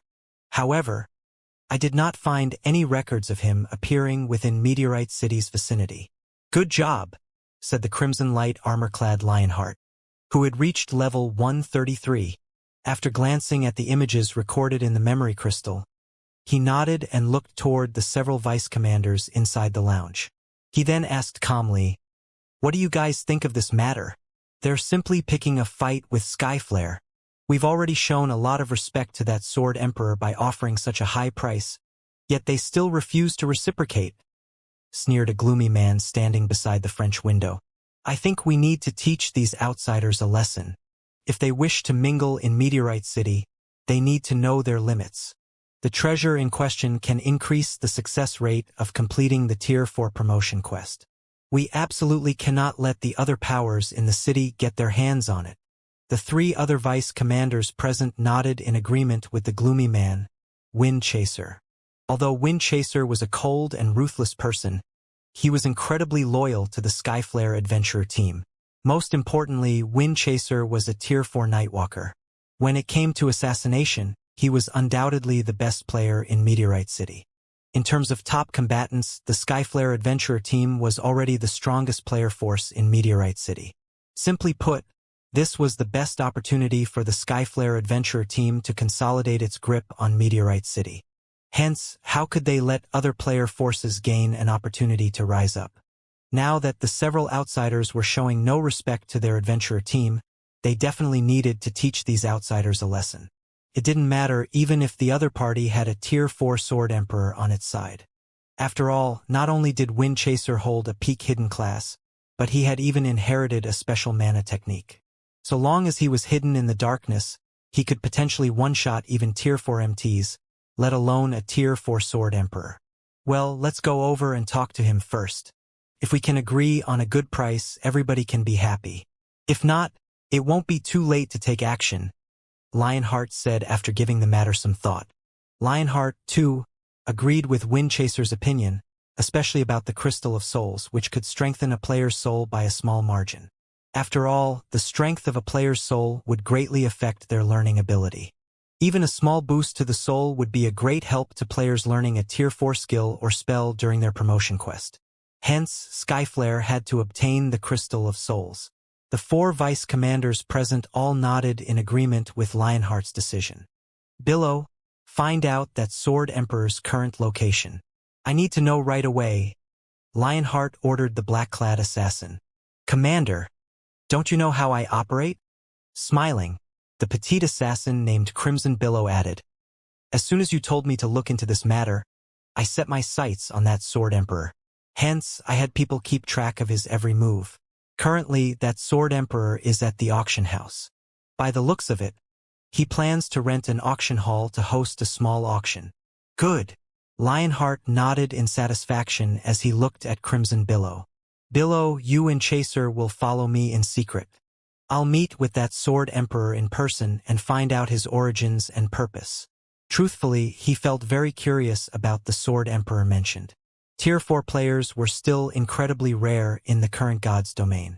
According to Skyflare's information network, most main cities had only one Tier 4 player. The main cities with 2 or 3 Tier 4 players were all cities with massive populations. Logically, after a player reached Tier 4, the first thing they should do was expand their influence in their city as much as possible, capitalizing on their advantage. However, this foreign Sword Emperor had actually chosen to visit another city. It was simply inconceivable. Understood. Crimson Billow and Wind Chaser responded respectfully. Meteorite City, Auction House. Meteorite City was a large trade city, and the auction house could be said to be the most prosperous place here. Not only was the local auction house much larger than the ones found in the modern God's domain's royal capitals, but its visitor traffic was also massive.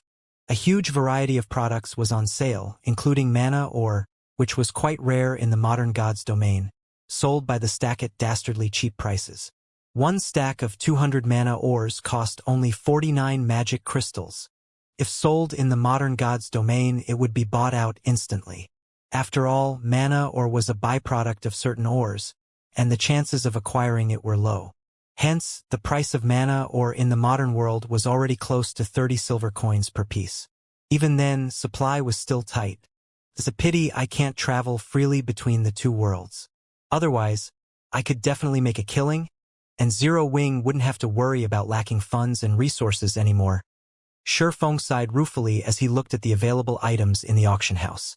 According to the old man's words, only 10 people could visit the ancient God's domain at a time. Moreover, while first-time visitors could get in for free, the second visit onward had a price. It might be fine if the price was reasonable, but if it was exorbitant, his visits to the ancient era would be limited. Although he could leave the visits to other people, the importance of the ancient God's domain was too significant. If the Earthfall Secret Land's secret got out, every superpower on the continent would either try to annihilate Zero Wing or compete for the secret land. Shifeng spent 500 magic crystals to rent a small auction hall that could fit 200 people at most. For Meteorite City's various powers, this number was already more than enough. After Shifeng finished making the necessary arrangements, an imposing and mighty man suddenly approached him. The man was clad in crimson light armor and carried a knight's shield with crimson runes. At the appearance of this imposing man, silence descended momentarily on the entire auction house. Everyone looked at this man in surprise, a hint of awe and admiration gleaming in the eyes of both players and NPCs. Crap! It's Lionheart. He looks so handsome. He looks much better than the photo on Skyflare's promotional posters. But why is a big shot like him here? Could it be because of the news of that small auction? A discussion over Lionheart promptly broke out in the auction hall. Everyone couldn't help wondering why a VIP like Lionheart would personally visit the auction house. Skyflare's commander. He actually came in person. Yuluo, who had just arrived in the auction house, gaped in shock and doubted her eyes when she saw Lionheart enter the building. Lionheart was an amazing individual. Despite having started with nothing in this ruthless world, the adventurer team he established had grown to the point where it managed to defeat several large guilds and become one of the top 3 powers in Meteorite City. In terms of achievements, the Skyflare adventurer team easily eclipsed the Heaven's Blade adventurer team. On the interstellar continent, living resources were incredibly scarce. Ordinary civilians couldn't hope to compare with large guilds in terms of the resources they could acquire. This was because large guilds generally had high-level authorities as backers. These authorities boasted resources and influence far greater than those of the large guilds on Earth. Just one word from these high-level authorities would be enough to allow a civilian who could barely feed themselves to move to the interstellar continent's core area. In the core area, one would be able to not only eat like a king but also enjoy recreational activities in the real world and appreciate the beauty of the vast universe. Just this point alone allowed large guilds to walk over civilian players with no background. Meanwhile, Lionheart was only a civilian on the interstellar continent. His development of Skyflare to such an extent was a remarkable feat. He was practically a legend among the civilians there. If he were in the modern god's domain, he would definitely become a noteworthy existence known throughout the mainland. The next moment, Lionheart stopped before Shifeng. Immediately, everyone in the auction house focused on Shifeng curiously, the stares making him feel very uncomfortable. "You're the person selling the crystals of souls, right?"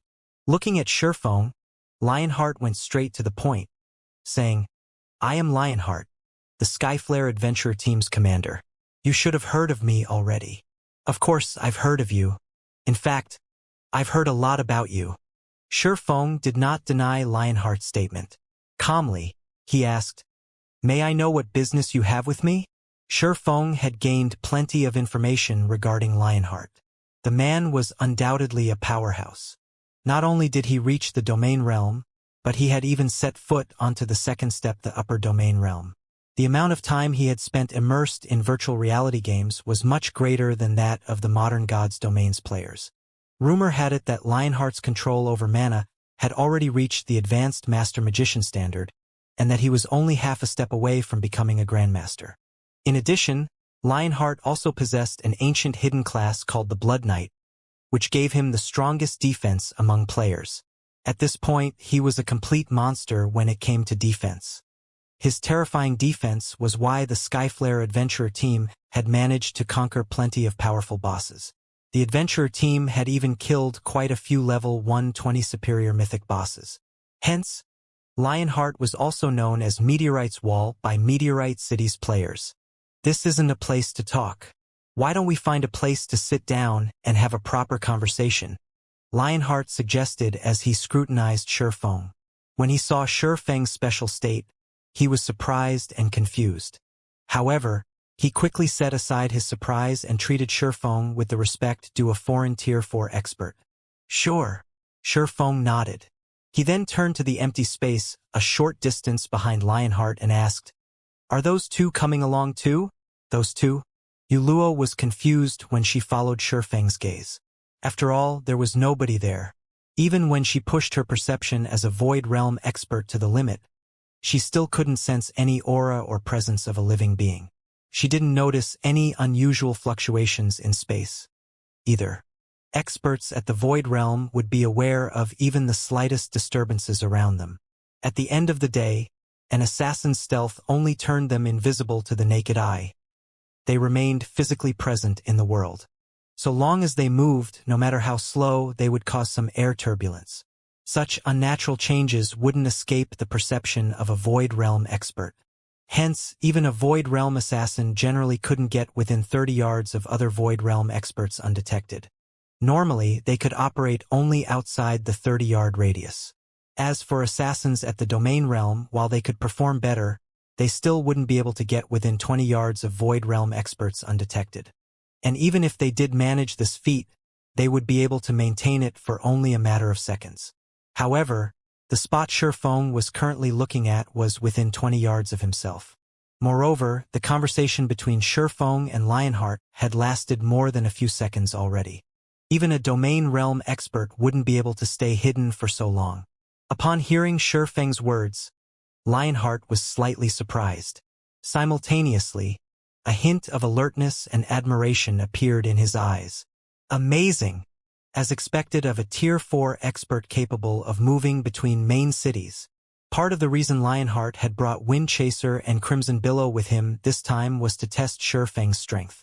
Crimson Billow was ranked second in Skyflare in terms of stealth. Utilizing her advantages as a Domain Realm expert, she had created a unique concealment technique that allowed her to maintain a high degree of stealth despite being in motion. Meanwhile, after combining this technique with a potion that hid one's life aura, let alone Tier 3 Domain Realm experts, even Tier 4 Domain Realm experts wouldn't detect her even when she was within 20 yards of them. Of course, Tier 4 Domain Realm experts would definitely detect her once she got within 16 yards of them. Even so, being able to conceal herself to such an extent was already more than enough for her to rank at the top of Meteorite City and instill fear into Tier 4 experts. Windchaser was even more powerful. After reaching Tier 4, his stealth skill was no longer limited to just turning his physical body invisible and concealing his life aura. Instead, the skill would place his body in a shadow space. No matter what he did inside this space, it wouldn't affect the outside world. Naturally, others wouldn't be able to detect his movements while he was inside this shadow space. In fact, despite knowing about Wind Chaser's ability, Lionheart hadn't realized that Wind Chaser was already standing within 20 yards of him. Nevertheless, Shifeng had stated that there were two people behind Lionheart. This meant that he had detected both Crimson Billow and Wind Chaser.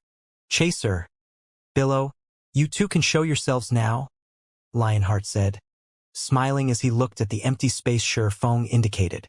No need to hide anymore. As soon as Lionheart finished speaking, two figures gradually appeared in that empty space. They were none other than Wind Chaser and Crimson Billow. The two assassins were looking at Shifeng with eyes brimming with surprise and confusion. "Commander, did I show some irregularities just now?" Crimson Billow quietly asked Lionheart through the team chat. Afraid that she would get detected, she had deliberately maintained a 21-yard distance between herself and Shifeng. After all, she hardly knew anything about Shifeng, apart from the fact that he was a Tier 4 expert, and she didn't wish to ruin Lionheart's attempt at probing Shifeng's strength. Yet, despite the 21-yard distance, he still detected her. Excluding Lionheart, this was the first time a Tier 4 individual perceived her from beyond 20 yards. "You didn't. It's just that this person is much stronger than we thought," Lionheart responded, shaking his head. "Don't act rashly against him afterward." Shifeng had discovered not only Crimson Billow but also Wind Chaser. While defeating a Tier 4 expert like Shifeng would be simple for the current Skyflare, killing him would be incredibly difficult. Unless absolutely necessary, they had best not offend the Sword Emperor. In response, both Crimson Billow and Wind Chaser nodded silently. The trio had conversed for only 2 or 3 seconds, so outsiders did not find anything wrong with the situation. They merely saw Wind Chaser and Crimson Billow approaching Lionheart slowly after making their appearance. When Yuluo, who stood beside Shifeng, saw the two assassins walking over, her eyes widened in shock. There really are two people. Despite the two assassins being so close to her, she actually failed to notice either of them. This overturned her understanding of the assassin class. Meanwhile, when Shifeng saw the two assassins, a hint of wariness also appeared in his eyes. The two assassins were astonishingly strong. This was especially true for Wind Chaser. If not for the recent breakthrough Shifeng achieved with his mana body, which granted him a physique and perception far superior to ordinary Tier 4 individuals, he would have most likely failed to notice Wind Chaser's presence. If Wind Chaser really were intent on targeting a specific player, it would be a nightmare for the said player. After all, the Tier 4 assassin was capable of suddenly appearing within 20 yards of his target without giving off any indications a distance that any Tier 4 combatant could cross in the blink of an eye. If Shifeng was not careful, even he might end up falling prey to Wind Chaser's ambush. "Let's head to a reception room to continue our conversation," Lionheart suggested to Shifeng. Shifeng did not object to the proposal. His original goal in coming to the ancient god's domain was to acquire a large amount of resources. Meanwhile, the best way to do so was by partnering with a local tyrant. He could gather resources much faster this way than if he did it by himself. In fact, he could even gain access to items that normally wouldn't appear on the market. Lionheart's taking the initiative to seek him out was naturally good news for Shifeng. Lionheart led Shifeng and Yuluo to the top-floor reception room he had reserved beforehand. "Commander Lionheart." After taking his seat, Shifeng went straight to the point, saying, "Please just say what you have to say. There is no need for us to waste both our time by playing around with words." "You really are a straightforward person, Brother Black Flame." Lionheart smiled at Shifeng's words. "I was thinking the same thing. In that case, I'll be blunt with you. Skyflare wishes to purchase all of the crystals of souls and soul water you are selling. It seems you are very ambitious, Commander Lionheart. You actually plan to monopolize Meteorite City?" Shifeng didn't feel particularly surprised at Lionheart's declaration. Calmly, he said, "Of course, we can go with such an arrangement as well. Only, I have quite a number of these items, and I'm afraid your adventurer team can't swallow them all." As soon as Shifeng finished speaking, Wind Chaser, who stood behind Lionheart, laughed. What a joke! There is nothing in Meteorite City that our adventurer team cannot swallow. Looking at Shurfeng, Wind Chaser sneered. Of course, that is under the premise that your price is fair. At Wind Chaser's provocation, Shurfeng simply shook his head and smiled. Truthfully, even at 150,000 magic crystals per crystal of souls, you won't be able to afford everything. Not to mention, there is still the soul water. He had a total of 43 crystals of souls. If he sold each for 150,000 magic crystals, that would equate to 6.45 million magic crystals. Even though the ancient god's domain was rich in resources, a player force with a sphere of activity limited to just one city couldn't take out such an amount. At Shurfeng's words, Wind Chaser, who initially planned to probe Shurfeng further, fell silent. There was no way a Tier 4 expert like Shurfeng wouldn't know about the Skyflare adventurer team status and general wealth in Meteorite City. For Shurfeng to say such words meant he had absolute confidence backing him. Meanwhile, after hearing Shurfeng's response, both Yuluo and Crimson Billow couldn't help gasping. They never thought that Shurfeng would actually be so wealthy. They had already investigated the Crystal of Souls, so they knew it was a precious treasure that wasn't obtained easily. Yet, Shurfeng had just declared that Skyflare couldn't afford to purchase all his stock. This proved that Shurfeng had a lot of crystals of souls on hand. Who knew how many Tier 4 experts one could create with so many crystals of souls? You truly are extraordinary, Brother Black Flame. Lionheart immediately broke into a smile. Moreover, this was a very sincere smile. I apologize to you on behalf of my brother. At the same time, I also hope that the Skyflare Adventure team can form a long-term partnership with you. What do you think?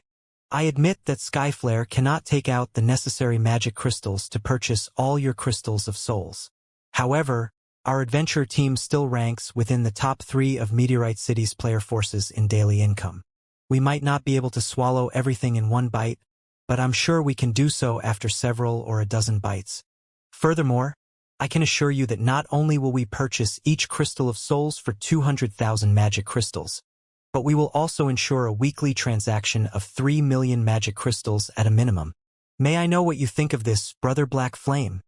Yuluo gaped in shock at Lionheart's words despite herself. She never imagined that the Skyflare adventure team had such astonishing wealth.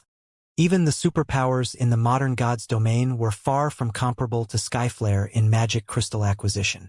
Moreover, Lionheart even raised the price of the Crystal of Souls to 200,000 magic crystals. Skyflare was probably the only power in Meteorite City capable of offering such a price.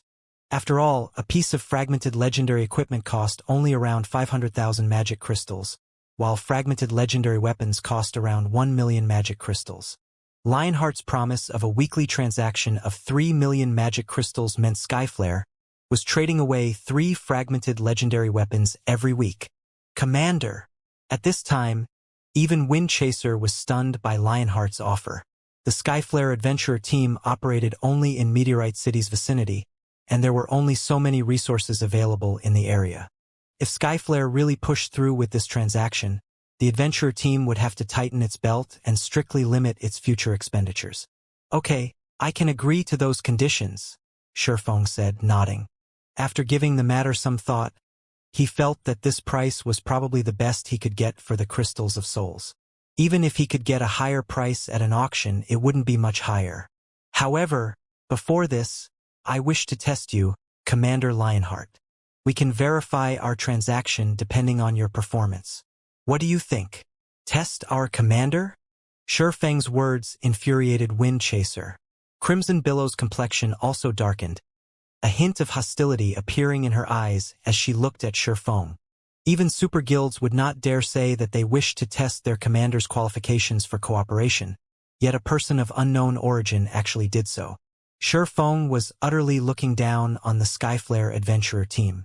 However, before Wind Chaser or Crimson Billow could say anything else, Lionheart extended a hand to stop them. He then looked at Shurfeng with a glint of determination in his eyes as he asked, "May I know how you wish to conduct your test, Brother Black Flame?" "Simple. So long as you survive a hit from me, you'll pass." Shifeng said decisively. Survive a hit from you? Lionheart was momentarily stunned by Shifeng's words. Even Wind Chaser and Crimson Billow fell into a daze for a long time. They felt that Shifeng was simply toying with the Skyflare adventurer team. Looking at Shifeng, Wind Chaser asked to verify, "Are you sure this is your condition? Do you know what title our commander holds in Meteorite City?" Initially, Wind Chaser thought that Shifeng would make things difficult for them to invalidate this transaction. Yet, Shifeng's condition for partnership was simply for Lionheart to survive a hit from him. This test was beyond simple. Let alone Tier 4 players, even superior mythic monsters were incapable of one-shotting Lionheart. The Skyflare adventurer team had relied precisely on Lionheart's overwhelming defense to develop to its current extent. It would be a complete and utter joke to say that a Tier 4 player could one-shot Lionheart. For a moment, Wind Chaser even suspected that Shifeng had never bothered looking into Lionheart's information. Either that or the man thought that Lionheart's fame was exaggerated. Of course, I'm very certain. Shifeng nodded earnestly. Yuluo also couldn't help looking at Shifeng strangely. She simply couldn't understand why Shifeng would set such a meaningless condition. She knew that Shifeng was indeed very strong. This was evident from how he repelled over a dozen Tier 3 demon leaders with one move. However, Lionheart wasn't a pushover either. The achievements he had today were piled up through innumerable battles. Wind Chaser and Crimson Billow turned to Lionheart. Although they didn't know what Lionheart thought of this matter, Shifeng's test presented no problem to them. It wouldn't even be an exaggeration to call it a free pass. Meanwhile, so long as their two sides entered into a partnership, the Skyflare adventurer team would be able to gain full control over Meteorite City easily. In fact, it wouldn't be long before they could start establishing branches in other NPC main cities. And even if the player forces of the other cities opposed Skyflare's intrusion, they would have difficulty doing so. After all, what truly mattered in a fight between powers were Tier 4 combatants. Although the saying one Tier 4 player could easily go up against a countless number of Tier 3 players was indeed exaggerated, it was still a fact that Tier 4 players could do many things that Tier 3 players couldn't. This was the difference between tiers and life ratings. No problem. I agree to your condition, Lionheart said. After giving the matter some thought, he couldn't find any problems with Shifeng's condition. However, are we going to hold the test here? In Lionheart's opinion, Shifeng probably wasn't aware of the strength of his Blood Knight class. As one of the incredibly rare ancient legacies in God's domain, the skills it offered were far superior to ordinary peak legacies. Not to mention, he currently had 3 fragmented legendary items on him: the Bulwark of Holy Blood, the Void Magic Armor, and the Windwall Ring. Even when he had only the fragmented legendary shield and armor, he could already fend off superior mythic monsters. In fact, if not for the high HP and defense of superior mythic monsters, he could even solo these monsters, given enough time. Now that he had the Windwall Ring, his defensive capabilities had soared even further. I'm afraid this place isn't sufficient. We'll need to rent an advanced combat room, Shifeng said, shaking his head. In that case, let's go to our adventure team's Skyflare Hotel. There's a special combat room there. It should be enough for us to display our strengths, Lionheart suggested. A special combat room? Shifeng was surprised at Lionheart's words. He never thought that special combat rooms already existed in the ancient god's domain. Special combat rooms were far superior to advanced combat rooms.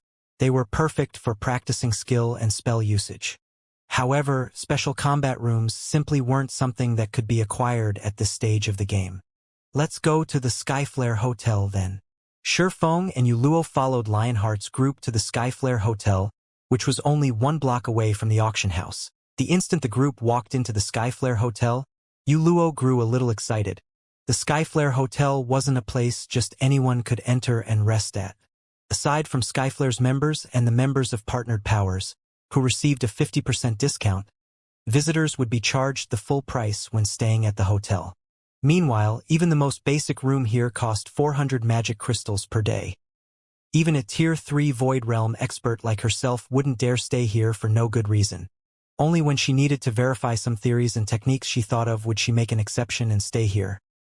As for Shifeng, he felt as if he had just walked into a sacred training ground. The density of the mana here was truly amazing, much more than even in Stone Forest City's Freedom Hotel. In fact, the boost he got for his perception of magic elements was roughly 20% higher than what he got from the hotel he was currently staying at. No wonder he's so confident of being able to take out 3 million magic crystals per week. At this time, Shifeng finally understood why Lionheart was so confident in the Skyflare adventurer team's abilities. Meanwhile, along with Shifeng and Yuluo's arrival, an uproar occurred among Skyflare's executives. "I heard that guy named Black Flame wants to test the commander." "What? That guy must be crazy. He thinks the commander is someone he can test? Even if the commander just stands there and does nothing, he won't be able to injure the commander in the slightest. It's not a standard PvP, though. He only wants the commander to take a hit from him. It seems this person is trying to show his strength to our adventurer team. He must be worried that he can't beat the commander, so he came up with that kind of condition. At that time, even if he fails to injure the commander, he could still salvage his reputation somewhat." When Skyflare's several dozen executives looked at Shifeng, who had already entered the special combat room, they promptly conducted hushed discussions among themselves. They all felt that Shifeng was pulling such a stunt because he wished to gain respect yet was also worried about making a fool of himself. However, in their opinion, Shifeng's actions were pointless. After all, when Lionheart dueled against other players, he almost never used his full strength to achieve victory. Even Wind Chaser, who had reached Tier 4 as well, had been almost helpless against Meteorite's wall. And although Wind Chaser had eventually emerged victorious in his duel against Lionheart, he had done so by dragging out the fight and chipping away at Lionheart's HP. Not to mention, this was in a situation where Lionheart had not gone all out. Otherwise, even Wind Chaser shouldn't think of harming Lionheart in the slightest. Shortly afterward, all of Skyflare's executives packed the special combat room's spectator stands. Some executives had even abandoned their quests to spectate this duel. Lionheart had never fought in a duel since Wind Chaser had gotten promoted to Tier 4. During this period, Lionheart had improved significantly.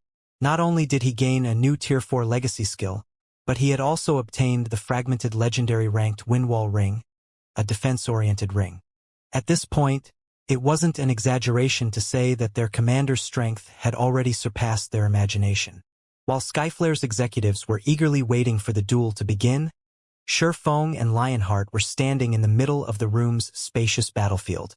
At this point, both fighters had already adjusted their conditions and were ready to take action at any time. "I'm ready. You can make your move whenever you want," Lionheart said as he raised his shield and long sword. From the crimson runes decorating the shield and longsword, it was evident the two were a set. Only, the mana gathered around the weapon was slightly inferior in quality compared to what was around the bulwark of the Holy Blood. At this time, Lionheart stopped concealing his statistics. Immediately, his HP of 16.6 million appeared for everyone to see, flaunting the high HP of a Tier 4 defensive class. It was evident that Lionheart planned to let Shifeng see his own strength. "He has 16.6 million HP. How is this possible?" Yuluo gasped reflexively when she saw Lionheart's HP. As a defensive class player, Lionheart already possessed incredibly high defense to begin with. Combined with his various defensive skills and HP, he was practically a boss monster. Yuluo even doubted that Shifeng could one-shot Lionheart even if the latter did not defend himself. In fact, it would already be a miracle if Shifeng could remove 1/3 of Lionheart's HP in one hit. Amazing! Level 130 Tier 3 defensive classes usually have only 9 million HP on average, yet you have almost twice that, Shifeng said in admiration. "It's nothing. It's only because of my unique legacy." Lionheart didn't pay particular attention to Shifeng's words of appreciation. On the contrary, he wanted to use this opportunity to let Shifeng realize the Skyflare adventurer team's might. After all, Skyflare had already lost once to Shifeng before. He needed to reclaim this loss and level the playing field. "Since you're ready, I'll begin." Shifeng naturally understood what was going through Lionheart's mind. Unfortunately, Lionheart simply wasn't aware of Shifeng's aim. "Come!" Lionheart readied his shield, a serious expression appearing on his face. Immediately afterward, not only did Lionheart's aura skyrocket in intensity, but a faint, blood-red barrier had also appeared around his body. Crap! The commander is getting serious. He's actually going all out and fully exerting his mana body right off the bat. One of Skyflare's vice commanders, a robust, level 132 shield warrior, said in astonishment. Blood armor. This was the Tier 4 legacy skill Lionheart obtained after achieving a 100% completion rate with his mana body. Although the magic barrier appeared flimsy, it could absorb up to 5 million damage. Moreover, the barrier would replenish itself once every 40 seconds. In other words, if one failed to cause over 5 million damage to Lionheart within 40 seconds, one had no chance of slaying him. Had Lionheart used this move during his duel with Windchaser back then, Windchaser wouldn't have been able to harm him at all. However, before Skyflare's members were done admiring their commander's Tier 4 passive skill, they saw Shurfeng unsheath the Abyssal Blade. Immediately afterward, everyone clearly sensed the mana in the room trembling and freezing momentarily. Before anyone could react to the unexpected development, Shurfeng raised the Abyssal Blade with both hands and looked at Lionheart. The mana inside the special combat room then began to boil, the phenomenon causing everyone present to shudder involuntarily. Afterward, everyone felt a wave of scorching heat wash over their body. How is this possible? When Windchaser sensed the mana around him boiling, he was stunned. After all, the space inside the special combat room was massive, with a 1,000-yard radius. That was more than enough for 2 Tier 4 players to fight to their heart's content. Nevertheless, Shurfeng caused all of the mana inside the combat room to boil just by entering a stance. This kind of thing was simply unheard of. At this time, Lionheart's gaze also changed. If entering a stance was enough to trigger such a phenomenon, Shurfeng's strength was definitely far more extraordinary than he initially thought. However, before Lionheart could take any further action, the flow of time inside the combat room seemed to slow down. The only thing capable of moving was apparently the sword in Shurfeng's hands. Second sword, Holy Devour. As the long sword descended, an overwhelming pressure fell upon the room. Afterward, space within the room ignited, as if it couldn't withstand the terrifying and violent pressure. The resulting flames threatened to burn everything in the room into nothing. Not good.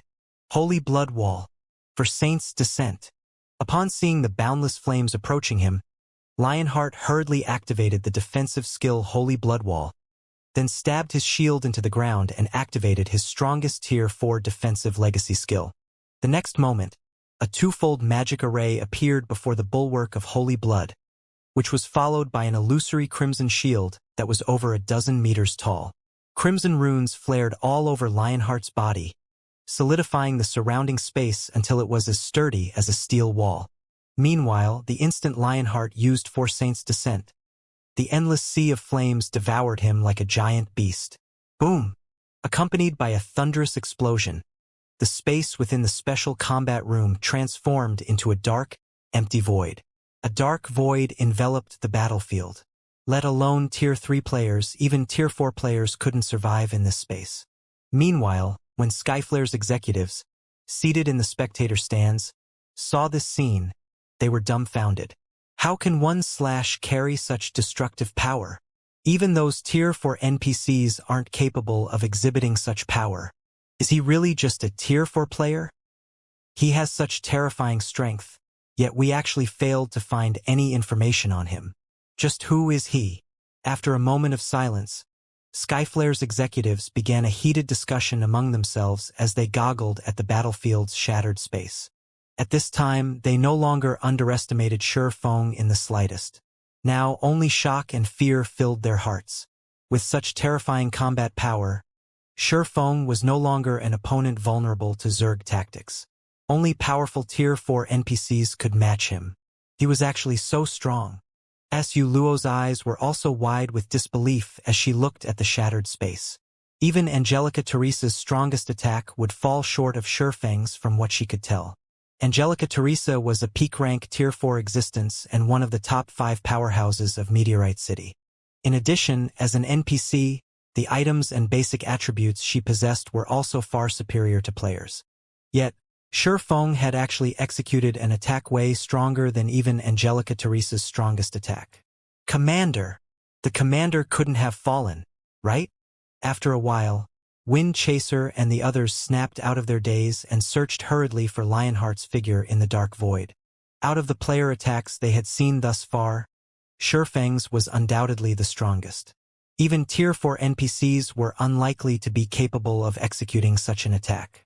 Hence, although they knew that Lionheart possessed a heaven-defying defense, they couldn't help doubting his ability to survive Shi Feng's attack. After everyone had searched for some time, the shattered space gradually recovered. Two vague figures appeared, standing in the recovering space, with one of them looking incredibly miserable. This is great. The commander is still alive. I knew the commander could withstand it. He is Meteorite's Wall after all. There's no way he can be one-shot by a player. When Skyflare's members saw Lionheart's figure, they immediately grew excited. However, unlike his colleagues, Lionheart did not feel happy or excited at all. Instead, his heart pounded with fear and relief. That was too close. If not for the Windwall ring, I would have definitely been one-shot. Lionheart smiled bitterly when he looked at his remaining HP. Currently, he had less than 6 million HP remaining. While this might seem like a lot, he had only managed to retain this amount of HP thanks to the Windwall ring's passive skill. The Windwall ring's passive skill, Wind's Protection, was capable of reducing all the damage he received by 35%. Even if he received a Tier 5 attack, its damage would still be reduced by a full 35%. Wind's Protection was also the Windwall ring's only skill. The Windwall ring was different from other equipment with passive damage reduction skills. Although the alternatives might even have skills offering much greater reductions than Wind's Protection on paper, there were hidden limits to these skills.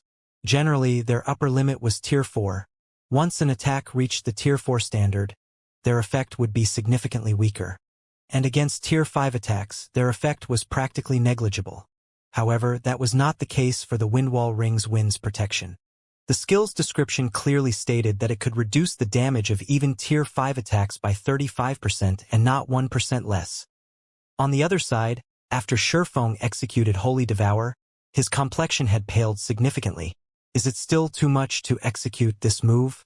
When Shi Feng sensed that more than half of his concentration had disappeared, he was shocked. He had already developed his epic mana body to 110% completion rate, yet he still had trouble gathering and condensing the mana required to execute Holy Devour. For a moment, he couldn't help imagining what kind of power he could exhibit if he successfully executed the third sword, Holy Annihilation. Tier 5? Tier 6? Regardless, this is a good result. At the very least, I can now use the complete Holy Devour. Now, I should be able to cope even against a half-step Demon King. As Shi Feng sheathed the Abyssal Blade, he was satisfied with his previous attack. Although his mana had undergone a qualitative transformation, thanks to the improvement of his mana body, the improvement this change brought to his skills and spells was limited. It wasn't enough for them to undergo a qualitative transformation. However, it was a different story for mana techniques whose power was highly dependent on the quality of the mana used. Now, if he went all out, he could execute an attack at the Tier 5 standard. The only drawback of Holy Devour was the huge burden it placed on his concentration. Even at peak condition, he could execute the complete Holy Devour only once. Nevertheless, it was already more than enough as a trump card. As Shi Feng was savoring the experience of executing Holy Devour, Lionheart approached him. "Brother Black Flame, that move of yours really is ruthless. If I hadn't gained some improvements recently, I would have really died," Lionheart said jocularly. At this moment, Lionheart no longer underestimated or looked at Shi Feng with contempt. Only respect was present in his eyes. The fact that Shi Feng had managed to execute such a move as a player meant that he already stood at the apex of the entire God's domain. Just this point alone was already more than enough to earn him everyone's respect. In God's domain, strength was everything. It was also something that could not be faked. For Shi Feng to have developed himself to this extent, he must have experienced countless trials and hardships. "You're too humble, Commander Lionheart. The fact that you managed to block my attack is all due to your own ability, not luck. Looking at Lionheart, Shifeng added, now that our one-hit agreement is complete according to our previous arrangement, I will supply the crystals of souls and soul water to only the Skyflare adventurer team for Meteorite City's side. Thank you. As for the matter of magic crystals, please rest assured. The Skyflare adventurer team definitely won't let you down, Brother Black Flame. Lionheart couldn't help feeling a little happy at Shifeng's words. With Shifeng willing to partner with Skyflare, Skyflare would be able to take full control of Meteorite City easily. Next, let's talk about the specifics of our transaction. Going straight to the point, Shifeng said, like I said before, so long as you manage to withstand one hit from me, I will agree to partner with you, Commander Lionheart. However, after we start our cooperation, I'll need your help with something. Of course, I won't have you help me for nothing. In exchange, I'll sell the crystals of souls at 150,000 magic crystals each to Skyflare. How about it? 150,000 each? Lionheart was slightly tempted. May I know what you need help with? Previously, when he offered to purchase the crystals of souls at 200,000 magic crystals each, the price was actually a little too high for Skyflare to bear. However, the crystals of souls were far too important. They would also play a crucial role when Skyflare attempted to conquer other main cities. Hence, he had gone through with the price.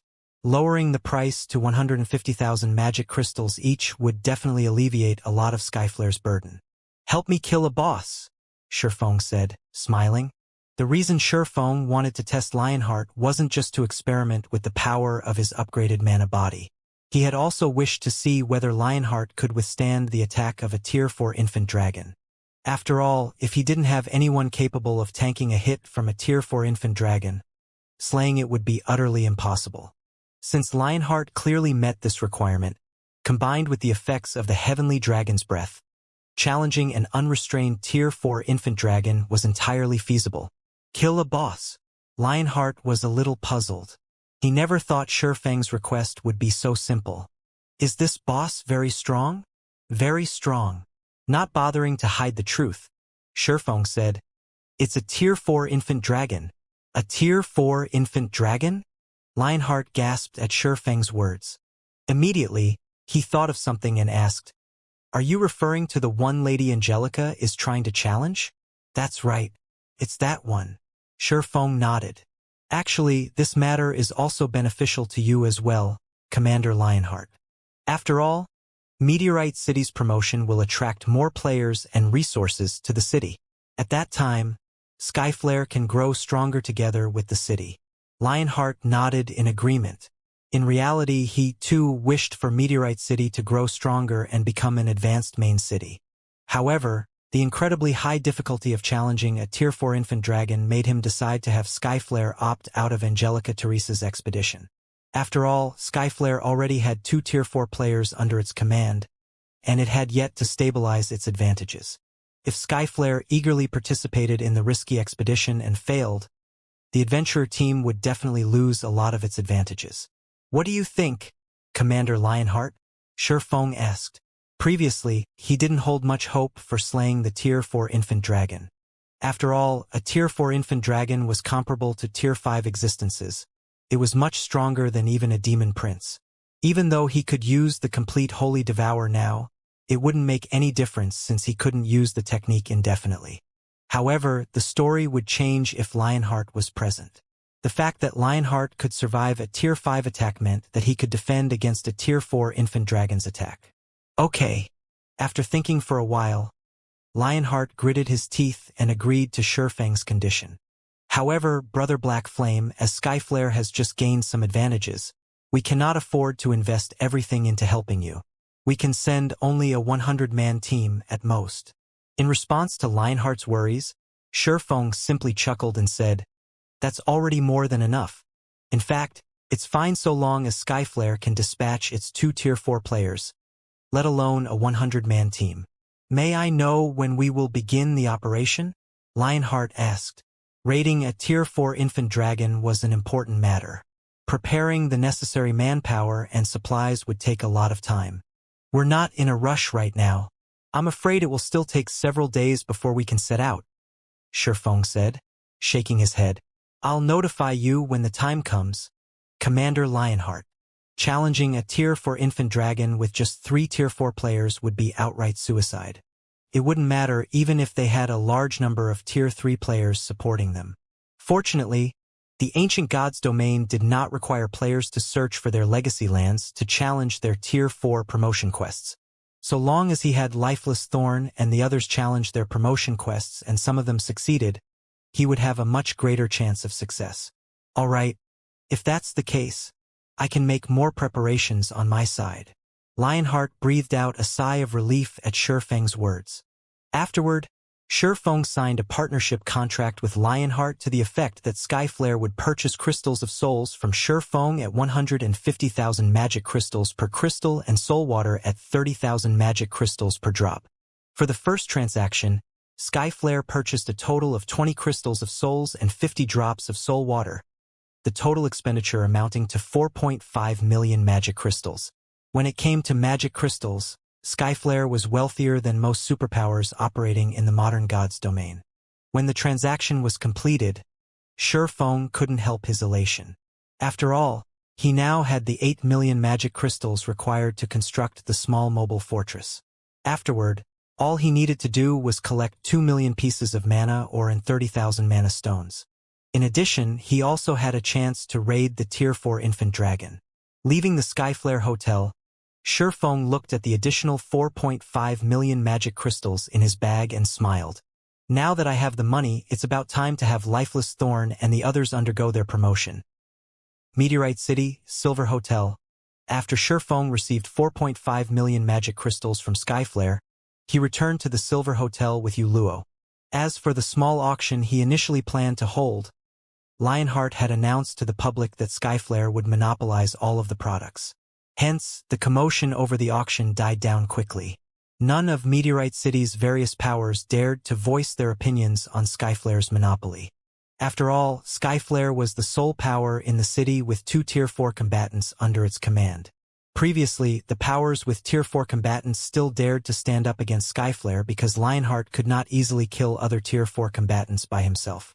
However, now that Skyflare's Windchaser was a Tier 4 assassin, it would be a piece of cake for Skyflare to kill any individual Tier 4 combatant.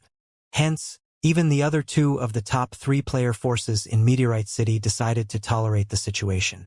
Not to mention, while the Crystal of Souls could indeed strengthen an individual's soul, the amount of help this improvement could provide in the Tier 4 promotion quest was minuscule.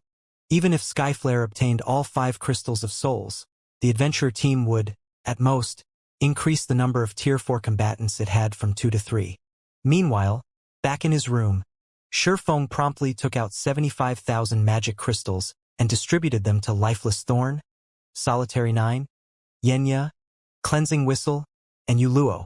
Right, each of you take a drop of soul water as well, Shifeng said as he took out 5 drops of soul water and distributed them. Once you are done collecting the legacy fragments, drink it immediately. Although it isn't as effective as the Crystal of Souls, it can still clear your mind. You should have an easier time learning your legacy skill. In response, Lifeless Thorn and the other Azura members nodded and accepted the soul water. Yuluo, however, hesitated. She didn't know whether she should accept the soul water, which cost 30,000 magic crystals a drop. Guild Leader Black Flame, the soul water is too valuable. I already feel very indebted to you just for letting me challenge my Tier 4 promotion quest this time. I really cannot accept this soul water, Yuluo said, rejecting Shifeng's gift after giving the matter some thought. Heaven's Blade had cooperated with Zero Wing only once. The 2 organizations couldn't even be considered allies. If she accepted this soul water, she would owe Shifeng a huge favor. In that case, she would have a difficult time explaining herself to Zwei once she returned. However, in response to Yuluo's rejection, Shifeng shook his head and said, Miss Yuluo, you must have misunderstood me. I'm not giving you the soul water for free. I need you to help me with something in the near future. If you reach Tier 4, we'll have a higher chance of success. Help you with something? Yuluo was a little dazed. That's right. I plan to raid that Tier 4 infant dragon. However, Tier 3 players are useless against an infant dragon.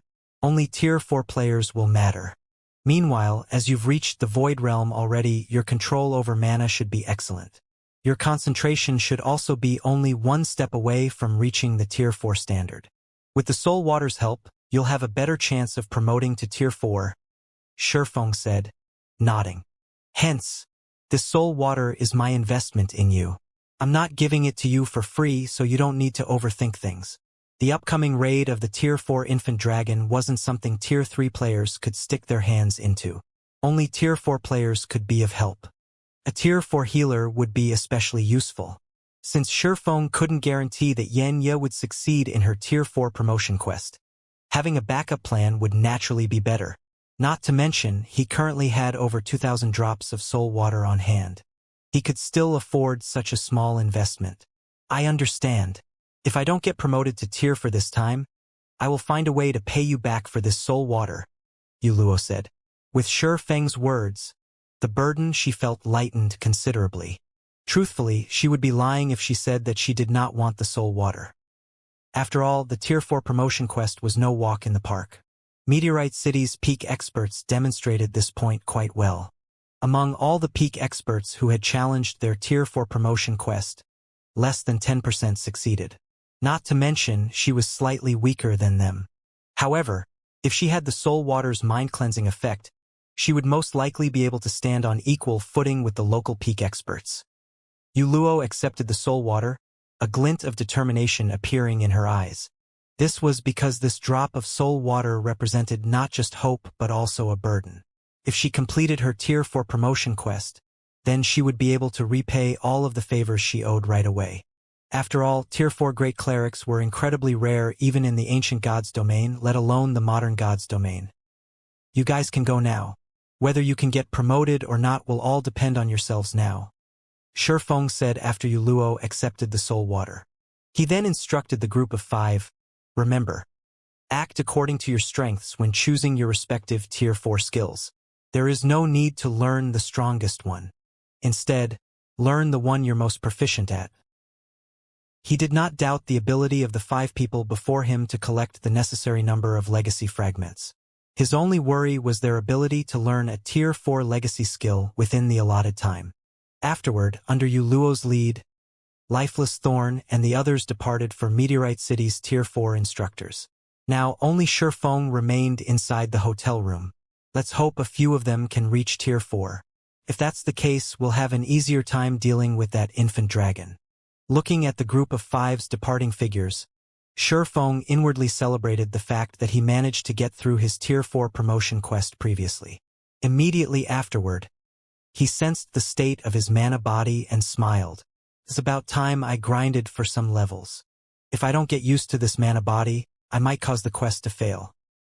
After unlocking his mana body to a 110% completion rate, he had not had an opportunity to get used to it properly. His duel with Lionheart didn't prove anything. After all, mana bodies provided all-around improvements to players. There was no way he could determine all of these improvements just by putting all his strength into one attack. In fact, he couldn't even tell if his overall combat power had improved or not through his duel with Lionheart. This was because the mana body's improvement mainly led to subtle improvements in various aspects. On the surface, it was impossible to tell if his improved mana body had brought any changes to his overall combat power. After all, his basic attributes remained the same as before. Right now, the only obvious improvements were in the density of his mana, his control over mana, his physique, and his 5 senses. During his fight with Lionheart, he had only proven that the improvement of his mana body had positive effects on his mana techniques. Even then, he still wasn't clear how the improvement had triggered such a change. Needless to say, he was even more clueless about the other benefits his improved mana body had to offer. If he wished to fully utilize his new mana body and maximize his combat power, he would need to readapt to his mana body. It was akin to learning a new skill or spell. He would need to put in a lot of time and effort into adapting and training. Only after he could make use of his mana body at an instinctive level could he be considered to have truly adapted to it. At this point, his mana body could only be considered a semi-finished product. Next, he would have to explore his mana body thoroughly. Feng drank a drop of soul water, recovering some of the concentration he had expended executing Holy Devour. He then put on his black cloak and silently departed from Meteorite City. After taking a look at the system map, he took to the skies and made his way toward the anti-magic volcano, a level 135 neutral map located a distance from Meteorite City. From start to end, nobody in Meteorite City was aware that he had left the city. According to Feng's understanding, few players and NPCs from Meteorite City and other nearby cities were willing to come to the anti-magic volcano to grind and explore. Several factors contributed to this situation. Firstly, the thin mana environment here prevented players and NPCs from exhibiting the power of their skills and spells to their fullest extent. This, in turn, would put players and NPCs at a severe disadvantage against monsters. Secondly, what little mana there was in the anti-magic volcano was incredibly chaotic, which made it nigh impossible to control. Hence, doing combat here would not allow one to improve their control over mana. Thirdly, and most importantly, the monsters inhabiting the anti-magic volcano consisted solely of fire-type elemental creatures and beasts. These monsters had a combat power a lot higher than the average monsters. In addition, they existed in large numbers in the anti-magic volcano.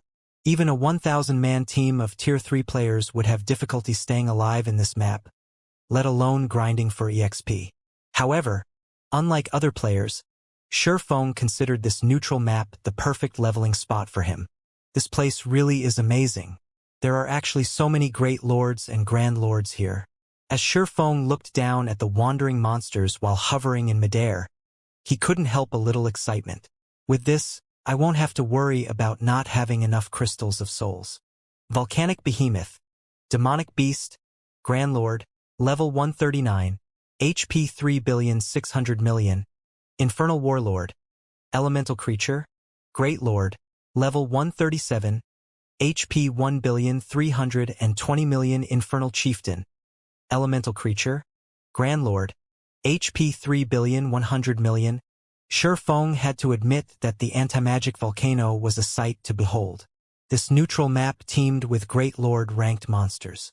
Moreover, they moved in large groups of 100 or more closely positioned to each other. If one made too much of a commotion when fighting a group of monsters here, one would easily attract monsters from other areas. However, despite the high difficulty of this map, it was the perfect grinding spot for Tier 4 existences, specifically Tier 4 experts with a mana domain. Feng charged at the volcanic behemoth, the strongest monster in sight, without hesitation.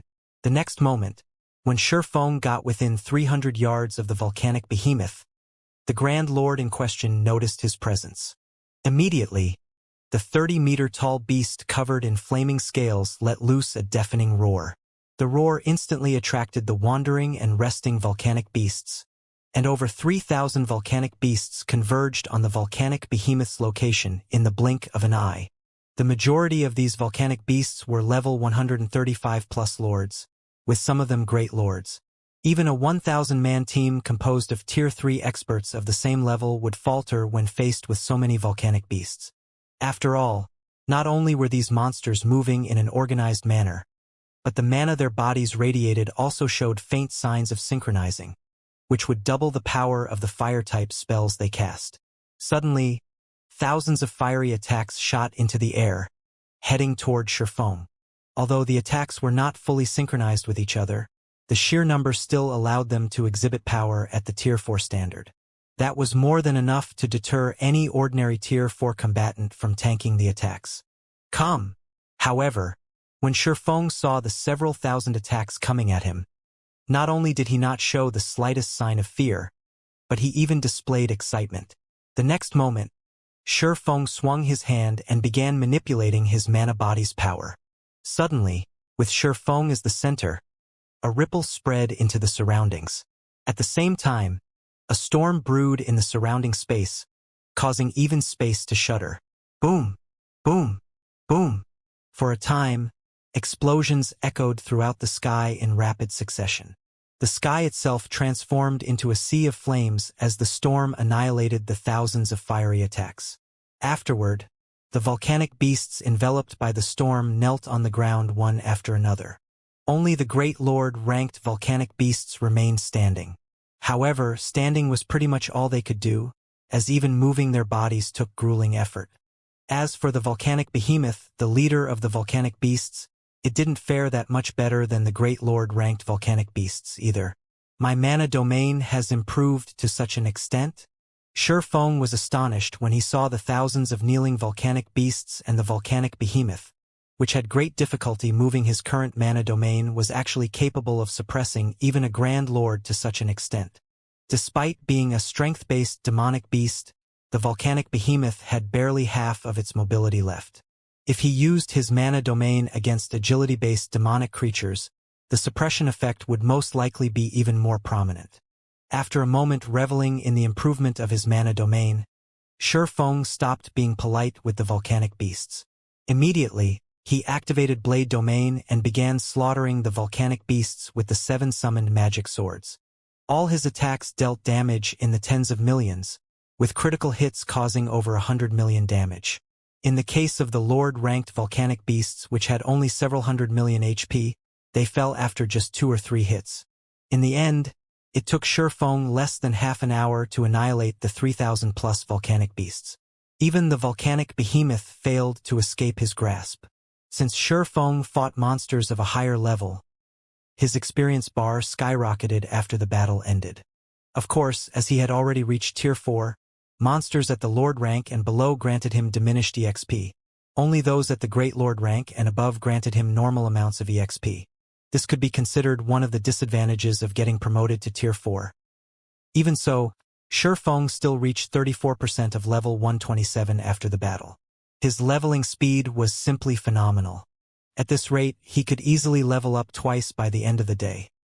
However, he wasn't the slightest bit surprised by this situation. In God's domain, after one reached Tier 4, leveling up became a very simple task. All one needed to do was search for places with a lot of monsters. Hence, in the past, Tier 4 players would complain about the lack of grinding spots in God's domain. Often, the task of searching for monsters was much more troublesome for Tier 4 players than the task of killing monsters. What was even more troublesome was collecting the monsters' loot. The time it took to collect the loot of the monsters they killed was several times longer than the time it took to kill the monsters. Sure enough, the loot collection process is much more tiresome than the grinding process. Feng got a headache when he saw all the loot scattered within a 1,000-yard radius of himself. At this moment, he finally understood the suffering of those Tier 4 experts in the past. However, ignoring the loot wasn't an option either. After all, these monsters dropped considerably excellent loot. Among the items dropped were standard magic crystals, fire-attributed magic crystals, and various rare ores. The fire-attributed magic crystals were especially valuable, worth far more than the standard magic crystal. Attributed magic crystals were essential in the production of certain epic weapons and equipment. Some peak constructions also required attributed magic crystals to build. However, attributed magic crystals were incredibly rare in the modern God's domain. Hence, it would be a massive waste to simply ignore the loot. Feng ended up spending 2 whole hours gathering all of the items scattered across the battlefield. However, he had to admit that he had earned a huge harvest. Even if he ignored the numerous level 130 bronze, mysterious iron, secret silver, and fine gold weapons and equipment he got, just the magic crystals numbered over 4,000 already. He had also picked up over 300 fire-attributed magic crystals. Afterward, he killed several more groups of monsters in the anti-magic volcano, pushing his level from 127 to 128, the total number of magic crystals collected to beyond 30,000, and the number of fire-attributed magic crystals collected to 1,500. Be it his leveling speed or money-making speed, both exceeded the standard of ordinary Tier 4 players. Since the sky was darkening, Feng found a safe cave and called up his system interface. That's enough for today. With several more days grinding here, I should be able to exceed the average level of the peak experts here. By then, I shouldn't be at a disadvantage in levels when the infant dragon raid takes place. When Feng saw that he had already reached 19% of level 128, he found his leveling speed very satisfactory. Not to mention, he had managed to produce 7 crystals of souls through today's grind, far more than what he could produce in the modern God's domain. Afterward, Shifeng logged out of the game to rest. After all, he had already spent more than 24 hours online. Even if he was using the fearless cabin now, staying online for long periods still wasn't wise. Once he went offline, before he could even climb out of his cabin, a message notification sounded in his cabin. The message's sender was none other than Liang Jing, the person managing Zero Wing's headquarters on his behalf right now. Guild leader, you finally decided to pick up, Liang Jing said in exasperation. I've already brought the 2 vice guild leaders to Yuantian City as per your request. What should we do now? You're here already? Surprised by Liang Jing's swift action, Shifeng chuckled and said, Okay, bring them to the upper zone's entrance now. I'll wait for you there. The upper zone's entrance? Liang Jing couldn't help growing a little excited at Shifeng's words. Okay, we'll be there in 3 hours. Shifeng burst into laughter at Liang Jing's excited expression. However, he understood her mood. After all, the upper zone was a place countless people yearned to enter. But this is a problem. I only managed to get 100 points yesterday, even after exchanging all of the credits I had. If the 2 of them join me, I can't even afford food for the 3 of us. It seems I'll have to convert those 5,000 units of 7 luminaries crystal now. The thought of the food prices here gave Shifeng a headache. Fortunately, he had earned a killing from mythology.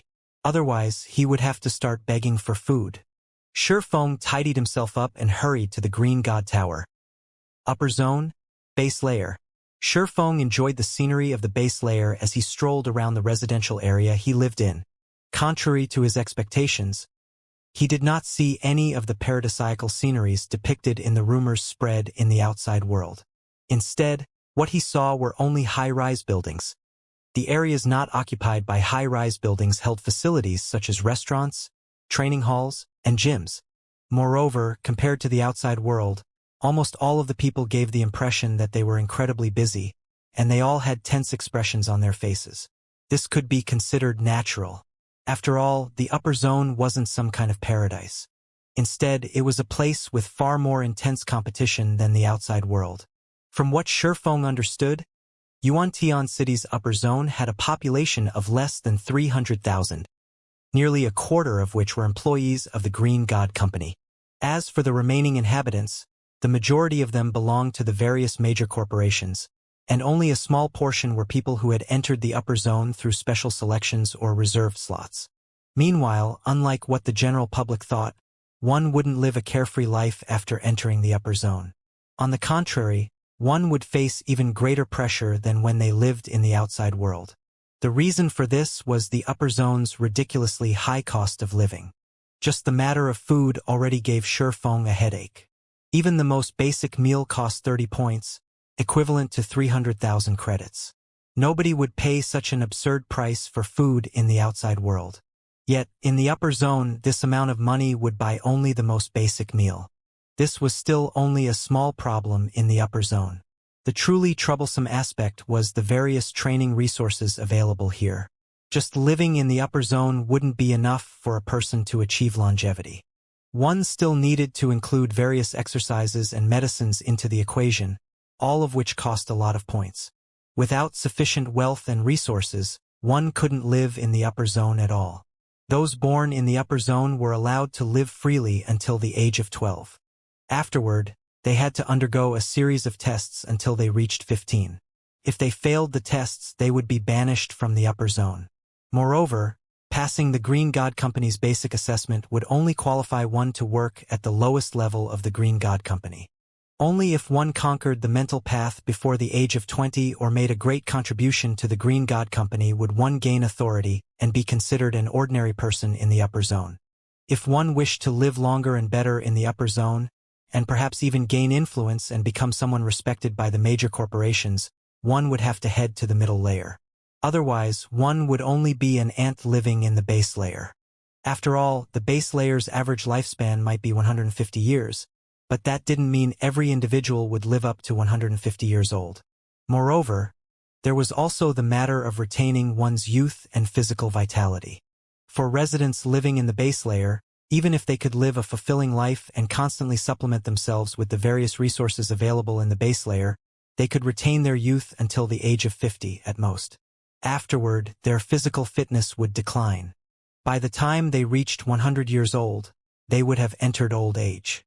However, in the case of people living in the middle layer, they would still retain their youthful vitality even at the age of 80.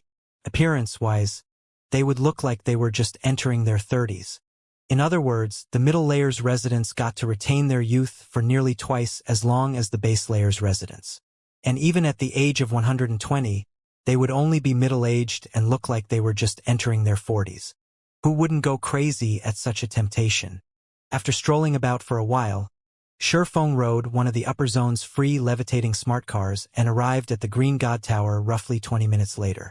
At the end of the journey, he had to admit that the upper zone was truly amazing. The various transportation facilities here were completely free, and the cars were even equipped with fully intelligent navigation systems. He could travel anywhere he wished with just a word. Shifeng made his way to the Green God Tower's 7th floor, which was where all resource exchanges took place in the base layer. Everyone seeking to convert credits into trade points, exchange rare resources for trade points and contribution points, or exchange points for the various medicines the Green God Company offered would come here. Upon arriving on the 7th floor, he found that the hall, which was the size of 8 basketball courts, was crowded with thousands of people. Compared to the registration room he visited previously, this place was many times livelier. Most of the gathered people were wealthy children seeking to exchange for trade points using credits. As to why they were doing so, the reason was simple. Most, if not all, of the major corporations operating in the upper zone had existed for over a century already. After operating for such a long time, the shareholder families running these corporations had grown significantly in size. At this point, with how large the shareholder family's population had become, these families would be fortunate to put their children into the upper zone.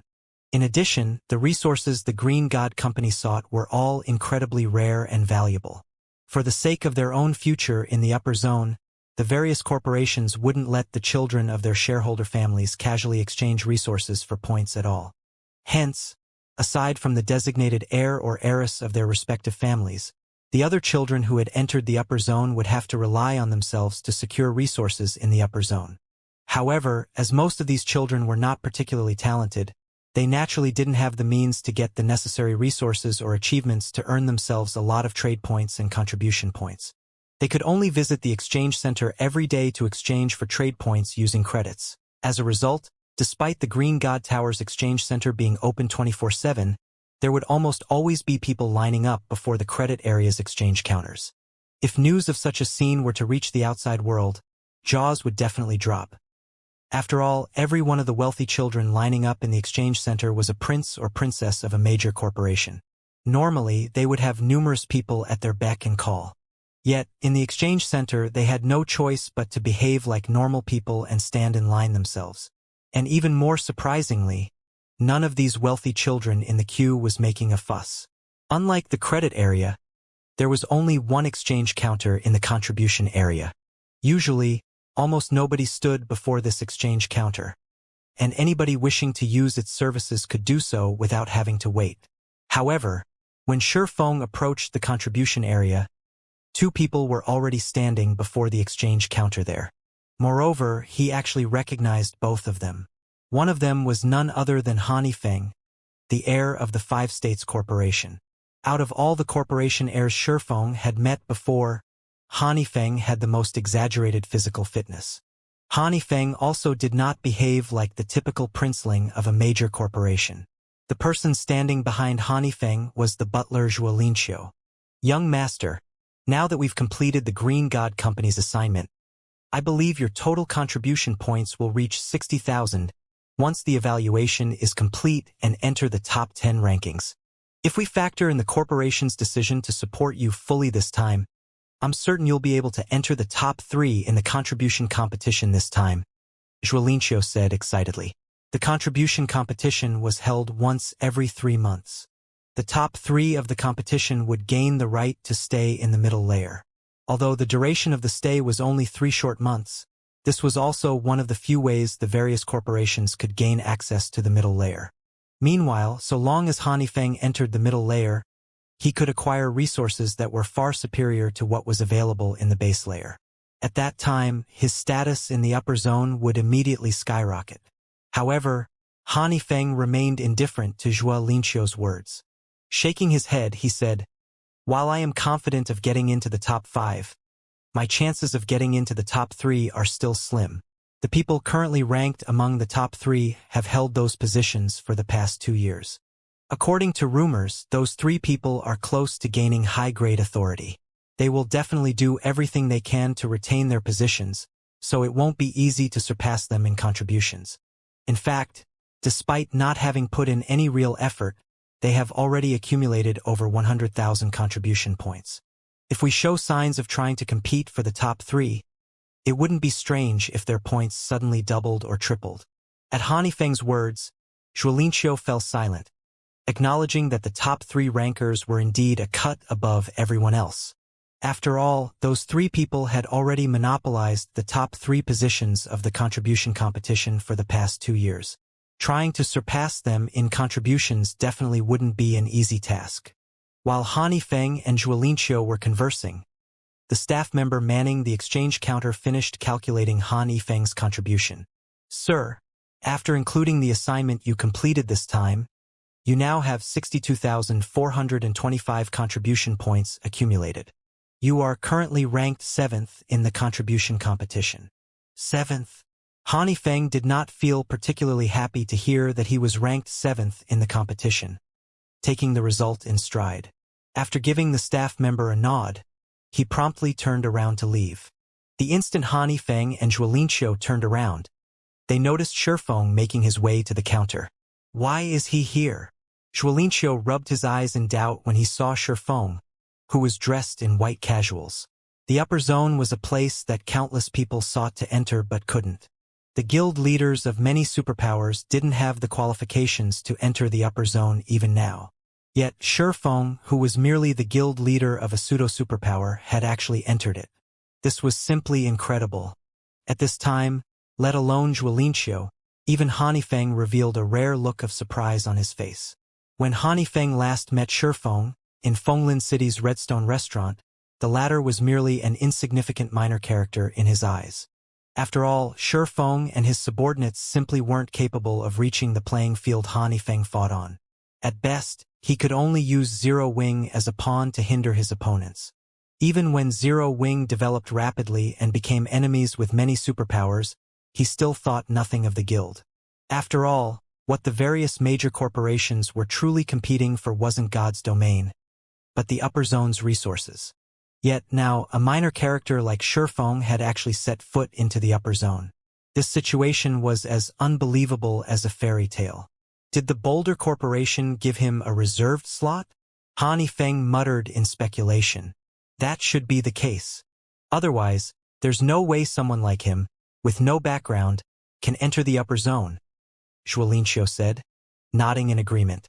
In the recent struggle for the reserve seats of God's domain's 12 great guilds, Frost Heaven had surpassed everyone's expectations and secured itself a seat, instantly becoming a true titan in God's domain. The biggest contributor to Frost Heaven's victory was undoubtedly Zero Wing.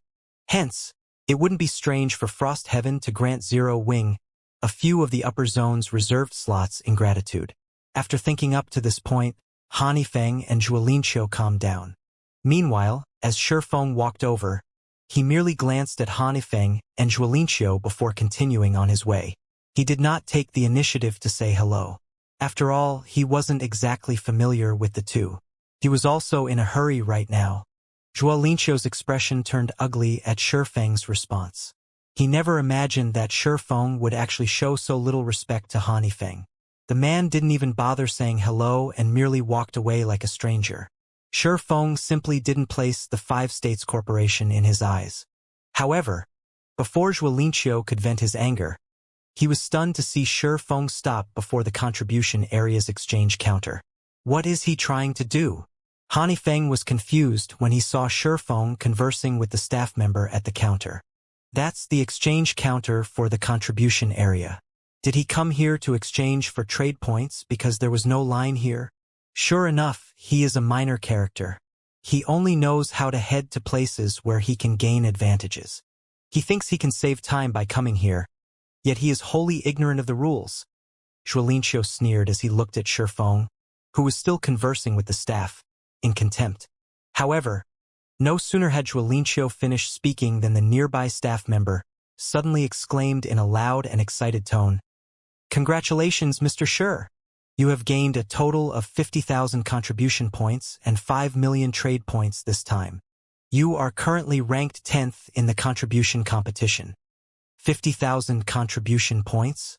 10th place? When Zhuolinqiu heard the Green God Company's staff's words, he was dumbfounded. In fact, even Hanifeng, who possessed an apathetic personality, felt a little dazed at the staff member's words. After all, Shifeng was initially only a pawn in their eyes. Yet, not only did he climb up to the same playing field they fought on, but he was now even actively competing with them. No wonder he didn't put us in his eyes. Realization dawned upon Zhuolinqiu as he looked at Shifeng. However, a moment later, a hint of mockery appeared on his face as he said, "It's a pity he doesn't know that the contribution competition participants are just warming up, and that the current rankings are only temporary." The upper zone's contribution competition had been going on for many years now, and everyone mostly understood how it worked.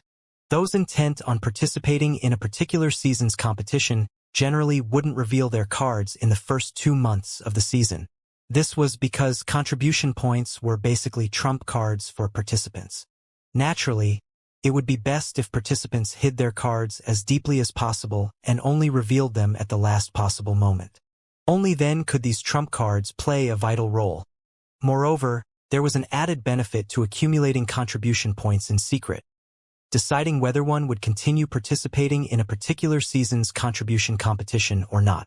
After all, aside from time-based assignments, other forms of contributions could be reserved for future competitions if necessary. Since the contribution competition had been running for many years now, some participants had been accumulating contribution points for a long time. These participants were waiting for the fateful day when they would reveal all their cards, instantly securing one of the top 3 positions, and gain access to the middle layer. Meanwhile, the current contribution competition was less than a month along. Hence, the various participants were still testing the waters and had yet to seriously invest their contribution points. The majority of their current points were from completing time-based assignments the Green God Company issued, not from long-term assignments that could be turned in at any time. Although I don't know why he made such a move, this is a good opportunity for us, Hanifeng said, shaking his head as he regained his calm. Old Zhua, go talk to him and tell him I'll buy the remaining points he has kept hidden at double the price.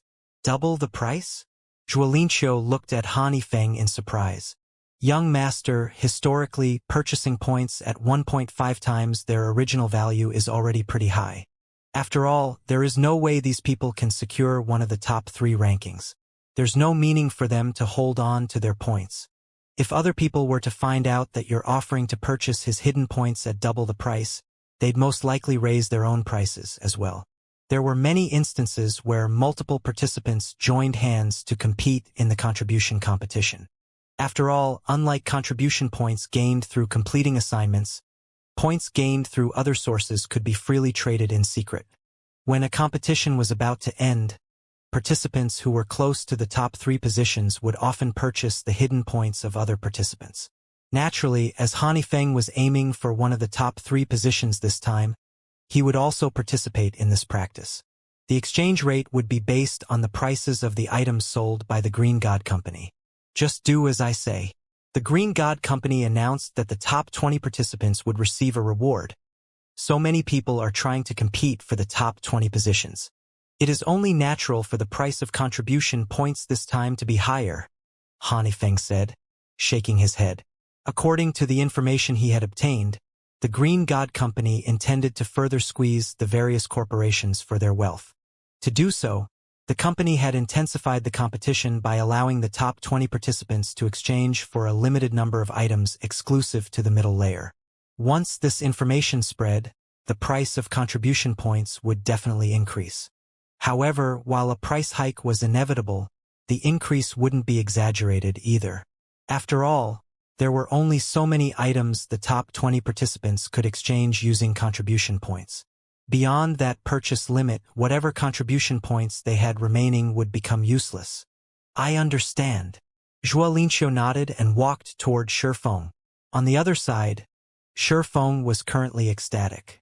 Just a second ago, he had still been a poor bastard in the upper zone.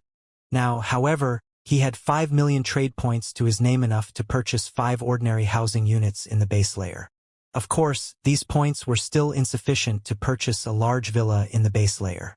However, they were definitely more than adequate for his daily expenditure. At the very least, even after welcoming Gentle Snow and Aqua Rose into the upper zone, he wouldn't have to worry about their necessities. However, it's going to be difficult to get another large influx of points.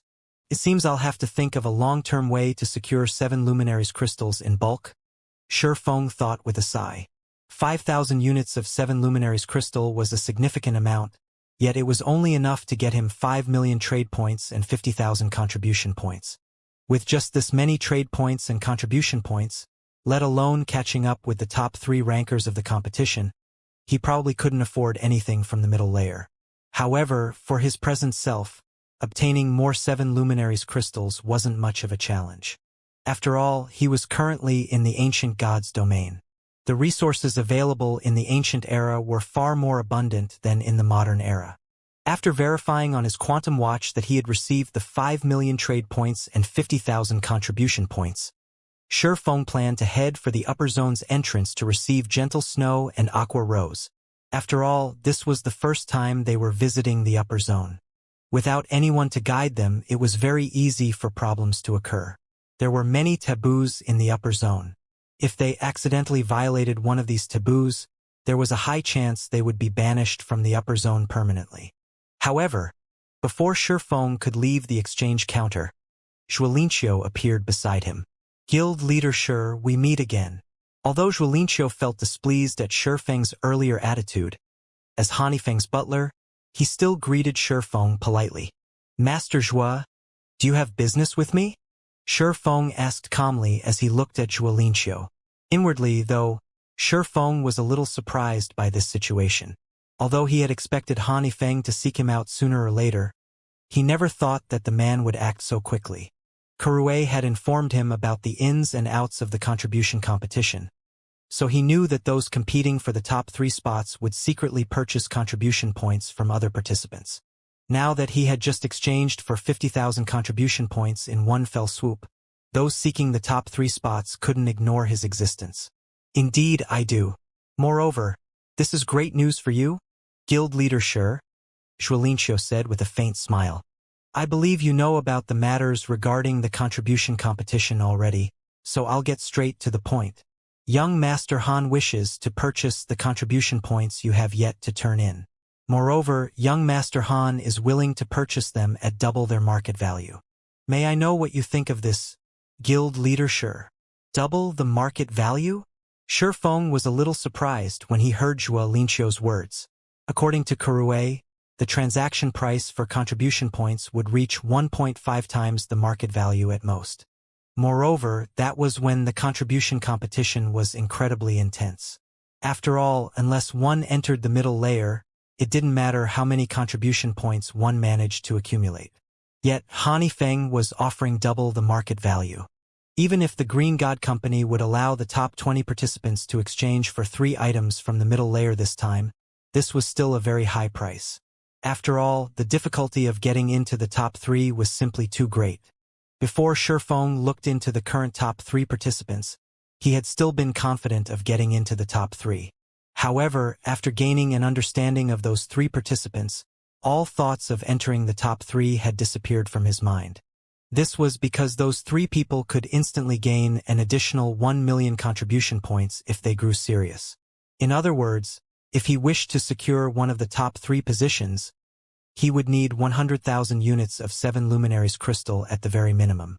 What did this amount represent?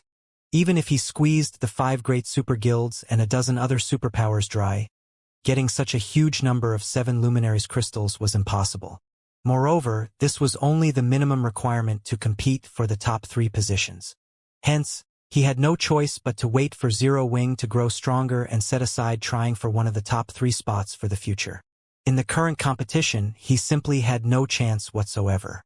Even if he was currently in the ancient god's domain, with its more abundant resources, the 7 Luminaries crystal was still an incomparably valuable commodity. Moreover, its rarity was not the slightest bit lower than in the modern era. In fact, competition for the 7 Luminaries crystal was intenser in the ancient era. From what he heard, the interstellar continent's various powers were similarly purchasing 7 Luminaries crystals at astronomical prices. Residents of the interstellar continent could exchange for living resources in the real world using 7 Luminaries crystals. In fact, if one collected a sufficient number of 7 Luminaries crystals, one could even get promoted from an ordinary civilian to a resident of the core area. Simply put, every player in the ancient era was competing for 7 Luminaries crystals. On the other hand, only the major corporations based in upper zones were competing for 7 Luminaries crystals in the modern god's domain. The competition over the crystals had nothing to do with ordinary players. In fact, it didn't even have anything to do with ordinary corporations. Hence, even if he were to contest frantically for 7 Luminaries crystals in the ancient era, the amount he could get his hands on was unlikely to secure him one of the top 3 spots in the current contribution competition. Now, he would be satisfied so long as he could secure one of the top 20 positions, and he could indeed afford to sell a portion of his additional points. That's right. Double the market value. Guild leader Sure, you should be able to see young Master Han's sincerity in this matter, Zhuolinqiu said, chuckling. I can assure you that you won't find another person in the base layer who would offer you such a price. The 5 States Corporation was one of the top corporations in the country. It had deeper foundations than even the Boulder Corporation, albeit by only a slight margin. In addition, the corporation even had a genius like Hanifeng as its heir. It was only a matter of time before the corporation set foot in the middle layer. After giving the matter some thought, Shifeng replied, I can agree to that price, but I have a condition. Hanifeng's offer would tempt anyone. After all, this was equivalent to receiving a 50% discount on the various products the Green God Company put up for exchange. For Shifeng, who was currently severely lacking in the upper zone's resources, Hanifeng's offer was heaven-sent. Condition? What condition? Zhuolinqiu frowned slightly. In his opinion, the price Hanifeng offered was already quite generous. He never thought that Shifeng would want a foot after getting an inch. I want to settle the transaction using life potions, phantom potions, or the middle layer's limited products, Shifeng said. I will not accept anything else, apart from these items. 5 million trade points were already more than enough for him to get by in the base layer. There was no point in getting more. Only the limited exchange items were of value to him. Particularly, the life potion and the phantom potion weren't available in the outside world. Even if he tried to exchange for these items using his authority, he could get only 5 bottles per year. This amount wasn't even enough for his own use, much less sharing it with other people. This condition is too much. You should know that those items can't be bought even with a large number of trade points and contribution points. Zhuolinqiu flatly refused Shifeng's condition. Nobody in the entire base layer would satisfy this condition of yours. Whether it was the life potion, the phantom potion, or the middle layer's limited items, they were all incredibly precious to the various corporations. No one would casually trade them away. How about I buy them at their original price? Shifeng suggested. Shifeng understood that he was indeed asking for a lot with his condition. However, this was also how negotiations worked. Only after both sides agreed on a price could a transaction take place. You? Zhuolinqiu fell speechless at Shifeng's response. He felt that Shifeng didn't understand his previous words at all. However, before Zhuolinqiu could manage a response, Hanifeng's holographic projection suddenly appeared from Zhuolinqiu's quantum watch. It is impossible for me to sell those items at base price. However, with my authority I can sell some to you at double the price. This is also the lowest I can go, Hanifeng said. Moreover, I believe that nobody else in the base layer would offer you a better price. That works. Shifeng didn't feel particularly surprised at Hanifeng's counteroffer. On the contrary, he found this outcome to be quite excellent already. The limited items the Green God Company offered for exchange came with fixed price tags, and residents with the necessary authority could exchange for these items at any time. However, as their description suggested, each resident could exchange for only a limited number of these items. If a person wanted to get their hands on more, they could purchase these items from other residents at a marked-up price. Moreover, even if one were willing to pay the extra cost, one wouldn't necessarily be able to find a willing seller. That settles it, then. Han Yifeng nodded. However, let me get one thing straight first. Every transaction we conduct must be valued at 50,000 contribution points or more. Otherwise, our transaction will be invalid. That won't be a problem, Shifeng assured, smiling. He understood what was going through Han Yifeng's mind. A sum of several thousand contribution points was most likely nothing in Han Yifeng's eyes.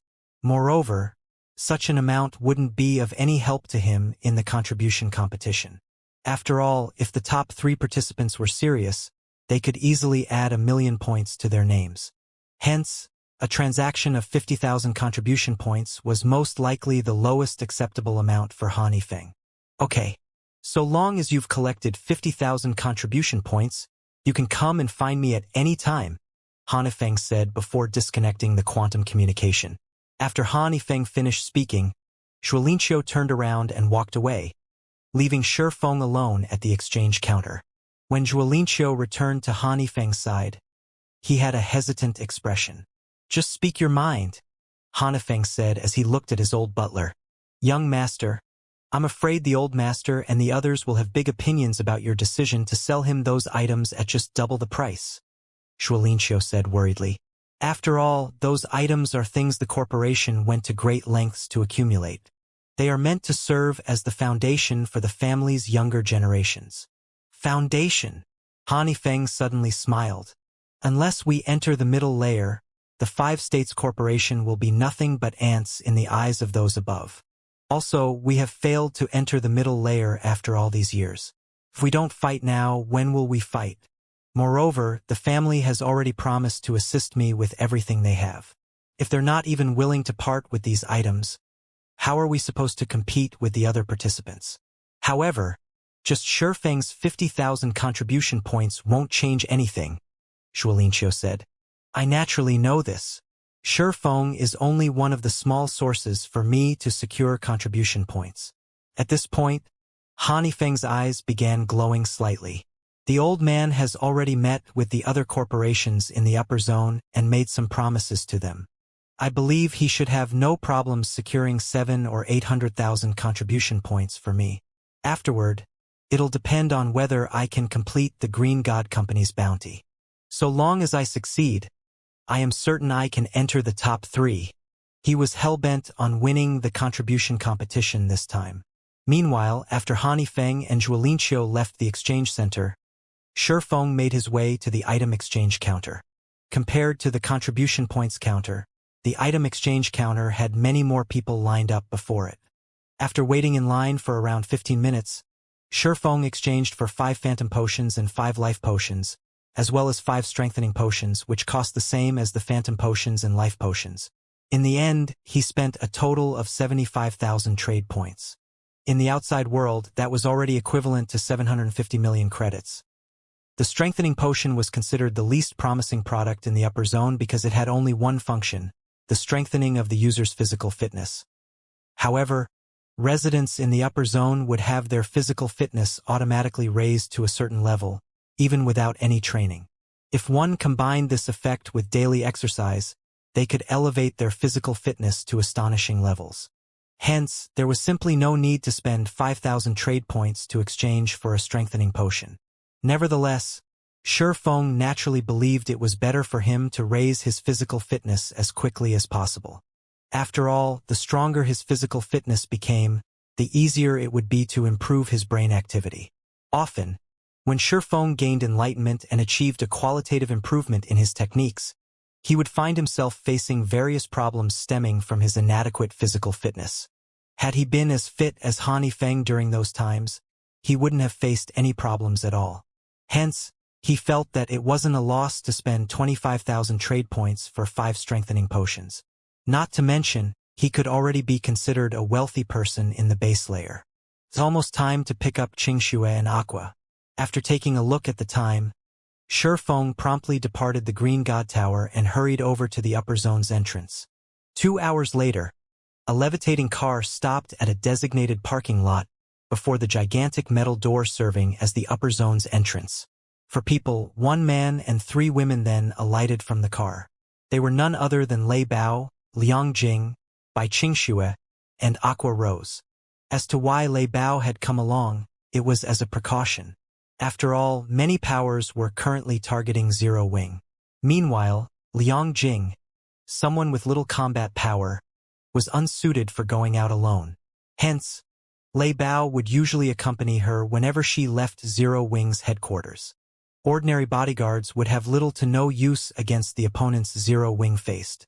So, this is the upper zone? Liang Jing was surprised when she saw the vast steel wall at the upper zone's entry. Even Lei Bao was surprised by the sight. He never thought that the rumored upper zone would have such an appearance. Upper zone, entrance. While Liang Jing and Lei Bao were shocked by the sight before them, Shifeng, who had been waiting quietly by the entrance for some time, approached them. How is it? It's different from what you imagined, right? Shifeng asked, smiling faintly as he looked at the two.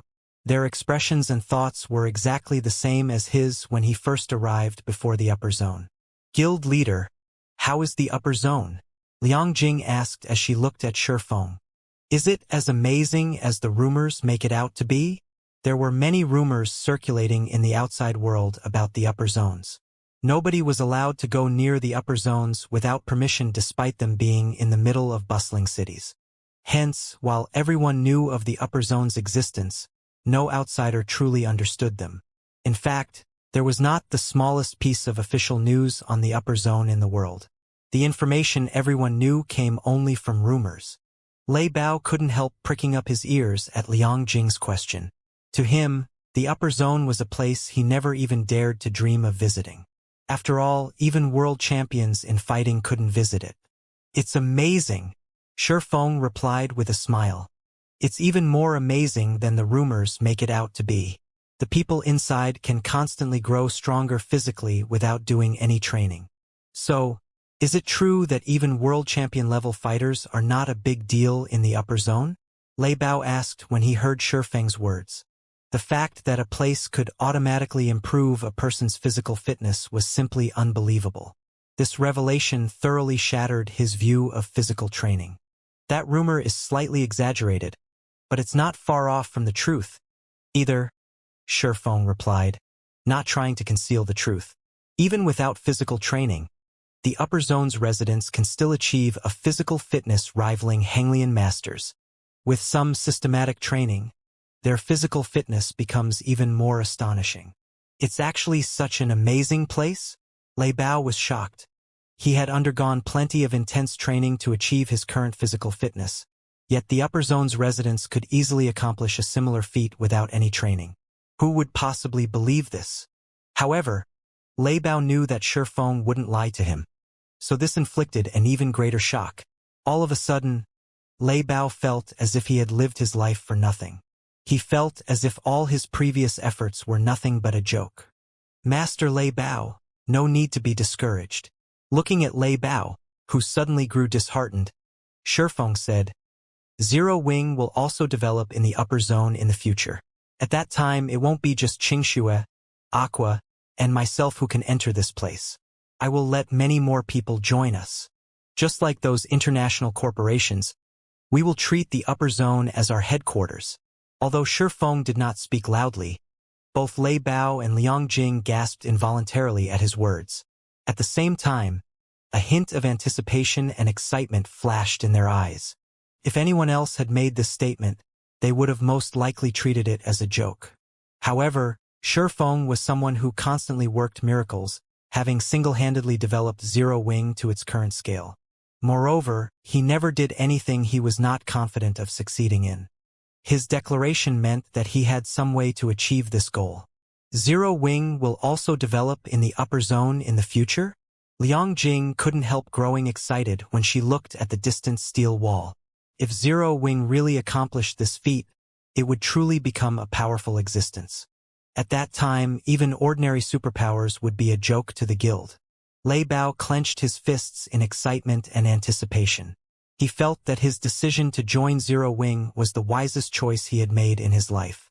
These 3 bottles here are strengthening potions. Liang Jing, take 2 back and give them to Fire and Violet, Shifeng said as he took out 3 strengthening potions and handed 2 to Liang Jing. He then turned to Lei Bao and said, Master Lei Bao, you take 1 as well. I believe that you should be able to go a step further with this strengthening potion. Fire Dance and Violet Cloud normally trained their physical bodies very seriously. The 2 of them also possessed incredible talent in this regard. Unfortunately, due to insufficient resources, their improvements had been gradual. With the strengthening potion's assistance, their development would no longer be hindered. As for Lei Bao, he also possessed excellent talent. Unfortunately, as he had always been a lone wolf, he never managed to get his hands on any resources and could only rely on hard work. However, he had reached the point where he couldn't improve further through hard work alone. Although Shifeng had previously given Lei Bao several bottles of S-rank nutrient fluids, which allowed him to improve his physical fitness significantly, it was evident that S-rank nutrient fluids alone couldn't fully bring out Lei Bao's potential. However, with the strengthening potion, Lei Bao might be able to go a step further and become a half-step Hunglian Grandmaster. Meanwhile, if Lei Bao succeeded, then Zero Wing would gain an additional layer of protection. Thank you, guild leader. I won't disappoint you. Lei Bao's eyes shone with gratitude as he looked at Shifeng. He had heard of the strengthening potion before. This thing was basically treated as a divine item in the fighting industry. Just 1 bottle could allow a person's physical fitness to undergo a qualitative transformation. Unfortunately, the medicine was incredibly rare, much rarer than even the life potion. According to rumors, even Grandmaster martial artists had difficulty getting their hands on a bottle. In fact, some Grandmasters would even put their lives on the line just to get their hands on it. Yet Shifeng not only took out 3 bottles but even gave him 1. How could Lei Bao not grow excited in this situation? With this strengthening potion, he was confident that even if he couldn't become a Hunglian Grandmaster, he could, at least, reach a level where he could contend with neutralizing Grandmasters. By the way, Guild Leader, more and more NPCs are appearing in God's domain. As a result, some superpowers have designs on the Secret Covenant Tower. In fact, they've already clashed with us over a dozen times outside Sky Spring City. Currently, both sides have lost over 1,000 Tier 3 players, Liang Jing said suddenly. Fortunately, Vice Guild Leader Illusory Words and Vice Guild Leader Unyielding Heart returned in time to preside over the situation. Otherwise, the consequences would have been unimaginable. However, the 2 of them believe that if this situation continues, their 2 guilds are unlikely to hold back the various superpowers for very long. Moreover, some small guilds have already begun disbanding due to the NPC population pressure. Many new NPC forces have also emerged in the various NPC cities, and these NPC forces are constantly harassing the local guilds and pose a headache even for the various superpowers. Hence, the various superpowers are all trying to enter the Secret Covenant Tower, which doesn't have NPC intervention. Moreover, I'm afraid that they will only grow more desperate as the NPC forces scale up their harassment. Shifeng frowned upon hearing Liang Jing's report on God's domains and the Secret Covenant Tower's present situation. He hadn't anticipated that the NPC forces would actually begin taking action so soon. Moreover, with the NPC forces now taking action, the main continent of God's domain would enter an era where hundreds of countries fought for hegemony. To survive the upcoming chaos, the various superpowers would probably do everything they could to secure the sacred leveling ground known as the Secret Covenant Tower. I understand. After giving the matter some thought, Shifeng looked at Liang Jing and instructed, "For now, have everyone in the guild avoid going out to do quests if possible instead. Have them focus on grinding in the Secret Covenant Tower and restrict their sphere of activity to Sky Spring City and our 3 guild cities. Also, have Crimson Emperor and Unyielding Soul hasten their exploration. It doesn't matter even if it increases the chances of the secret getting out. Our side will do the same as well." Originally, He thought that it would take the NPC forces another 2 weeks to take action. However, contrary to his expectations, the NPC forces had evidently completed their investigations already and made a move. Once begun, the NPC forces' harassment would only escalate as time passed. It wouldn't be long before members of player forces would get attacked if they left the confines of towns and cities. Given enough time, NPC forces would even start launching attacks on guild towns and cities, forcing the various guilds to abandon their guild towns and cities. This, in turn, would cripple the guild's income and force them to disband. Okay, I'll contact them once I return. Liang Jing nodded. Shifeng gave Liang Jing a few more instructions, such as secretly collecting the basic materials needed to construct the small mobile fortress, then brought Gentle Snow and Aqua Rose into the upper zone. As for Liang Jing and Lei Bao, after looking at the three of them enviously for a moment, they promptly left in the levitating car. In the upper zone, Gentle Snow and Aqua Rose's condition immediately saw slight improvements. Now, they no longer looked as cold and indifferent as before. The degree of mental deterioration they suffered also declined significantly. After they consumed the luxury set meals, which Shifeng bought for 300 trade points each, their mental states even showed signs of stabilizing. They also no longer appeared indifferent to everything around them. At the very least, they display some interest in the upper zone's matters. Occasionally, they even took the initiative to say a few words. Seeing the two's condition stabilizing, Shifeng breathed out a sigh of relief. The environment here should sustain the two of them for a long time.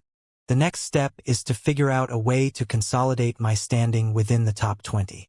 After seeing Gentle Snow and Aqua Rose enter their respective fearless cabins, Shifeng started planning how to earn 7 Luminaries crystals in God's domain. Although he was currently ranked 10th in the contribution competition, the other participants had yet to take things seriously. Meanwhile, the competition's top 20 participants being able to exchange for 3 items from the middle layer presented a huge opportunity for the various corporations.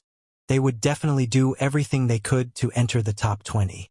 If he wished to secure his position within the top 20, he would need 200,000 contribution points at the very least, and possibly more if the competition was intense. After all, the various corporations had been operating in the upper zone for a long time now. The wealth they had accumulated wasn't something he could hope to rival. In other words, he was still short of 15,000 units of 7 Luminaries crystals right now. This was an astronomical number, even for the 5 great super guilds. Afterward, Shifeng drank a strengthening potion and life potion before lying down in the fearless cabin in his bedroom. Log in. Anti-Magic Mountain Range, Deep Valley. At the Anti-Magic Mountain Range's core area, the mana was scorching hot. Individuals without 300 points in fire resistance would instantly die upon entering Deep Valley. In addition, plenty of level 140 Great Lord ranked monsters occupied this place. Due to the environment, native Lord ranked monsters could exert power on the level of Great Lords, while Great Lord ranked monsters could exhibit combat power at the standard of Grand Lords. Let alone players, even Tier 4 NPCs of the same level wouldn't dare come here. However, a black shadow was currently flying through the flame-filled magma valley, with over 100 Great Lord ranked magma colossi on its tail. All of these magma colossi were over 10 meters tall. When over a century of them ran together, their footsteps shook the valley. The commotion continuously attracted Lord-ranked monsters to join in the chase. Magma Colossus, Elemental Creature, Great Lord, Level 140, HP 1,950,000,000. It seems this is the most I can attract in this area. After a glance at the Magma Colossi and Magma Golems chasing after him, Shifeng began chanting an incantation in midair. He had spent over a dozen minutes luring Magma Colossi. Despite his efforts, the group grew to just a little more than 100. Even the number of Lord-ranked Magma Golems only hovered around 3,000. When he tried luring more, some of the ones chasing after him would lose interest and return to their original locations. It was evident that the main god system did not want to allow Tier 4 players to slaughter these low-intellect elemental creatures freely. Hence, the system had granted them the instinct to remain in their respective territories.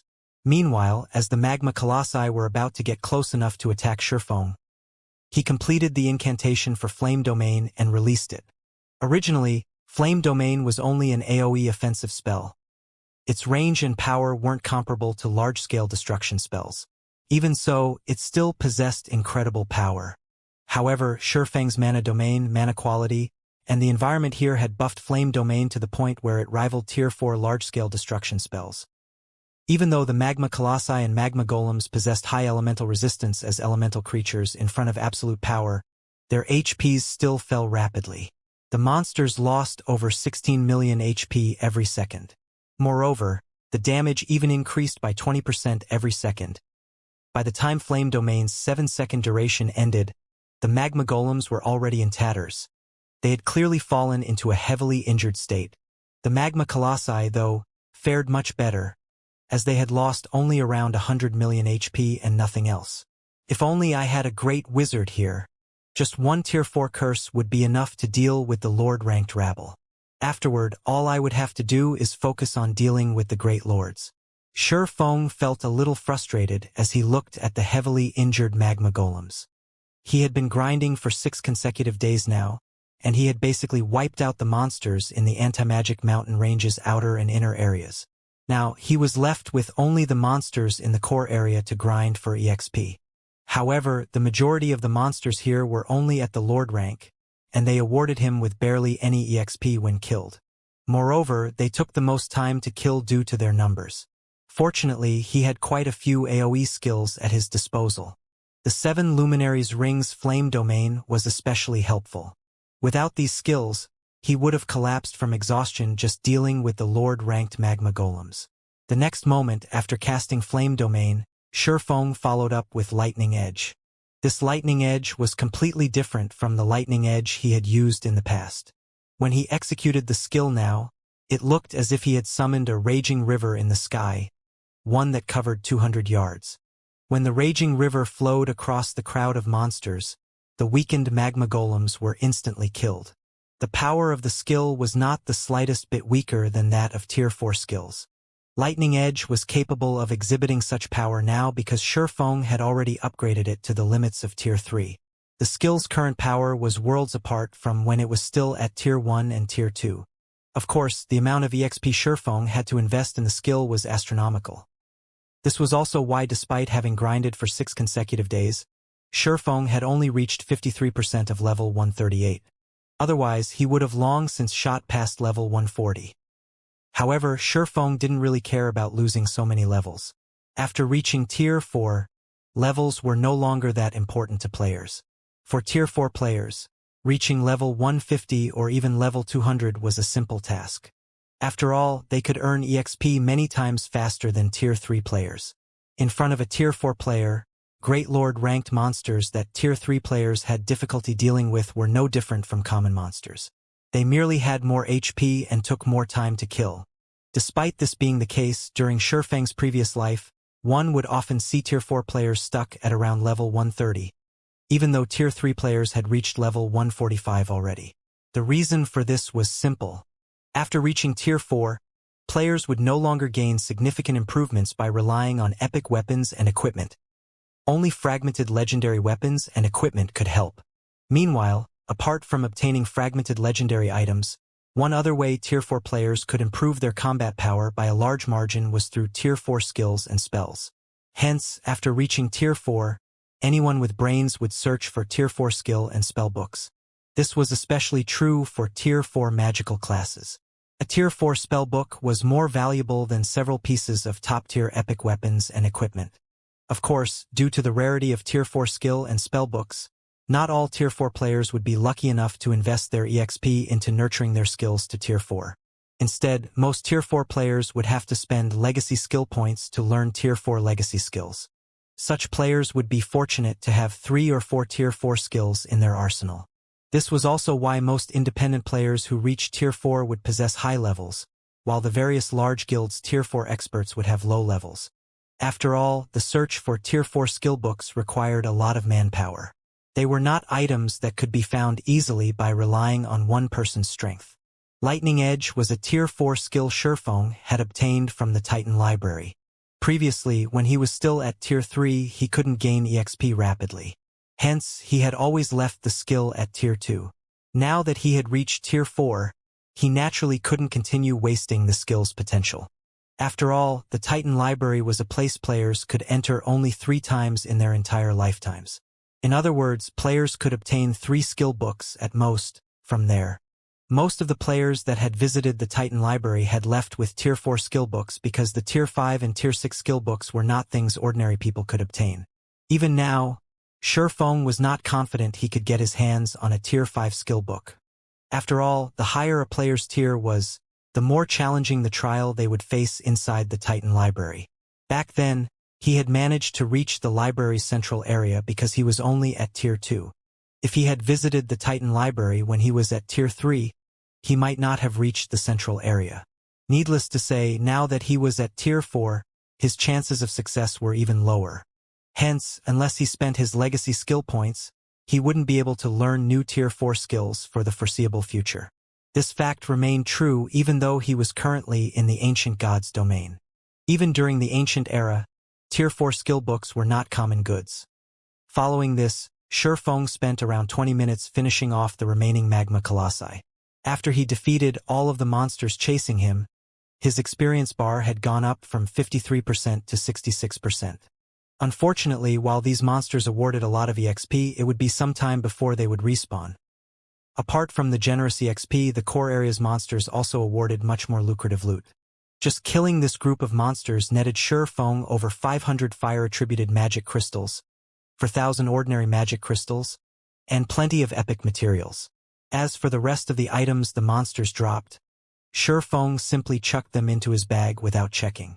After all, it would take him a lot of time to inspect and organize all of the loot. To earn as much EXP as possible, he decided to ignore the items for now and have other people help him inspect the loot after he returned. As he had to admit that the benefits of reaching Tier 4 and grinding in high-level maps ahead of others were truly wonderful, especially in the ancient gods' domain. Not only did he not have to worry about competition, but he could also earn resources by the truckload. Since he started grinding in the Anti-Magic Mountain range until now, he had collected over 350,000 standard magic crystals and 43,000 fire-attributed magic crystals. Subsequently, Shifeng continued clearing out close to half of the magma colossi in the core area. His level had finally reached level 139 as a result. This was a level that even the ancient era's Tier 3 experts wouldn't dream of reaching at this point. With this much EXP, I should be able to upgrade Lightning Edge to Tier 4. After looking at Lightning Edge's skill window, Shifeng promptly chose to upgrade it to Tier 4. Shifeng's level dropped from 139 to 136. The skill had instantly devoured 3 levels worth of EXP. What a gluttonous fellow. Thank goodness I leveled up to 139 beforehand. Otherwise, I wouldn't even be at the average level of Tier 4 players right now. Shifeng smiled bitterly as he looked at his own level. If he hadn't leveled up to level 139, Lightning Edge's upgrade would have taken at least 4 levels worth of EXP, dropping him to level 135 or lower. However, the benefits he gained were correspondingly massive. With Lightning Edge at Tier 4, the skill would finally blossom and reveal its true power. Lightning Edge, Action Type, Tier 4 Upper Rank. When skill completion rate reaches 120%, the skill can exhibit power at the Tier 4 Peak Rank. Channeling Time, 0.2 second, deals 1,200% physical and 1,500% lightning damage in a cone in front of the user. Initial coverage range is 500 yards. Duration, 7 seconds. Cooldown, 10 minutes. Amazing. As expected of a Tier 4 skill from the Titan library. Shifeng was astonished when he read Lightning Edge's detailed introduction. It can already exhibit power at the Tier 4 upper rank standard even in its normal state. If I can execute it at 120% completion rate combined with the skill's range, it is practically comparable to a Tier 4 taboo skill. As a swordsman, most of his skills were single-targeted, a huge limitation when fighting large numbers of monsters. However, Lightning Edge could now make up for this weakness. The only downside was the skill's relatively long cooldown. Even so, it would be more than enough to inflict heavy injuries on monsters and mythic bosses. Just as Sherfong was planning to continue grinding for levels, he suddenly received a message alert. The sender of the message was Solitary 9, and the message's content was simple. Everyone has left their respective legacy lands already. That's quick of them. Sherfong smiled when he saw Solitary 9's message. Now that I've resolved the problem of my deficient skills and level, it's time to head back. He activated the 7 Luminaries Ring space movement, teleporting toward Meteorite City. As return scrolls did not exist in the ancient god's domain, players had to rely on their own 2 feet to travel to NPC towns and cities, which was a great inconvenience. If not for him having reached Tier 4, which granted him the ability to fly freely, and the omnipotent 7 Luminaries Ring, returning to Meteorite City would take ages. However, perhaps that was why the Ancient Era's players did not surpass the Modern Era's players by too much in terms of levels despite the Ancient Era's advantages over the Modern Era. 20 minutes later, Sherfong arrived before Meteorite City's entrance. Just like before, he could still see a ton of people coming and going Meteorite City Main Street, as Sherfong walked through the city's main street, he noticed a visible change in the city's players. The number of Tier 3 experts roaming the main street was around 10% more than before. While this increase didn't seem significant, if one street saw a 10% increase to its Tier 3 traffic, then the other streets should have experienced a similar increase as well. In other words, Meteorite City as a whole had gained a 10% increase to its Tier 3 player population. In the case of Meteorite City, such an increase meant that the city had gained over 100,000 more Tier 3 experts, a number that probably exceeded even the total of the 5 great super guilds' Tier 3 experts. Aside from the Tier 3 player population, another evident change had also occurred to the city's atmosphere. To be precise, an atmosphere of tension and excitement now enveloped the city. Before Sherfong could start looking into the city's situation, though, he overheard a conversation between several Tier 3 experts in a nearby open-air bar. Crap! My application actually got rejected. I'm a level 131, Tier 3 Ranger. For God's sake. Any other adventurer team or guild would be more than happy to welcome me with open arms. Skyflare is simply too arrogant. A tanned, robust youth snarled. A level 132 middle-aged man carrying a round shield shook his head and chuckled at the male youth's complaint. You're not the only one. The number of Tier 3 expert Skyflare is rejecting currently ranges between 700 to 1,000 daily. Less than 10% of those who apply at Skyflare actually get in. Moreover, Skyflare's recruitment criteria are growing stricter by the day. That's right. The present Skyflare is no longer the same as before. It already has 4 Tier 4 experts. Moreover, according to insider information, 2 of them managed to reach Tier 4 thanks to the Crystal of Souls and Soul Water. From what I heard, Skyflare still has plenty of Crystals of Souls and Soul Water. A level 131, Tier 3 assassin youth said, agreeing with the middle-aged man's words. I heard that one of those 2 newly promoted Tier 4 experts relied on only the Soul Water to get promoted, the middle-aged man added. The Crystal of Souls is incomparably rare, but it's a different story for the Soul Water. Even Skyflare's normal members have a chance to get a drop of Soul Water. Right now, if you lined up the people trying to join Skyflare, the line would probably extend from one end of the city to the other. I also heard that news of this has reached the neighboring city's Tier 3 experts, and many of them are already making their way to Meteorite City. Once they arrive, the number of Skyflare's applicants will definitely skyrocket. If I'd known something like this would happen, I would have joined Skyflare long ago. Even if I can't get my hands on a Crystal of Souls, I would still be able to get a drop of Soul Water and maybe get promoted to Tier 4 and live a good life in the civilian area. The assassin youth sighed. The Skyflare adventurer team had recently raised its recruitment standards. Now, even ordinary Tier 3 experts wouldn't be accepted. At the very least, one needed to be at the half-step Refinement Realm Standard or Truth Realm Standard to join. It seems Skyflare has recently developed quite a bit. When Sherfong overheard the Tier 3 players' conversation, he didn't feel particularly surprised. After all, the Skyflare adventurer team possessed a bunch of peak experts. In addition, unlike the modern era's experts, the ancient era's experts had long since regarded God's domain as their everything. The combat standards of the players here were far superior to those of the modern era's players. If not for the ancient god's domain lacking means of restoring one's concentration, there would have been many more Tier 4 players roaming the world. After all, the ancient era's players had a massive advantage when it came to getting promoted to Tier 4. Afterward, Shifeng eavesdropped on a few more conversations about Skyflare's and Meteorite City's current state. From what he heard, he understood that Skyflare was preparing to expand its influence to other NPC main cities, and it was recruiting the necessary manpower to do so. Once it had enough Tier 3 experts, it would most likely make a beeline for the neighboring main cities. As for the local player forces of those main cities, they would probably have difficulty stopping Skyflare's encroachment. This was welcome news for Shifeng. After all, the stronger Skyflare became, the easier obtaining all sorts of resources would be. After listening in on a few more conversations and finding no more useful information, Shifeng went to the Silver Hotel. Silver Hotel, high-end room. When Shifeng entered the room, he found Lifeless Thorn and the others waiting for him. Of the 5 people in the room, 3 looked elated while 2 looked crestfallen. Shifeng also noticed that the auras of the 3 had undergone a qualitative transformation. These 3 people were Lifeless Thorn, Solitary 9, and Yuluo. As the 3 of them did not wear a black cloak to conceal themselves, their Tier 4 life auras were on full display. "Commander, we've let you down," Yenya said in a depressed tone as she watched Shifeng walk over. Cleansing Whistle, who stood beside Yenya, was also gloomy. It was evident she felt frustrated over her failure to get promoted to Tier 4.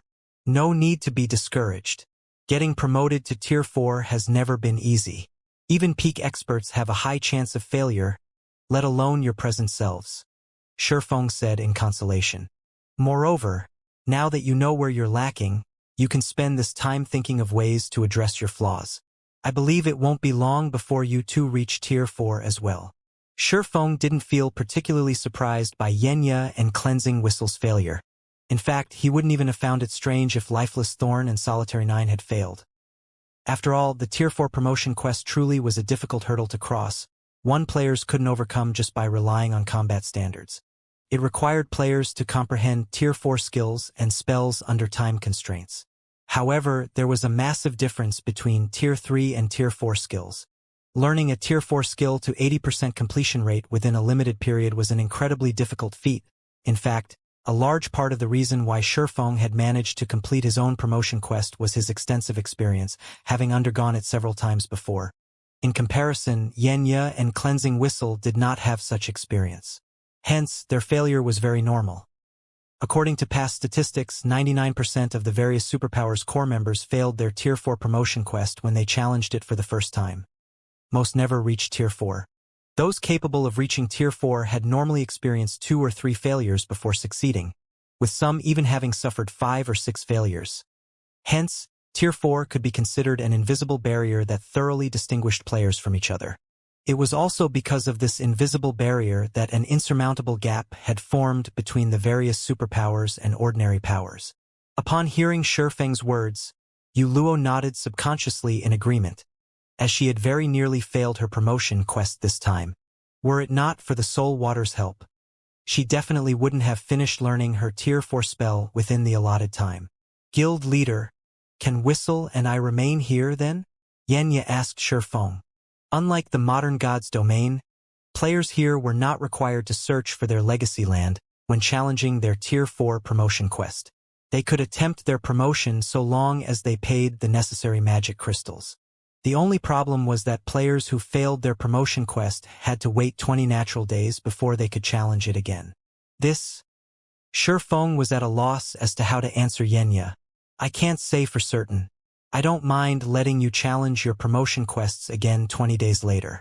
However, I honestly don't know whether you can remain here for such a long period." The old man did not say how long they could stay in the ancient god's domain. They also didn't know what would hasten their departure from the ancient era. Of course, they weren't completely without options for leaving. Previously, the old man had said that if they drew the attention of the world of God's domain, they would be repatriated to the modern era.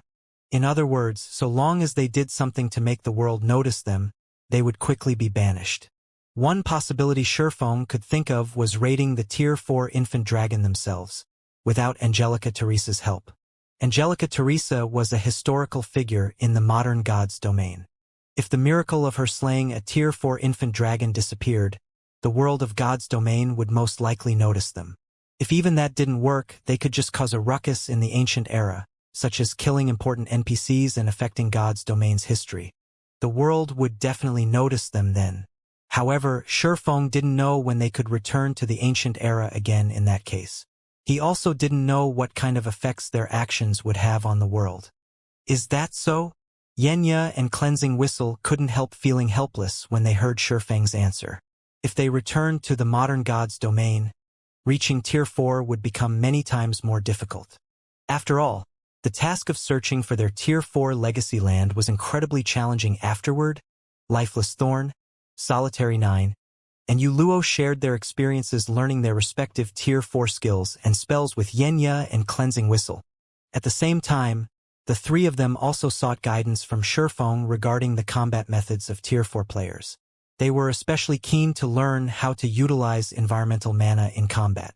After reaching Tier 4, they finally understood just how massive the gap between Tier 3 and Tier 4 classes was. Particularly, the way they controlled mana was completely different.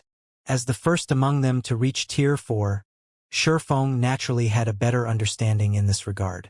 After Shifeng taught Lifeless Thorn's group for half an hour, Skyflare's commander, Lionheart, suddenly contacted him. In the ancient gods domain, if two players were too far away from each other, video calls between them would be impossible. At most, they could only exchange messages. The transmission of messages wasn't instantaneous either.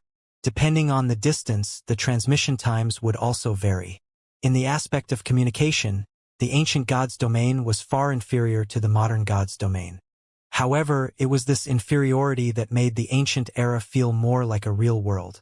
"Brother Black Flame, you're finally back," Lionheart said, a hearty look appearing on his face when he saw Shifeng. "May I know when we can meet up?" "We can meet up now. I've already dealt with the matters on my side," Shifeng replied, smiling. "It just so happens that I need to discuss the previous matter with you." From Lionheart's expression, Shifeng could tell that the crystals of souls and soul water were of significant help to the Skyflare adventurer team. Otherwise, Lionheart wouldn't have contacted him as soon as he returned. "Okay, let's meet in the Skyflare Hotel. I've already prepared everything on my side," Lionheart said, smiling. "I also have a big surprise prepared for you, Brother Black Flame." "No problem. I'll head over now." Shifeng nodded. He then disconnected the call and turned to Lifeless Thorn and the others. "The three of you should get ready. We'll be heading to the Skyflare Hotel in a moment, and we might begin the operation right away." In response, Lifeless Thorn, Solitary 9, and Yuluo nodded without hesitation.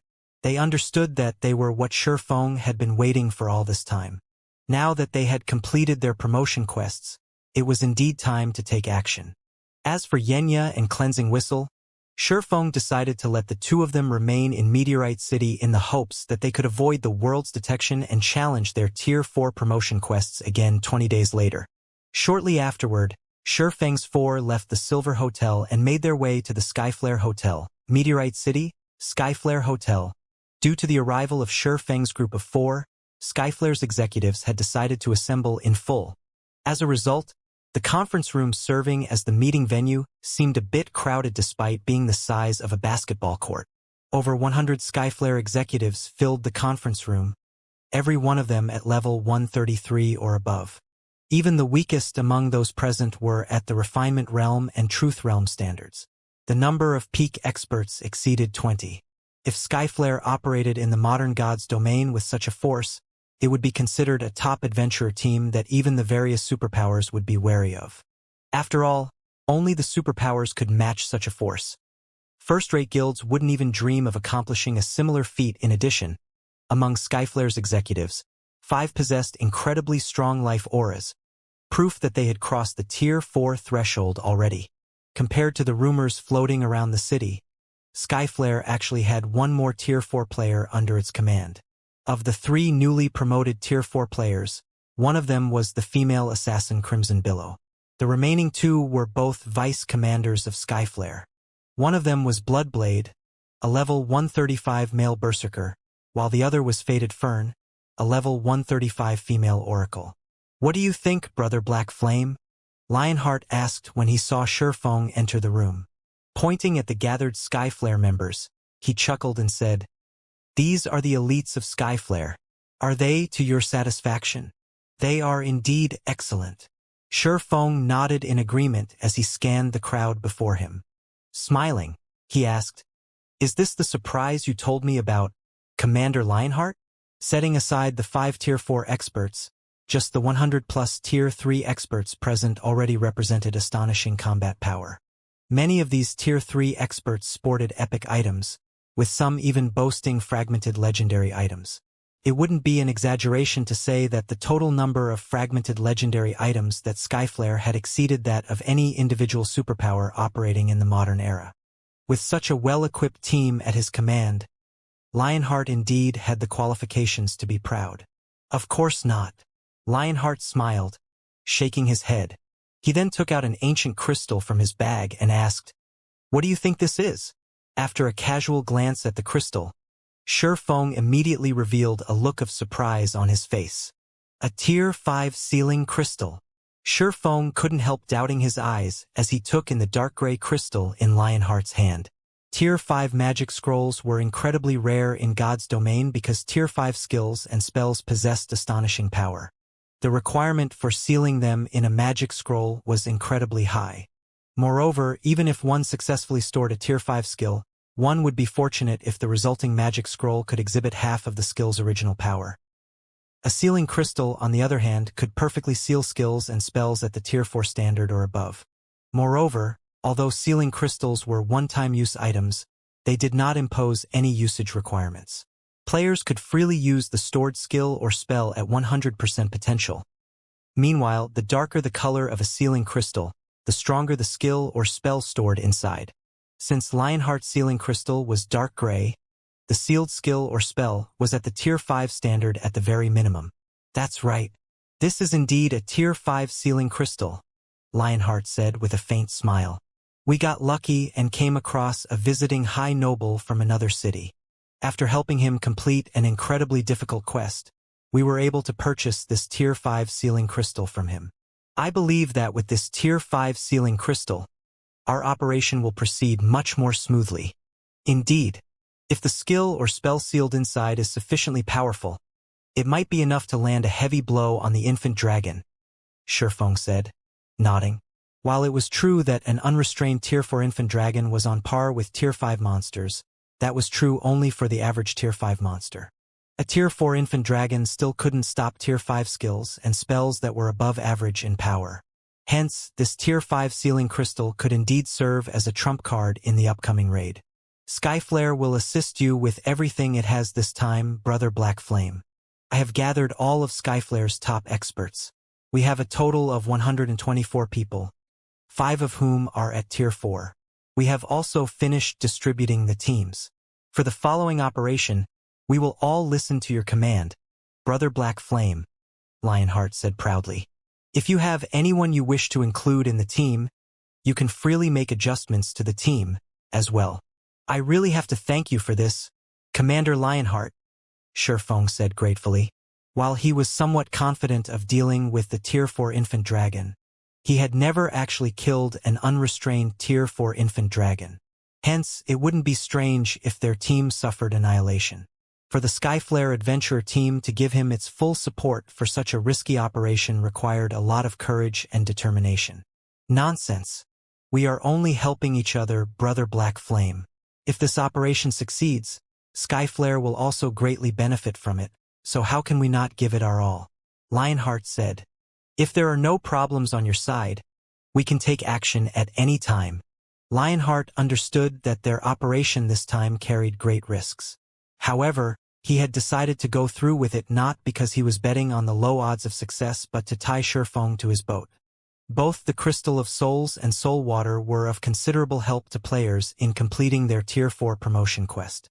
One example of this was Crimson Billow, who had failed her promotion quest before. After using a Crystal of Souls, she had completed her promotion quest on the second attempt. In fact, even Bloodblade and Faded Fern had mentioned that without the help of the Crystal of Souls and Soul Water, they would have most likely failed their promotions. Hence, Lionheart began placing even greater importance on the Crystal of Souls and Soul Water. Meanwhile, if he wished to secure a stable supply of these two items, he had to befriend Shurfeng.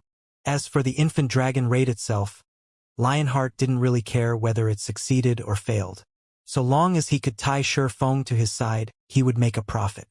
There's no problem on my side. However, we'll need to reorganize the composition of your team, as I am going to add 3 people, Shurfeng said. 3 people. Lionheart looked reflexively at the 3 people standing behind Shurfeng. At this time, the 3 people behind Shurfeng had concealed their auras and information using black cloaks. However, based on the appearances they revealed, Lionheart recognized one of them as Yuluo, whom he had met at the auction house previously. As for the 2 other people, they should be part of the group that entered Meteorite City with Shurfeng. What surprised Lionheart was that Shurfeng was actually bringing only 3 people for the operation. After all, they were going to raid an infant dragon, a creature known to be invincible against opponents of the same tier. Let alone a team of 100+ Tier 3 experts. Even an army of 10,000 Tier 3 experts might not be enough to defeat the infant dragon. Yet, Shurfeng was planning to bring only 3 people to the raid. This is my first time visiting Meteorite City, Shurfeng said, nodding. Sorry for the poor display, Commander Lionheart. Nonsense. Since you wish to adjust the team, we naturally don't have a problem with it, Brother Black Flame, Lionheart said, shaking his head. He then invited Shurfeng to the team and passed the team leader's authority to Shurfeng. Afterward, Shurfeng inspected the team's statistics and assigned Skyflare's 5 Tier 5 players to 1 squadron. As for the Tier 3 players, he divided them across 6 squadrons, with 1 squadron having 12 healers and the other 5 having none. Upon seeing Shurfeng's team distribution, Skyflare's members were inevitably confused. If their squadrons did not possess a single healer, what would they do when they got damaged? While healers could heal players belonging to different squadrons, placing all of the team's healers in a separate squadron would definitely lower their healing efficiency. Due to positioning issues, the healers wouldn't be able to react immediately if players from other squadrons received damage. However, what Skyflare's members didn't know was that Shurfeng had never thought about the team's Tier 3 players taking damage and losing HP. After all, if a Tier 3 player got hit by a Tier 4 infant dragon, even if it were just a scratch, the player would die without question. There was no need for a healer at all. Everyone in the healer squadron must prepare at least 20 Master Mana Recovery Potions and 20 Master Steel Potions. If you don't have enough, you can go buy them now. I'll pay for them, Shurfeng said as he looked at the 12 Tier 3 healers. At Shurfeng's words, everyone present gasped. A Master Mana Recovery Potion could not only instantly restore a player's mana to full, but also increase a player's mana recovery speed by 150% for 3 minutes. With 20 Master Mana Recovery Potions, a healer could last through a battle involving hundreds of thousands of players. A Master Steel Potion was even more extraordinary. At this stage of the game, it was considered a divine life-saving potion. When players consumed the potion, not only would their defense increase by 300%, but their maximum HP would also increase by 1000%. Although the potion only had a 15-second duration, its cooldown was only 60 seconds. If every healer carried 20 Master Steel Potions with them, they would practically be immortal healers so long as their potion stock lasted. Oh, I almost forgot. Every healer must also carry at least 5 magic scrolls holding Tier 3 defensive curses. It would be even better if you have a Tier 4 defensive magic scroll, Shurfeng added. Lionheart felt a little awkward when he heard Shurfeng's words. Brother Black Flame, I don't think there are even 20 or 30 magic scrolls holding Tier 3 defensive curses. I'm afraid it'll be impossible to supply every healer with 5. Is that so? After giving the matter some thought, Shurfeng said, If that's the case, have everyone bring at least 1. Afterward, Shurfeng spent the next half an hour reorganizing and re-outfitting the team until he was satisfied. This should be enough. Looking at the items the team members carried, Shurfeng nodded and said, Next, we can start making our way over to the dragon. Okay. Lionheart revealed a bright smile when he heard Shurfeng's words. He then turned to Wind Chaser and said, "Chaser, go make the necessary preparations quickly." "Understood." Wind Chaser nodded, aware of Lionheart's intentions. Their purpose in assisting Shurfeng this time wasn't to raid the Tier 4 infant dragon but to rope him to their side, as well as show him the power of the Skyflare adventurer team. "Preparations? Aren't we setting off right away?" Shurfeng asked strangely. "Brother Black Flame, you might not be aware of this, but that infant dragon's location is far from Meteorite City. Even if we travel on mounts, it'll take us around 3 days to arrive," Lionheart said. "Hence, for the sake of this operation, I contacted the city's high nobles a few days ago to borrow some flying mounts from them." "You'll rent flying mounts?" Shurfeng was a little surprised. He never thought that Lionheart would help him to such an extent. Cross me the Ghostfire Hills where the infant dragon had its lair was indeed distant. Even the shortest route there would require them to cross nearly 30 leveling maps, including some level 140 to level 150 maps along the way. Hence, reaching the infant dragon wouldn't be an easy task. In addition, flying mounts were exceedingly rare in the ancient gods' domain for some reason. They were so rare that no player in Meteorite City had gotten their hands on a flying mount even now. Hence, players who wished to travel across long distances quickly would have to rent flying mounts from the city's high nobles. However, to do so, one would first have to raise their favorability with a high noble to the level of respect. Meanwhile, in Meteorite City, the players eligible to rent a flying mount numbered no more than 10. Moreover, the rental cost was a whopping 5,000 magic crystals per day. Most importantly, players could rent flying mounts only 10 times per month at most. Hence, the city's player forces would normally choose to rent flying mounts only for urgent matters. With so many people participating in the operation this time, Skyflare would have to rent at least 7 flying mounts. In other words, Skyflare would use up 7 of its monthly rental opportunities. "That's right. With the flying mounts, we'll need only half a day to reach the Ghostfire Hills," Lionheart said delightedly. In the entire Meteorite City, he was most likely the only person who would dare make such a generous move.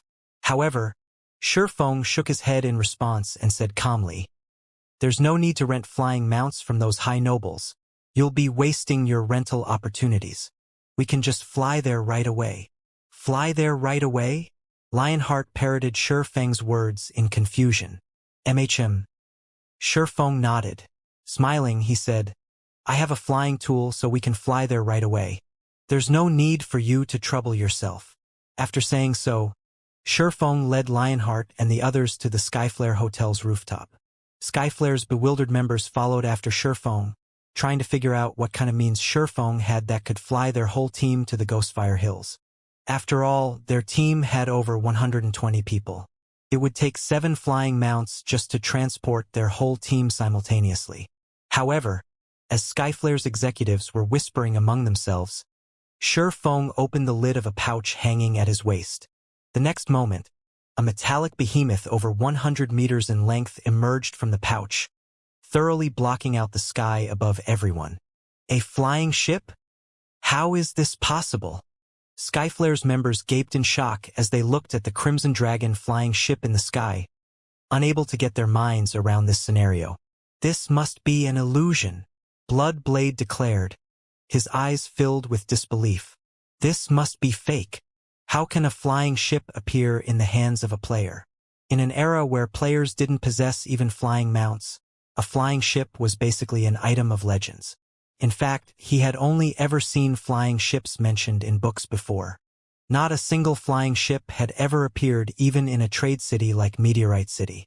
According to rumors, only the Holy City's patrol guards had flying ships, which they would use when they patrolled the human territories of God's domain. Flying ships simply weren't objects players could get their hands on. At this moment, let alone Bloodblade, even Lionheart was stunned when he saw the Crimson Dragon flying ship. As for Crimson Billow and Wind Chaser, after briefly falling into shock, they turned reflexively to look at Shurfeng. Who is this black flame? This question continuously resounded in their minds.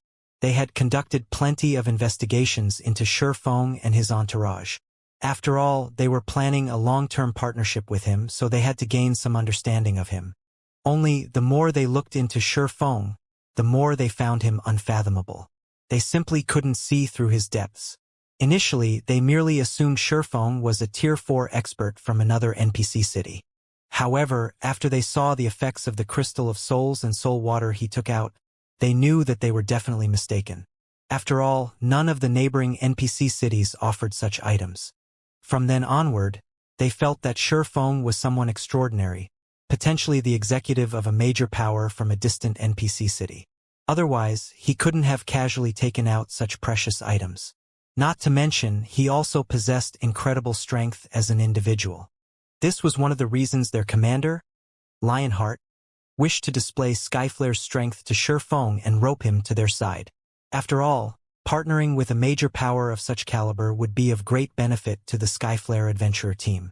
Now, Shifeng even brought out a legendary item like the flying ship. They simply couldn't figure out his identity. At this point, the Skyflare adventurer team practically had exclusive ownership of Meteorite City already. Although Skyflare still wasn't comparable to large guilds that occupied several cities, it could already be considered an overlord in God's domain. Even if Skyflare was still inferior to the various top guilds, the distance between them definitely wasn't that massive. When Yu Luo saw the reactions of Skyflare's members, she wasn't particularly surprised. After all, back when Shifeng first revealed the Crimson Dragon flying ship in the modern God's domain, he had similarly shocked the entire world. "All right, let's head up," Shifeng said before nonchalantly jumping onto the flying ship. The Crimson Dragon flying ship was an advanced flying ship capable of carrying up to 130 people, just enough to accommodate everyone present. At Shifeng's words, Skyflare's members promptly snapped out of their daze. They then silently boarded the Crimson Dragon flying ship while doing their best to suppress the excitement and shock in their hearts, afraid of appearing like provincials to Shifeng's group. Despite their best efforts, their suppressed emotions instantly exploded as soon as they arrived on the flying ship's deck. After all, the feeling of overlooking Meteorite City while standing aboard the Crimson Dragon flying ship was simply wonderful. Just the fact that the Crimson Dragon flying ship was parked in the air above Meteorite City instantly made it the most eye-catching existence in the city. At this time, players and NPCs on the streets were gazing at the flying ship, their eyes wide with shock and envy. They also held heated discussions, curious about why a flying ship would appear above the Skyflare Hotel all of a sudden. The players, in particular, went into an uproar when they saw Skyflare's members aboard the flying ship. However, before Meteorite City's players could come to any conclusions, the Crimson Dragon flying ship began gradually ascending into the sky. Afterward, it transformed into a streak of light and vanished from Meteorite City, even faster than the flying mounts available for rent. How fast? At this speed, we can probably reach the Ghostfire Hills in around a dozen hours, Lionheart exclaimed. He was astonished to see Meteorite City rapidly shrinking behind him. He had ridden flying mounts before. However, compared to the Crimson Dragon flying ship, those flying mounts were significantly slower. The Crimson Dragon flying ship is still all right in terms of speed, Shifeng said calmly. However, while it is indeed slightly faster than common flying mounts, it is still much slower than Tier 3 advanced extraordinary flying mounts. In terms of destructive power, though, it is comparable to Tier 4 advanced extraordinary flying mounts. Although Shifeng had spoken very calmly, Lionheart and the others paid close attention to his every word, afraid that they would miss out on even the tiniest bit of information. "Brother Black Flame, you must have spent a lot of magic crystals to secure this Crimson Dragon flying ship, right?" Lionheart asked after giving the matter some thought. The flying ship he was standing on was simply too cool. From Shifeng's description of it, it was basically a tyrant of the skies. Anyone who said they weren't interested in the Crimson Dragon flying ship would be lying. "Quite a lot. Even now, my guild has only managed to produce 9, Shifeng said, nodding. Most of the materials the Crimson Dragon flying ship needed were relatively common. However, it was a different story for the Titan Silver and Magic Elven Stones required, especially the Magic Elven Stones. Despite having bought out all of the Magic Elven Stones on the market, Zero Wing had managed to construct only 9 Crimson Dragon flying ships until now. 9? Lionheart nearly failed to close his mouth. In his opinion, a guild would be plenty amazing to be able to procure even one of such sky tyrants. Yet Shifeng's guild had 9? Are you interested in the Crimson Dragon flying ship, Commander Lionheart? Shifeng couldn't help chuckling at Lionheart's astonished expression. I would be lying if I said I wasn't interested in such a treasure. While scanning the flying ship's deck, Lionheart said enviously, if Skyflare could have a flying ship like this, let alone occupying multiple NPC main cities, even going up against the top guilds wouldn't be a problem. The Crimson Dragon flying ship's combat power might not be a big deal for Skyflare now that the adventurer team had 5 Tier 4 players, but the flying ship's carrying capacity and speed were simply astonishing. With this flying ship, Skyflare's teams would no longer have a problem leveling up. They could travel to anywhere they wished. Skyflare could even use the flying ship to ferry resources between cities and earn a ton of magic crystals. It wouldn't be an exaggeration to say that the existence of just one flying ship could allow Skyflare to undergo a qualitative transformation. Skyflare's executives nodded in agreement with Lionheart's words. It would be wonderful if their adventurer team could get their hands on a treasure like the Crimson Dragon flying ship. In fact, even if Skyflare gained an additional dozen or so Tier 4 players, the value these Tier 4 players could bring wouldn't even be close to what one flying ship could bring. A faint smile appeared on Shifeng's face as he said, Commander Lionheart, since you are so interested in the Crimson Dragon flying ship, I can sell one to the Skyflare adventurer team. The instant Shifeng finished speaking, every one of Skyflare's members turned to him involuntarily. Shifeng's words were a siren song. They couldn't help getting ensnared. Lionheart's breathing also quickened at Shifeng's words as he sought confirmation. Brother Black Flame, is what you said true? Of course, but it won't be cheap, Shifeng said, nodding in reality. Part of the reason he had taken the Crimson Dragon flying ship out was to display it to Skyflare's members and lure the adventurer team into buying it. As soon as Shifeng finished speaking, Lionheart answered with no hesitation whatsoever. Brother Black Flame, please state your price. So long as you are willing to sell this Crimson Dragon flying ship, Skyflare will do everything it can to buy it. While Lionheart agreed enthusiastically to Shifeng's offer, Yuluo looked at Shifeng in surprise. She never thought that Shifeng would actually be willing to sell the Crimson Dragon flying ship. In the modern god's domain, Zero Wing was the sole guild to own flying ships. Many superpowers wished to purchase one from Zero Wing, yet Zero Wing had rejected all offers. Of course, everyone could also understand that decision. After all, Zero Wing could reap more advantages by monopolizing the flying ship than selling it. If news got out that Shifeng was selling a Crimson Dragon flying ship to the Skyflare adventurer team, the various superpowers operating in the modern era would definitely die of envy. However, what Yuluo wasn't aware of was that Shifeng had decided to sell Skyflare a flying ship because matters of the ancient era wouldn't influence the modern era. It was challenging for players of the modern era to visit the ancient era. And even if they managed to travel to the ancient era by luck, they wouldn't be able to stay for long. The number of players that could travel to the ancient era wouldn't be significant, either. Likewise, the ancient era's players would have a tough time visiting the modern era. It was unlikely for the two worlds to have any major interaction with each other at this point. To put it simply, even if he sold a Crimson Dragon flying ship to the Skyflare adventurer team, Skyflare wouldn't affect Zero Wing's advantages in the modern era. Hence, he could trade some precious items to Skyflare without worry. Moreover, if Skyflare grew stronger in the ancient era, the adventurer team would also have an easier time collecting the ancient era's various resources for him. After all, he had neither the time nor the strength to establish his own force in the ancient era. In that case, relying on the local powers to secure resources was the next best option. Most importantly, the fewer the people that knew of the secret between the two worlds, the better. Otherwise, be it in the ancient god's domain or modern god's domain, he shouldn't think of living a peaceful life. Commander Lionheart, if you wish to purchase the flying ship, it will cost you 10,000 Titan silver ingots, 1,000 magic elven stones, and 1,007 luminaries crystals. Shifeng stated his price directly.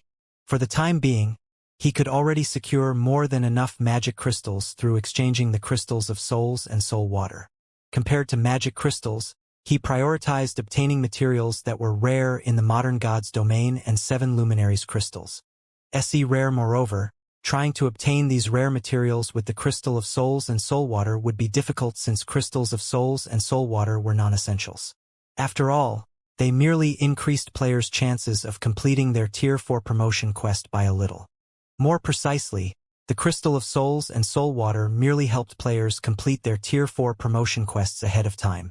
In the case of players who never had a chance to complete their Tier 4 promotion quest to begin with, the items would be useless. This point was something anyone who had used the 2 items would know. Hence, while the various powers could accept using magic crystals, which were abundant, to exchange for crystals of souls and soul water, they would think twice if the requested currency was a strategic or rare material. After all, collecting these materials wasn't an easy task, and they were necessary for many applications. These materials basically served as the foundation of the various powers. That much! Lionheart frowned automatically when he heard Shurfeng's price. Although he had known that the Crimson Dragon flying ship wouldn't be cheap, he never expected such a steep price. Titan silver and magic elven stone were precious resources essential to the construction of many buildings and the production of important items. As for the 7 luminaries crystal, it was something all players and powers coveted. The Skyflare adventurer team had gone to great lengths and sacrificed many experts to occupy a small area that generated 7 luminaries crystals. Moreover, Skyflare still had to station over 1,000 Tier 3 experts there to guard the area at all times. Meanwhile, the price of 1,007 luminaries crystals would basically zero out Skyflare's stockpile. Upon seeing Lionheart's reaction, Shurfeng said unhurriedly, "Of course, this is only the first option, Commander Lionheart. You can also consider going with the second option, which is to let me invest in Skyflare and give me 5% of Skyflare's income in the future." 5%. Lionheart pondered Shurfeng's offer carefully. Honestly speaking, 5% of the current Skyflare adventurer team's income wasn't a significant amount. However, the story would change when Skyflare grew stronger.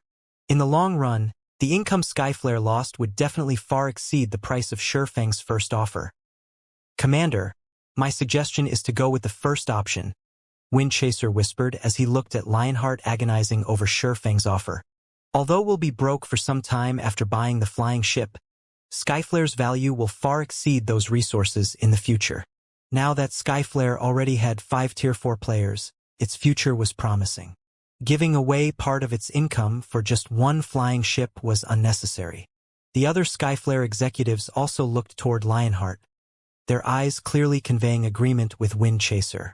Taking a deep breath, Lionheart looked at Shurfeng and said, "Brother Black Flame, I chose the first trading option. Once this operation is over, we can conduct the transaction in Meteorite City. However, the amount of materials you need is too significant. While we have enough 7 luminaries crystals, I can't say the same for the Titan silver and magic elven stones. I don't think we can meet your demands even if we take out Meteorite City's stockpile. We can, at most, fulfill 50% of your required amount. May I know if we can make up for the remaining amount using 100 top-tier epic weapons and equipment?" This? After giving the matter some thought, Shurfeng said, "That's fine as well, but I will accept only level 150 epic weapons and equipment.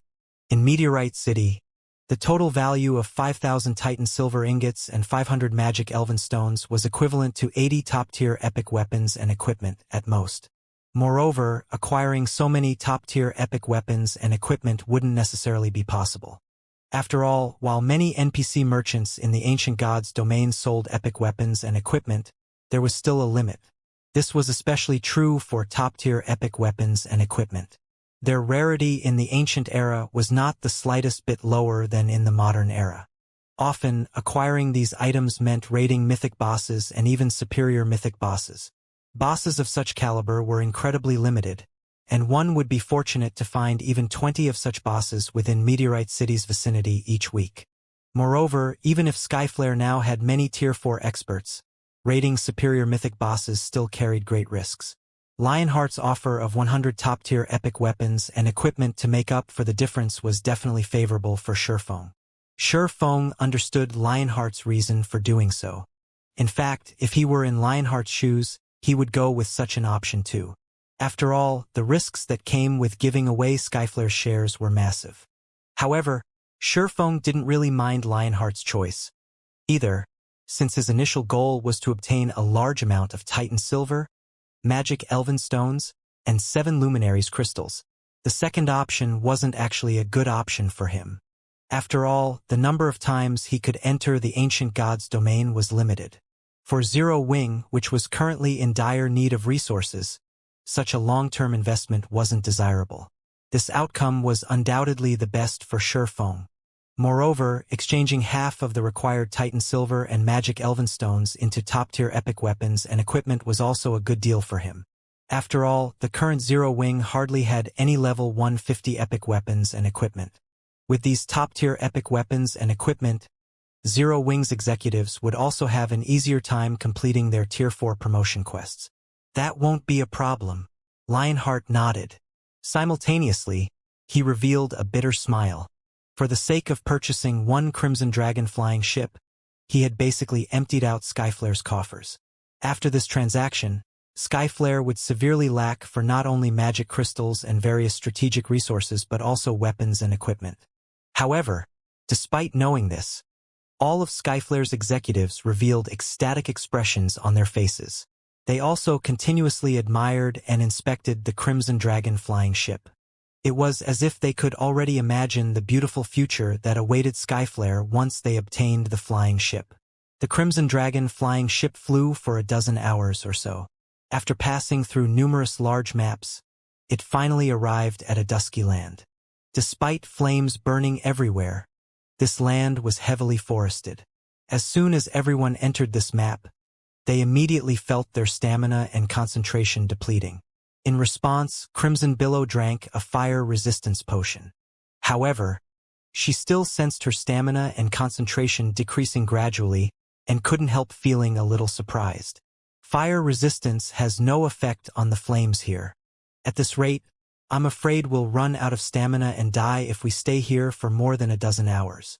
Normally, an increase in a person's fire resistance would allow them to counter all debuffs from fire. However, her increased fire resistance was actually useless here. This situation was simply unprecedented. It seems that we'll have to move quickly. While sensing the changes in his own body, Windchaser said, "Otherwise, we'll probably be annihilated before we can kill that Tier 4 infant dragon." Nodding, Shifeng promptly commanded, "All Tier 3s will remain on the flying ship, while Tier 4s spread out and search for the infant dragon. Once you locate the infant dragon, report back immediately." As soon as Shifeng finished speaking, Skyflare's 5 Tier 4 players promptly floated up, ready to start looking for the Tier 4 infant dragon. Meanwhile, Lifeless Thorn, Solitary 9, and Yuluo, who had been concealing their auras with their black cloaks all this time, also gradually rose into the air, the sight attracting the attention of Skyflare's executives. "They're Tier 4s too?" Crimson Billow was shocked as she looked at Lifeless Thorn's group of 3.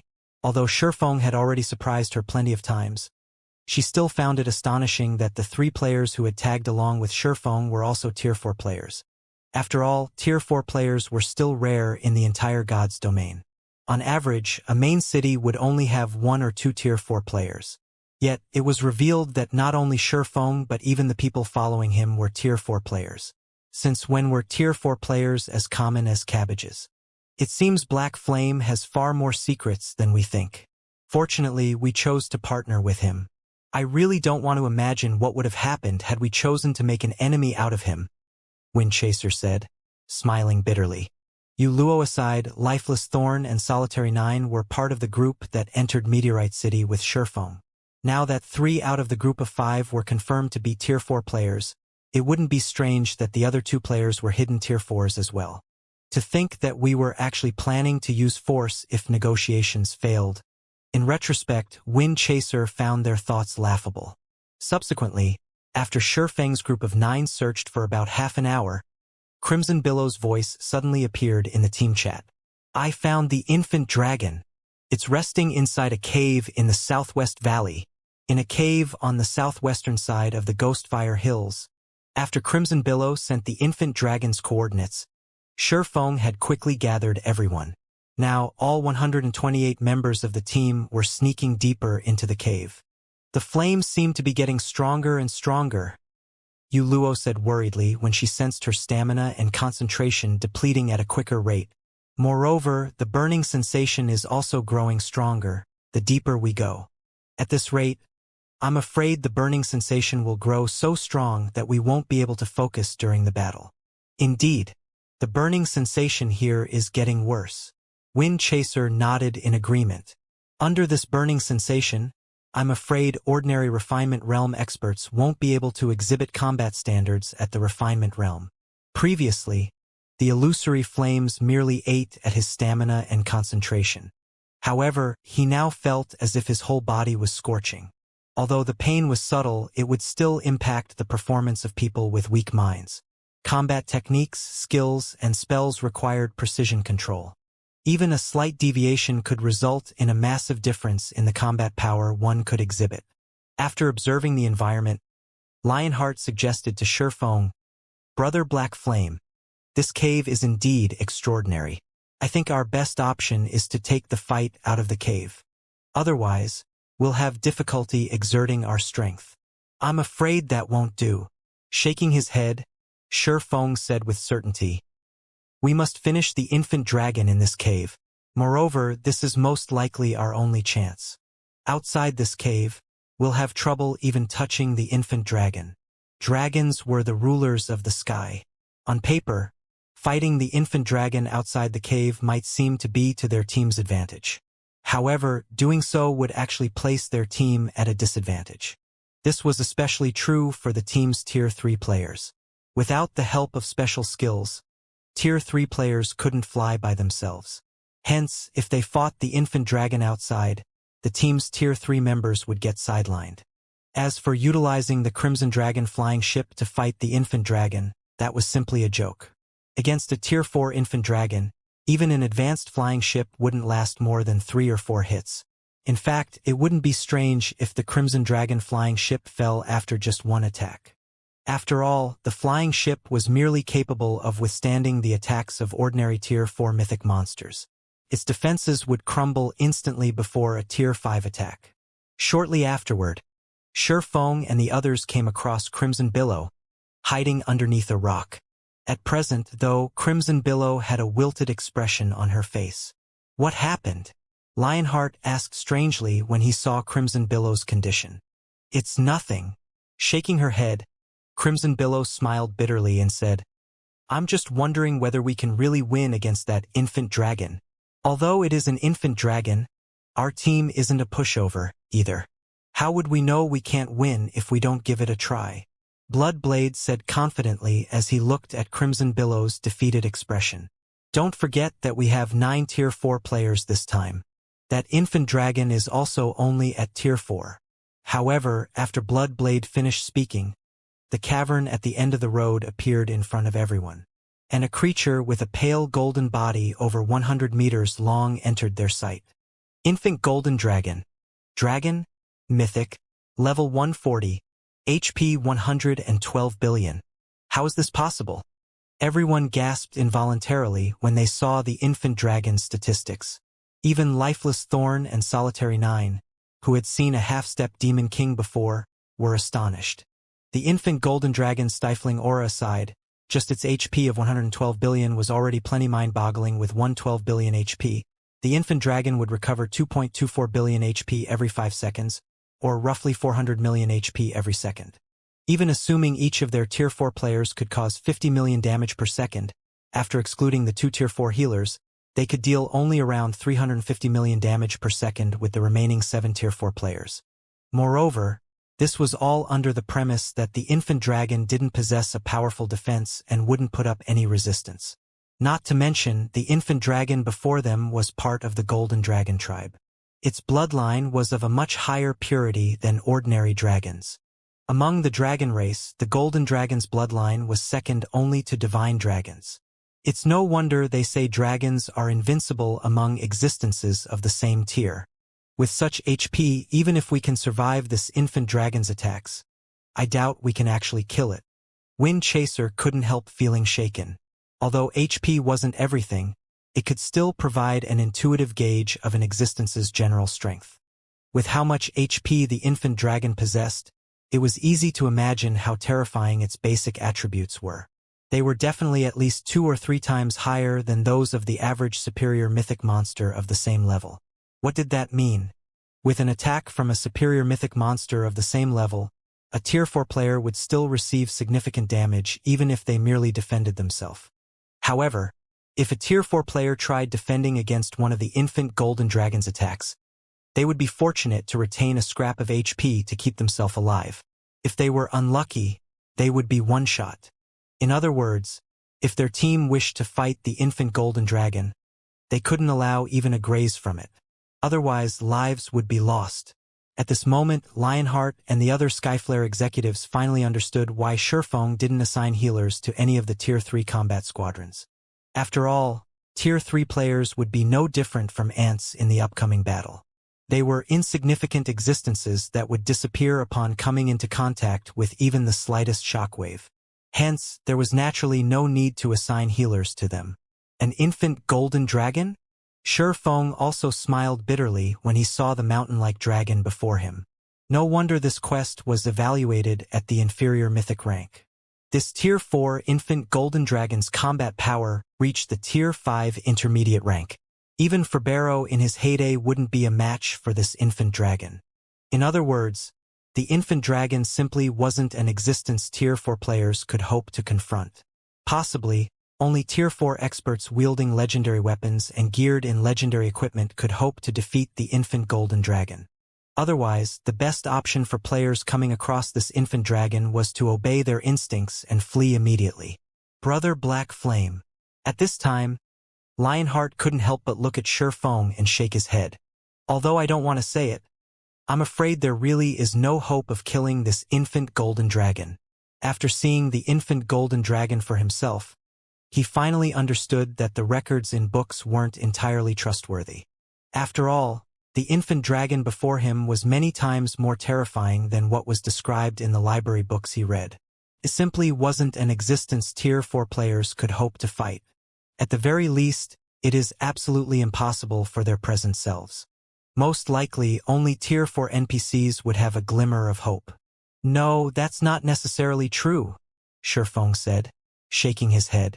A hint of determination appearing in his eyes, he continued, "We're not exactly out of options. It's just that we'll need to gamble." Killing this Tier 4 infant golden dragon was imperative.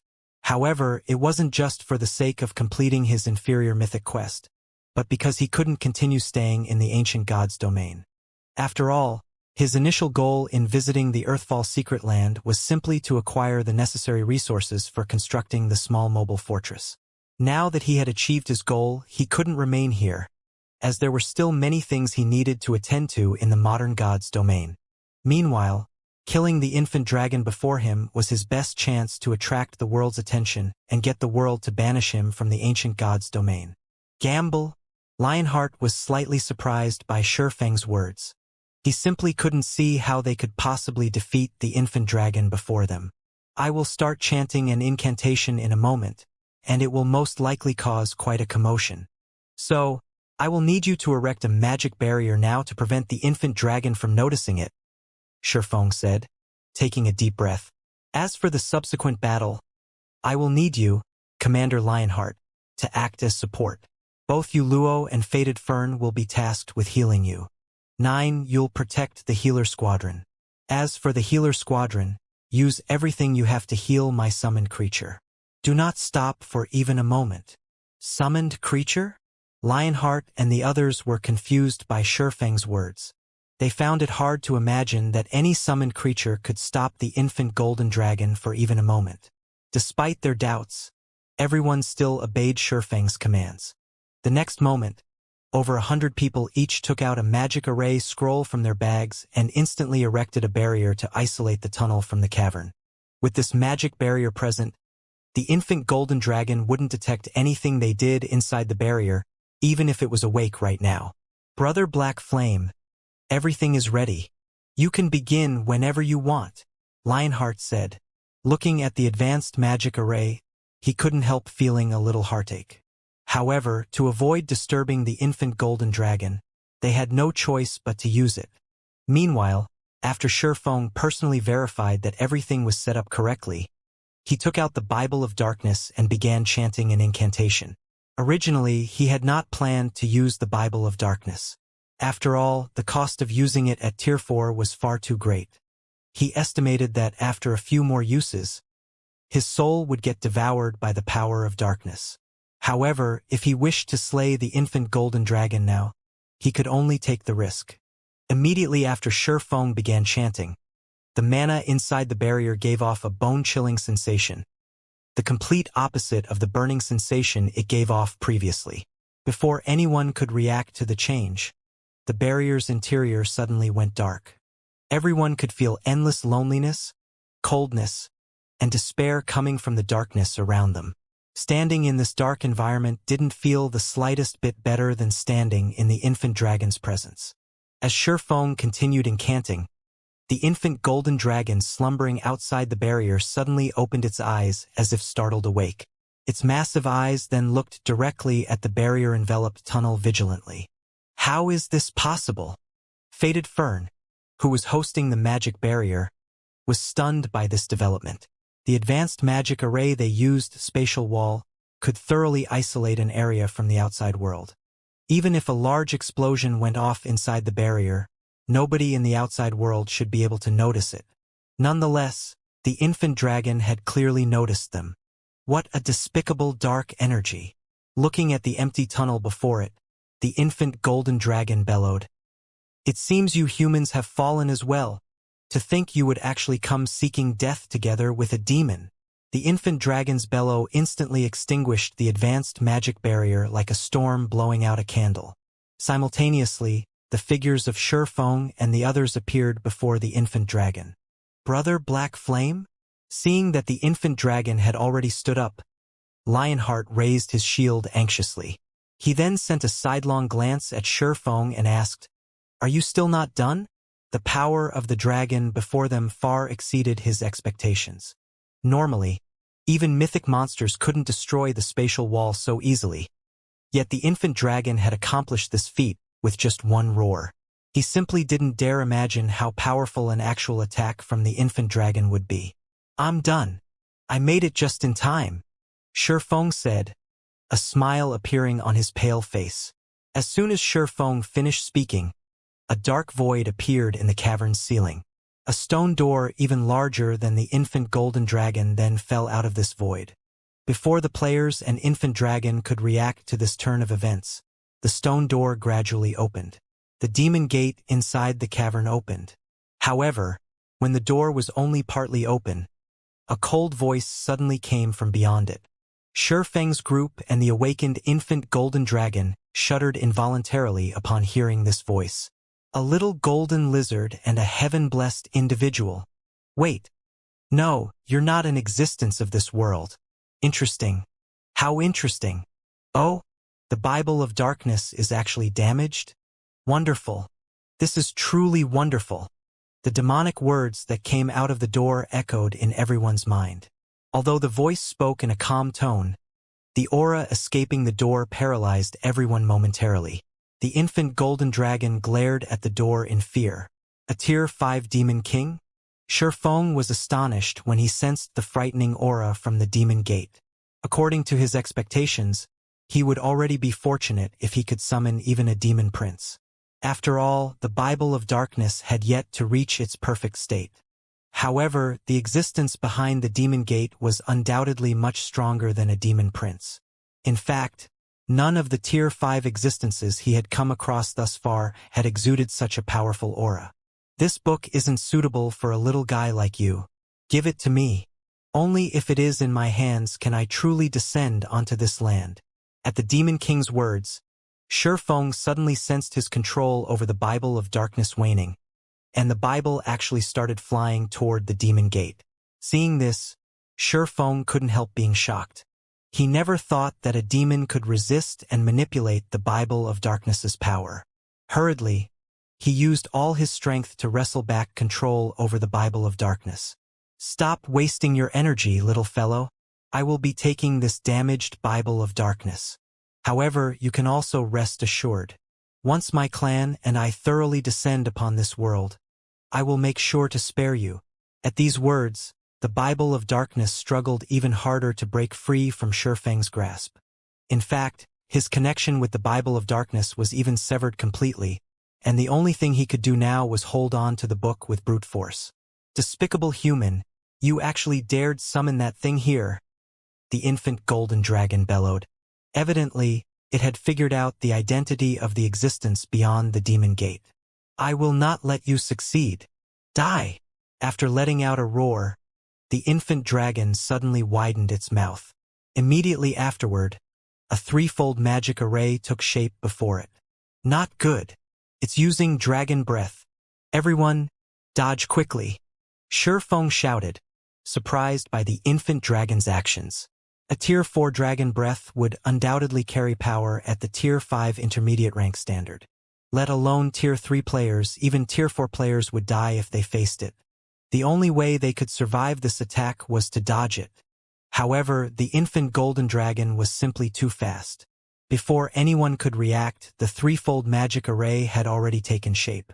The next moment, a destructive energy ball shot out of the infant dragon's mouth, the energy ball's speed and size making it impossible for anyone to avoid in time. Everyone could only watch as the dragon breath approached them. "It's over." Lionheart reflexively closed his eyes when he saw the approaching dragon breath that destroyed everything in its path. As for everyone else, they also revealed looks of despair and bitter smiles. Previously, they thought that they still stood a chance against the infant golden dragon, albeit a small chance. However, after seeing the destructive power the dragon breath carried, they realized that any form of resistance would be meaningless. The only thing they could do was wait for death. However, just when the dragon breath was about to reach Feng and the others, that cold voice came from the half-open demon gate again. "A little lizard thinks it can stop my descent?" An illusory hand suddenly appeared out of thin air before Feng's team and caught the approaching energy ball. The giant hand then squeezed the energy ball, shattering it into countless dispersing particles of light. How is this possible? Everyone was thunderstruck by this scene. The dragon breath that carried such devastating power had actually been stopped so easily. They couldn't even begin to imagine how powerful the demon behind the demon gate was. However, despite this sudden turn of events, Feng's complexion did not improve. On the contrary, it even turned gloomier instead. Despite being only halfway summoned, the summoned Demon King could already exert enough strength to block a Tier 4 dragon breath casually.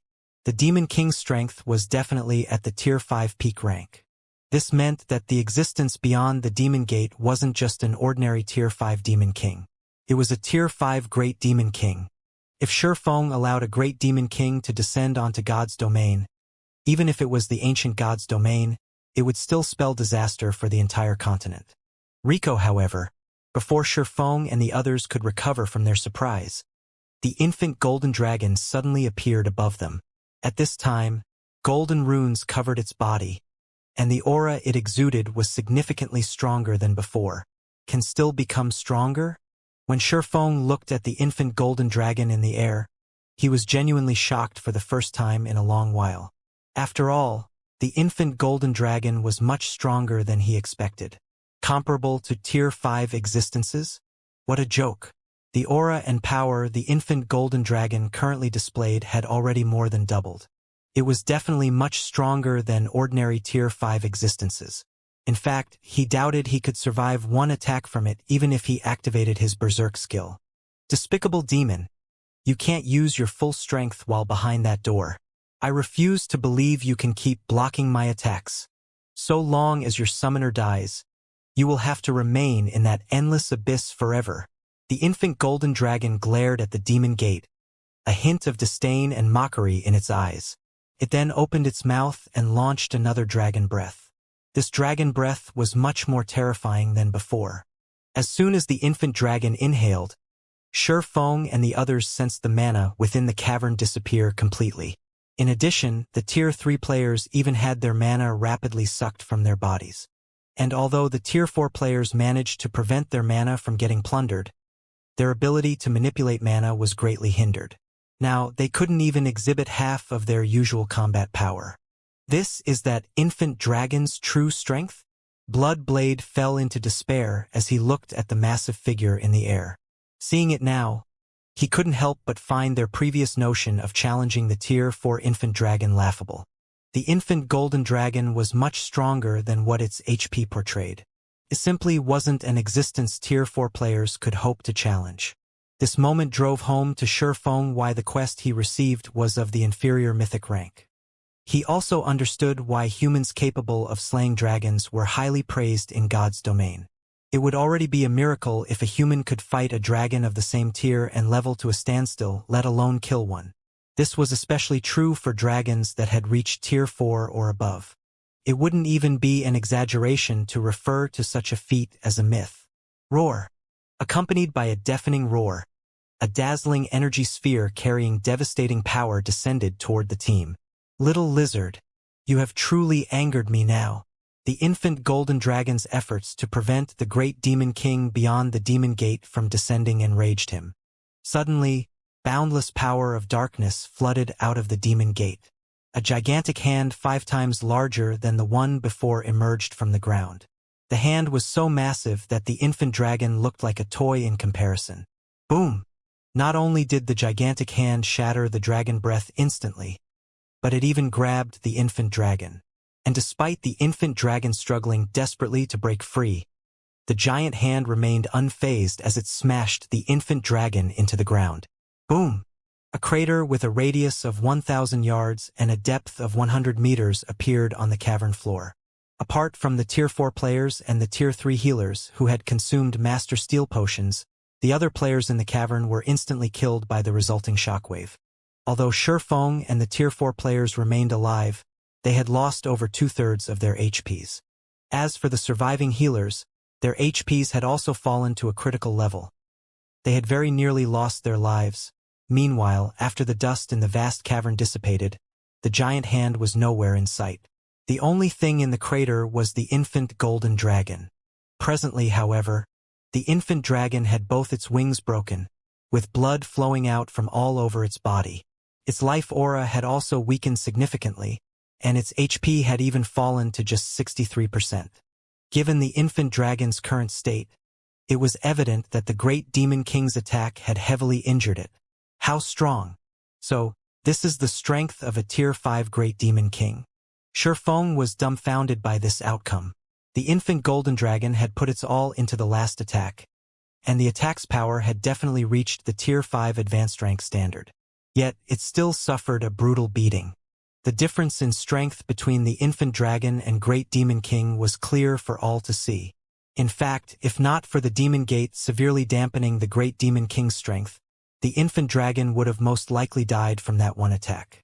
Meanwhile, after the great demon king executed this attack, his control over the Bible of Darkness had also weakened significantly. At the very least, Shi Feng could now sense a connection between him and the Bible of Darkness. Shi Feng hurriedly cancelled the summoning. Previously, due to the severance of his connection with the Bible of Darkness, he couldn't stop the summoning even if he wanted to. However, now that he had recovered a small portion of control over the Bible of Darkness, he could cancel the summoning. As for the cost of forcibly canceling the summoning, he couldn't care less about it right now. After all, if he allowed a Tier 5 great demon king to descend onto the continent, only death awaited him. Moreover, the cost of this death wouldn't just be a loss of 1 or 2 levels. Instead, his body might very well end up a puppet of the great demon king, and he would have no choice but to retrain a new account. Hence, he absolutely couldn't let the great demon king exit the demon gate, even if doing so would leave himself in a weakened state. You damned heaven-blessed individual! I will make you pay a heavy price the next time we meet. Upon seeing the demon gate closing, the great demon king bellowed angrily and repeatedly attacked the door, causing it to tremble violently. Fortunately, the demon gate was sufficiently powerful. No matter how much the great demon king assailed it, the demon gate continued closing at a steady pace. Finally, 20 seconds later, the demon gate closed and disappeared from this space, leaving behind only the heavily injured infant golden dragon and Shifeng's team in the cavern. "Brother Black Flame, what should we do now?" Lionheart asked in an uncertain voice after seeing the demon gate disappear. He didn't know whether they should flee or try to kill the infant golden dragon while it was heavily injured. Although the infant dragon was significantly weaker than before, it was still much stronger than superior mythic monsters of the same level. Is there even a need to ask? Looking at the infant dragon that was struggling to stand up, Shifeng said in a determined tone, "Now is our only chance to slay this infant dragon. With our strength, we can't defeat it in its peak state. Don't tell me you're willing to miss out on such an opportunity, Commander Lionheart." At Shifeng's words, Lifeless Thorn and Solitary 9 nodded in agreement. If the infant golden dragon wasn't heavily injured, killing it with their present strength was nigh impossible. Only Tier 5 players could possibly go up against it. "I guess you're right." As Lionheart looked at the infant golden dragon, a trace of determination also appeared in his eyes. He then said, "Since that's the case, let's kill it before it recovers." After saying so, Lionheart raised his shield and led the charge against the infant golden dragon, with all the other Tier 4s except for Shifeng following close at his heels. "Insignificant humans. Do you think you can insult me just because I am heavily injured?" When the infant golden dragon saw Lionheart and the other Tier 45 charging toward it, anger flared in its amber pupils, and it let loose a deafening roar. A shockwave immediately spread from the infant dragon to its surroundings. Boom! Boom! Boom! A series of collisions echoed throughout the cavern as Lionheart and the others got hit by the shockwave. Aside from Lionheart and Solitary 9, everyone else on the team went flying back several dozen meters, a stinging pain washing through their bodies. They also lost over 2 million HP from the attack. Lifeless Thorn and the others, who only had around 6 million HP, had basically lost 1/3 of their HPs to the shockwave. "It's still so strong even after getting injured?" Everyone gasped when they saw their own HP bar. The infant golden dragon was clearly extremely weakened right now, yet it still managed to inflict so much damage with only its roar. Its strength was simply terrifying. At this time, even Shifeng was stunned by this situation. In addition to its heavy injuries, the infant dragon was also suffering from the heavenly dragon's breath suppression. Otherwise, everyone would have most likely lost over half of their HP from the shockwave. Tier 3 healers, keep up. Restore the damage dealer's HP with everything you've got. Don't stop even for a moment. Shifeng, who was currently incapacitated due to the backlash from forcibly canceling the demon summoning, hurriedly issued commands across the distance. "You Luo and Faded Fern, you two prioritize healing Lionheart and 9. Make sure their HPs are full at all times." At Shifeng's command, Faded Fern, a Tier 4 oracle, swung her staff and double-cast 2 Tier 3 curses. Tier 3 Defensive Curse, Contract Barrier. Tier 3 Strengthening Curse, Heavenly God's Prayer. Immediately, a translucent barrier formed around the bodies of Lionheart and Solitary 9. Simultaneously, divine runes appeared on the bodies of everyone on the team, doubling everyone's resistances and defense and increasing everyone's physique by 20% for 20 minutes. She even has a Tier 3 AoE strengthening curse? Shifeng was surprised as he looked at Faded Fern strengthening spells were incredibly rare in God's domain. In fact, they were 10 times rarer than ordinary curses of the same tier. This was especially true for AoE strengthening spells. The value of such a spell was practically equivalent to a fragmented legendary item. In his previous life, any player who wielded strengthening spells would receive the VIP treatment from the various superpowers. This was because, unlike Berserk skills, strengthening spells had short cooldowns and long durations. An AoE strengthening spell could elevate a team's combat power to a whole other level. In the past, one of the reasons Violet Cloud was recognized as one of the 10 great cleric gods was her possession of many AoE strengthening spells. This prompted the various superpowers to desperately seek her. As far as Shi Feng knew, nobody in the modern god's domain had gained a strengthening spell even now. Yet, not only did Fated Fern possess a strengthening spell, but it was even of the AoE variety. How could he not be surprised by this situation?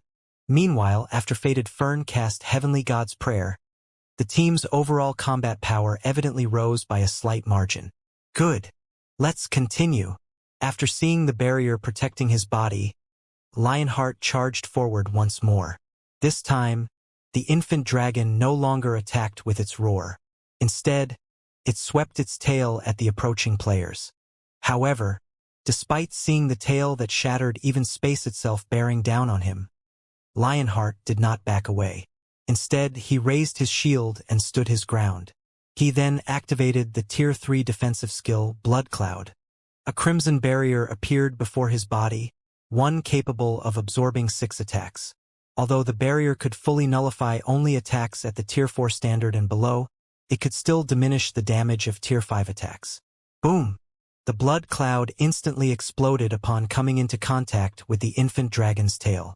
However, thanks to the blood cloud dampening the blow, Lionheart only stumbled 2 steps backward and lost a little over 6 million HP. For Lionheart, who had already reached level 137 and possessed 17.2 million HP, this amount of damage was still tolerable. Upon seeing that Lionheart could take on the infant dragon's attacks, everyone else on the team breathed out a sigh of relief and began assaulting the infant dragon. Bloodblade used his Tier 4 legacy skill Storm Dance. Lifeless Thorn also used his Tier 4 legacy skill Lightning Serpent. Tier 4 skills and spells bombarded the infant dragon's body one after another, every one of them dealing over 50 million damage, with some even doing over 100 million critical damage. However, compared to the infant dragon's remaining 60 billion HP, this amount of damage appeared minuscule. Is the damage still not enough? Shi Feng frowned when he saw the result of the frenzied barrage. Apart from Lionheart, the 5 other Tier 4 players fighting were currently attacking the infant dragon with everything they had. Yet, the damage they caused just barely exceeded the infant dragon's battle recovery. Moreover, this was with the infant dragon's battle recovery have due to its heavy injuries. The Tier 3 healers healing from a distance also couldn't help growing anxious in this situation. At this rate, their team would need more than an hour to finish the battle. Meanwhile, 1 hour was definitely more than enough for the infant golden dragon to recover from its injuries. If that happened, they would be doomed. Lionheart and the others were also aware of the situation. However, this was already the best they could do. Although they could activate their berserk skills to raise their damage output temporarily, doing so would be meaningless, and would prompt the infant dragon to enter its berserk phase earlier. At that time, without their berserk skills, they would be utterly incapable of defending against the infant dragon's attacks. Do any of you have combat resurrection? Shi Feng asked the 12 Tier 3 healers behind him. In the ancient god's domain, ordinary resurrection methods couldn't resurrect players on the spot. One special type of resurrection method could. However, the player resurrected through this method would suffer a higher death penalty. I do. 8 of the Tier 3 healers responded to Shi Feng's question. Good. Go and resurrect the 8 players with the highest strength. Shi Feng breathed out a sigh of relief when he saw how many responses he received.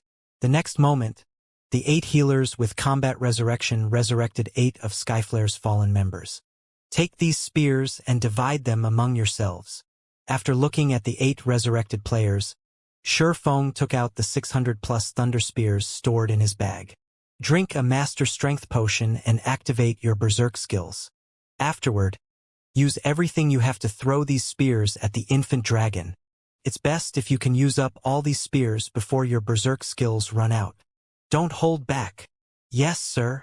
The 8 players nodded, fully understanding Shi Feng's intentions. As Tier 3 melee players, they couldn't even be considered cannon fodder in front of the Tier 4 infant dragon. After all, if they tried moving up close to the dragon, they would instantly die to any random roar.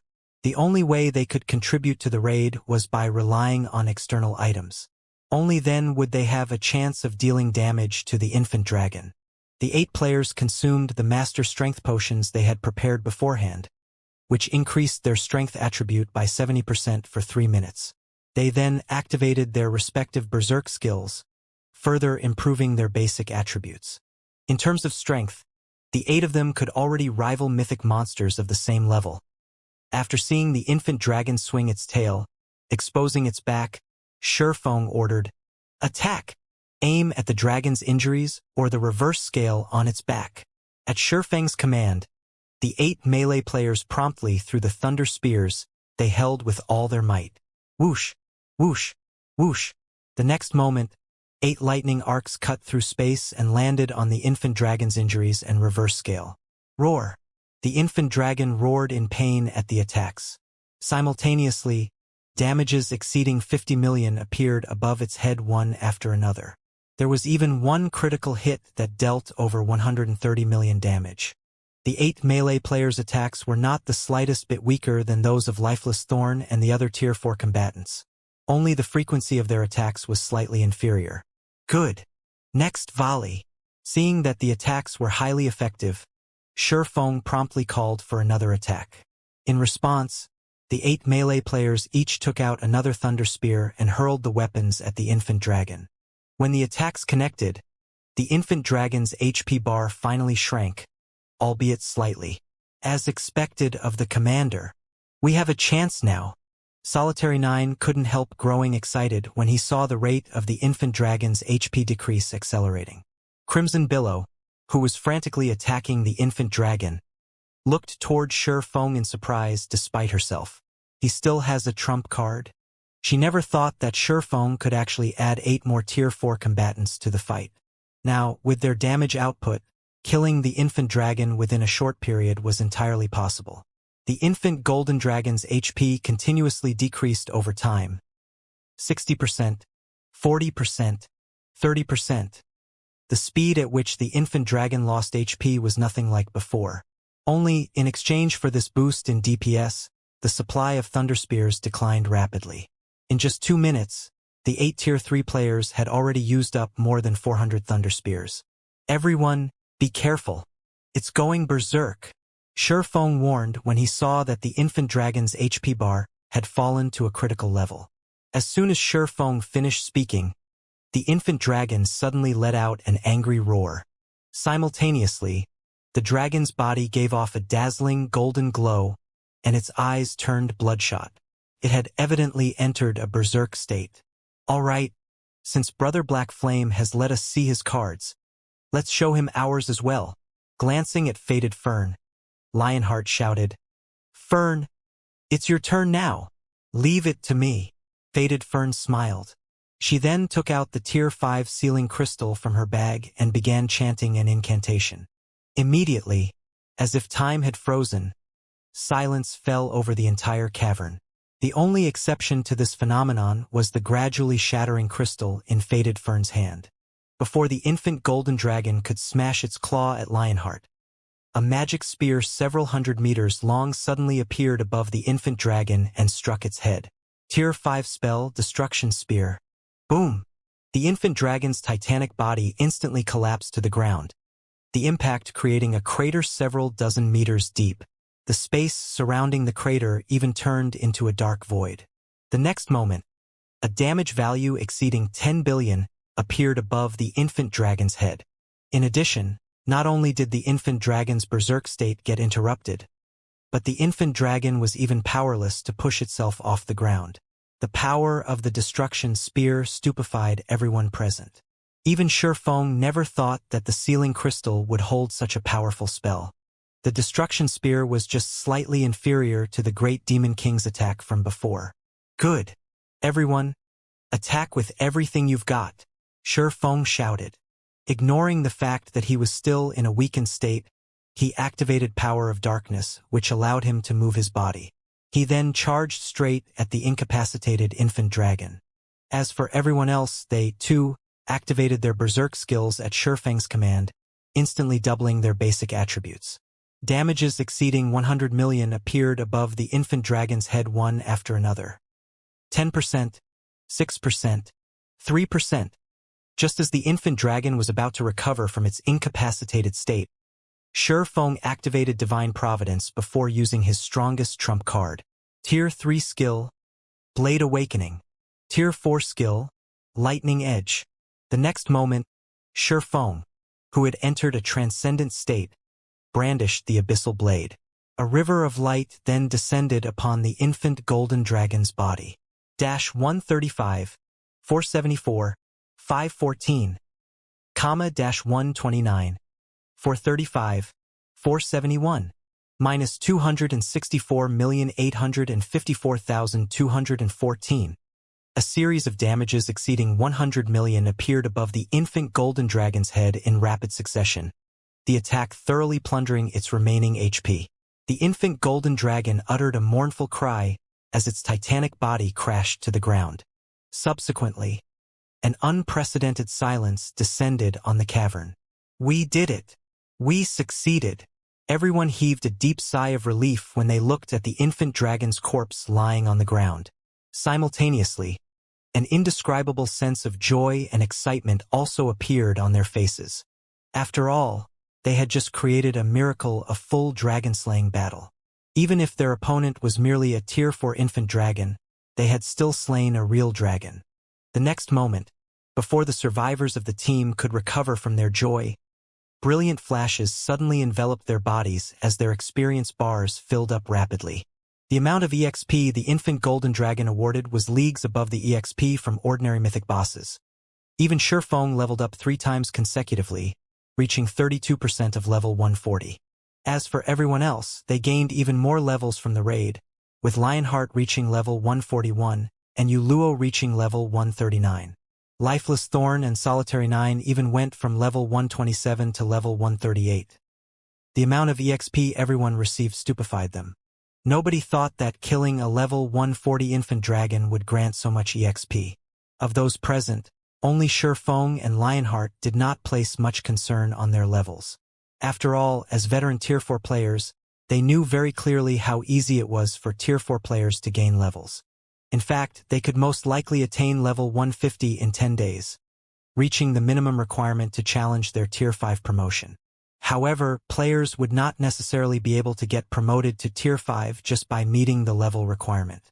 After all, players would have to create a powerful mana body of their own. Compared to the levels he gained, Feng was much more concerned about the infant golden dragon's loot. The infant golden dragon they had killed was a dragon in the truest sense, not one that the main god system had weakened drastically. This point was clear just from the EXP the infant golden dragon awarded. Compared to the magic dragon clan that Feng had killed some time back, the infant golden dragon was like an entirely different creature. Sometime after the infant golden dragon died, sacred light descended from the cavern ceiling, illuminating the entire cavern. Simultaneously, melodious hymns also echoed in everyone's mind. It seems divine providence did its job. Feng sighed in relief when he saw the sacred light shining down from the ceiling. Although divine providence increased his luck attribute significantly, the hidden attributes effects would be diminished when dealing with monsters at the superior mythic standard or above. And while the infant golden dragon was considered only a mythic monster, it was still part of the dragon race. It was far stronger than ordinary superior mythic monsters of the same level.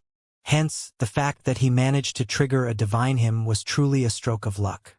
Of course, part of the reason he managed to trigger a divine hymn was most likely this being the first kill of a real dragon in the ancient god's domain. Meanwhile, as the divine hymn descended, a system notification also entered everyone's ears. System, congratulations! You have killed a Tier 4 infant golden dragon. You have obtained the Dragon Slayer title, World Reputation plus 100, and 1 gold legacy treasure chest. Crap, there's such a benefit as well? Bloodblade was astonished when he saw the system notification. Initially, he thought that they would be working for Feng for free. He never imagined that slaying the infant dragon would earn them such astonishing rewards too. At this time, even Lionheart was surprised by this situation. After all, the rewards were simply too lucrative.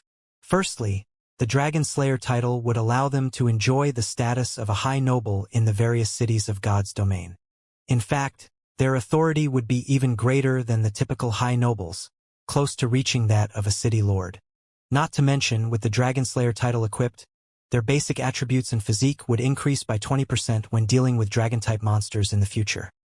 As for the awarded Gold Legacy Treasure Chest, it was something all Tier 4 players would dream of obtaining.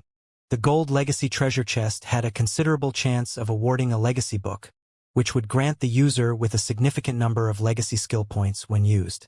The treasure chest also had a high chance of containing rare Tier 4 skill and spell books, as well as a small chance of containing a legacy guidance for the road beyond Tier 4. These rewards were far more valuable than weapons, equipment, and magic crystals. It wasn't an exaggeration to say that the Gold Legacy Treasure Chest's value was equivalent to a fragmented legendary items.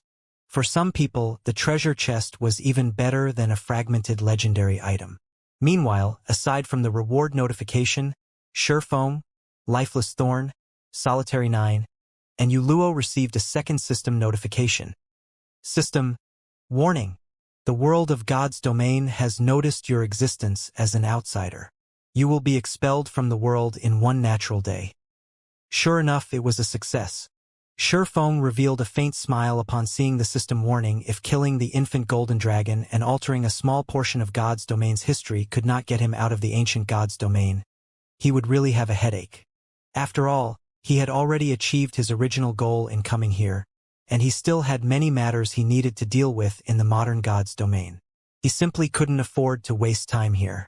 As for the matter of earning various resources here, that was supposed to be a long-running project. Moreover, the amount of resources he could obtain depended entirely on the Skyflare Adventure team's strength and resources. Meanwhile, Skyflare's development couldn't be accomplished overnight. This is great. I can finally go home. As for Uluo, she, too, grew joyful when she saw the system warning. In fact, she felt even happier at seeing this system warning than when she received the Gold Legacy Treasure Chest. While everyone rejoiced over the Gold Legacy Treasure Chest they received, over 100 items appeared in midair and began descending to the ground. The sight of the infant golden dragon's loot made everyone present momentarily forget about the legacy treasure chest. IOI. The aura of items can actually reach such an intensity? Crimson Billow was astonished as she studied the items that were gradually piling up on the ground. Just what kind of items dropped? Could there be a legendary item? This question plagued everyone's mind. The reason for everyone's reaction was the aura that the infant dragon's loot radiated, which practically rivaled that of superior mythic monsters. Even ordinary Tier 3 players would have to expend a lot of effort just to approach the loot. At this time, only Surefoam managed to remain relatively calm. This was because he had heard of other people slaying dragons before. Only the dragons that the God-ranked expert teams killed back then weren't Tier 4 infant dragons but adult dragons at the peak of Tier 5. According to what he had heard, the sight of those dragons' loot was truly a spectacle to behold. Just the visual phenomenon the loot created had covered a radius of over 10,000 yards. The combined aura the items radiated had also been so powerful that even Tier 4 players couldn't approach the loot. Only Tier 5 players and above could do so. In comparison, the visual phenomenon created by the infant golden dragon's loot only covered a radius of several hundred yards. The aura the loot radiated was so weak that even Tier 3 peak experts could approach it if they gritted their teeth. Hence, Surefoam didn't find this outcome particularly surprising, however. The infant golden dragon's loot and Tier 5 adult dragon's loot wouldn't actually have a significant difference in quality. What difference in quality there was would only be akin to the difference between an epic item and a fragmented legendary item. It wouldn't be as significant as the difference between a fragmented legendary item and a legendary item. After all, both kills were dragons. One side was just slightly stronger. Moreover, as Tier 6 God-ranked experts were responsible for killing the adult dragons, the loot quality was reduced. In comparison, their team had defeated a Tier 4 infant dragon without a single Tier 5 player on the team. If one were to talk about raid difficulty, their team faced a much greater difficulty than the Tier 6 God-ranked expert teams. I wonder if it dropped a complete Saint Guidance? If one did drop, I might be able to improve my mana body further. Surefoam prayed inwardly as he looked at the items slowly piling up on the ground. At this time, compared to materials, weapons, and equipment, what he hoped to obtain more was a legacy guidance. This was typical of Tier 4 experts. After all, even with multiple fragmented legendary items, a Tier 4 expert wouldn't be able to go up against Tier 5 existences. As for the possibility of the infant golden dragon dropping a legendary item, that was utterly impossible. As far as Shifeng knew, players couldn't obtain legendary items through killing monsters. It didn't matter even if the monster in question was a dragon.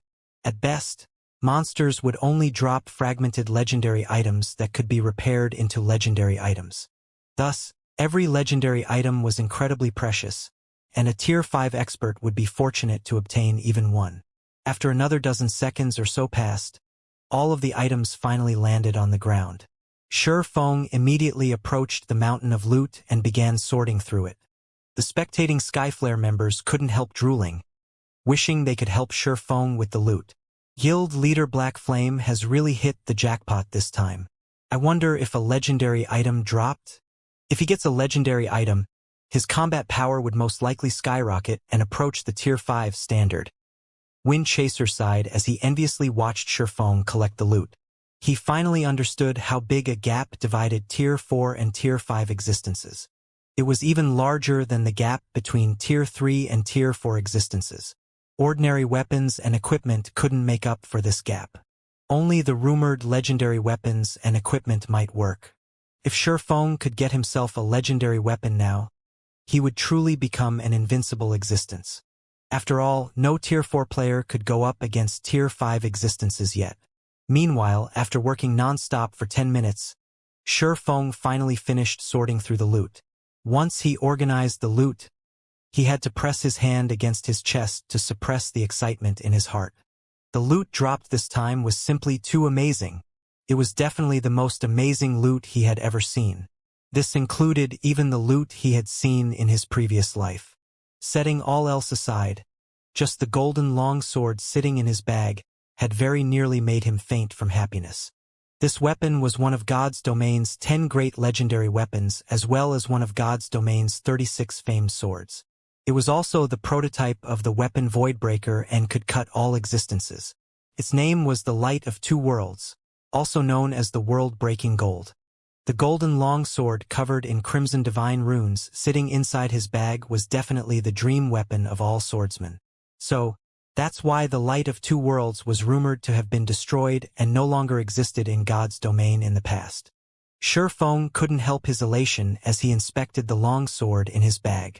As it turns out, the weapon can't be obtained in the modern God's domain but only in the ancient God's domain. Light of Two Worlds, one-handed sword, fragmented legendary rank, equipment requirement, strength 6000, tier, attack power, 270% of strength, attack speed, 3% of agility. All attributes, increases according to the user's level. When equipped, attacks gain the mana annihilation effect, causing a spatial collapse in an area of 4 by 100 yards. Attacks have a 50% chance to deal 300% damage, strength increased by 70%, agility increased by 60%, intelligence increased by 30%, endurance increased by 60%, attack speed increased by 40%, ignore levels plus 50, all sword type skills effect increased by 40%, all sword type skills plus 1 level, effective mana increased by 50%, additional skill 1, spatial / tier 441 attack, increases strength by 200%, power by 2 ranks up to tier 5 advanced rank at maximum, and attack range to 1000 yards. Cooldown 40 seconds, additional skill 2, Golden Soul, tier 4 improves perception of magic elements by 200% and mana control by 300%. Reduces all concentration consumption by 70%, duration, 1 minute, cooldown, 6 hours, additional skill 3 Worldbreaker, tier 4 consumes half of the user's concentration and mana to enhance the Light of Two Worlds, granting the weapon the power to break worlds for 1 attack. Forcibly increases the power of attack by 1 tier, up to tier 5 advanced rank at maximum. Cooldown 1 hour, created by the ancient god of light. The Light of Two Worlds possesses the power to cut all things. The divine power sources within the weapon have been destroyed by an inexplicable power. However, as the weapon itself is still intact, it is possible to fully repair it by injecting new divine power sources. Divine Power Source injected 0/2. Despite being the prototype of the Voidbreaker, the Light of Two Worlds had still managed to rank number 1 among God's Domain's 36 famed swords. One could easily imagine how powerful the weapon was. Although the Light of Two Worlds was currently incomplete, just the basic attributes it provided already made it far superior to even the Abyssal Blade. It undoubtedly had the highest attack power out of all the one-handed swords Shurfeng had ever seen. Not to mention, there were also the outrageous skills the weapon carried. Just by wielding the Light of Two Worlds, a Tier 4 swordsman would be capable of exchanging one move with a Tier 5 existence. This was a feat that was impossible with ordinary fragmented legendary weapons. However, while the Light of Two Worlds was incredibly powerful, its usage condition was also astonishingly high. Without the several fragmented legendary items on Shurfeng, he wouldn't be able to equip the weapon. Meanwhile, the Light of Two Worlds' appearance could also be considered heaven-sent. Now that Shurfeng had reached level 140, both the Twilight Blade and Killing Ray could no longer keep up with his level. Hence, he had mainly been fighting with only the Abyssal Blade all this time, with the Twilight Blade and Killing Ray as support. However, now that he had the Light of Two Worlds, he could arm both his main and sub-arms with adequate weapons. In fact, even if he failed to collect the 2 remaining fragments of Solomon's sword, he wouldn't have to worry about finding a replacement weapon.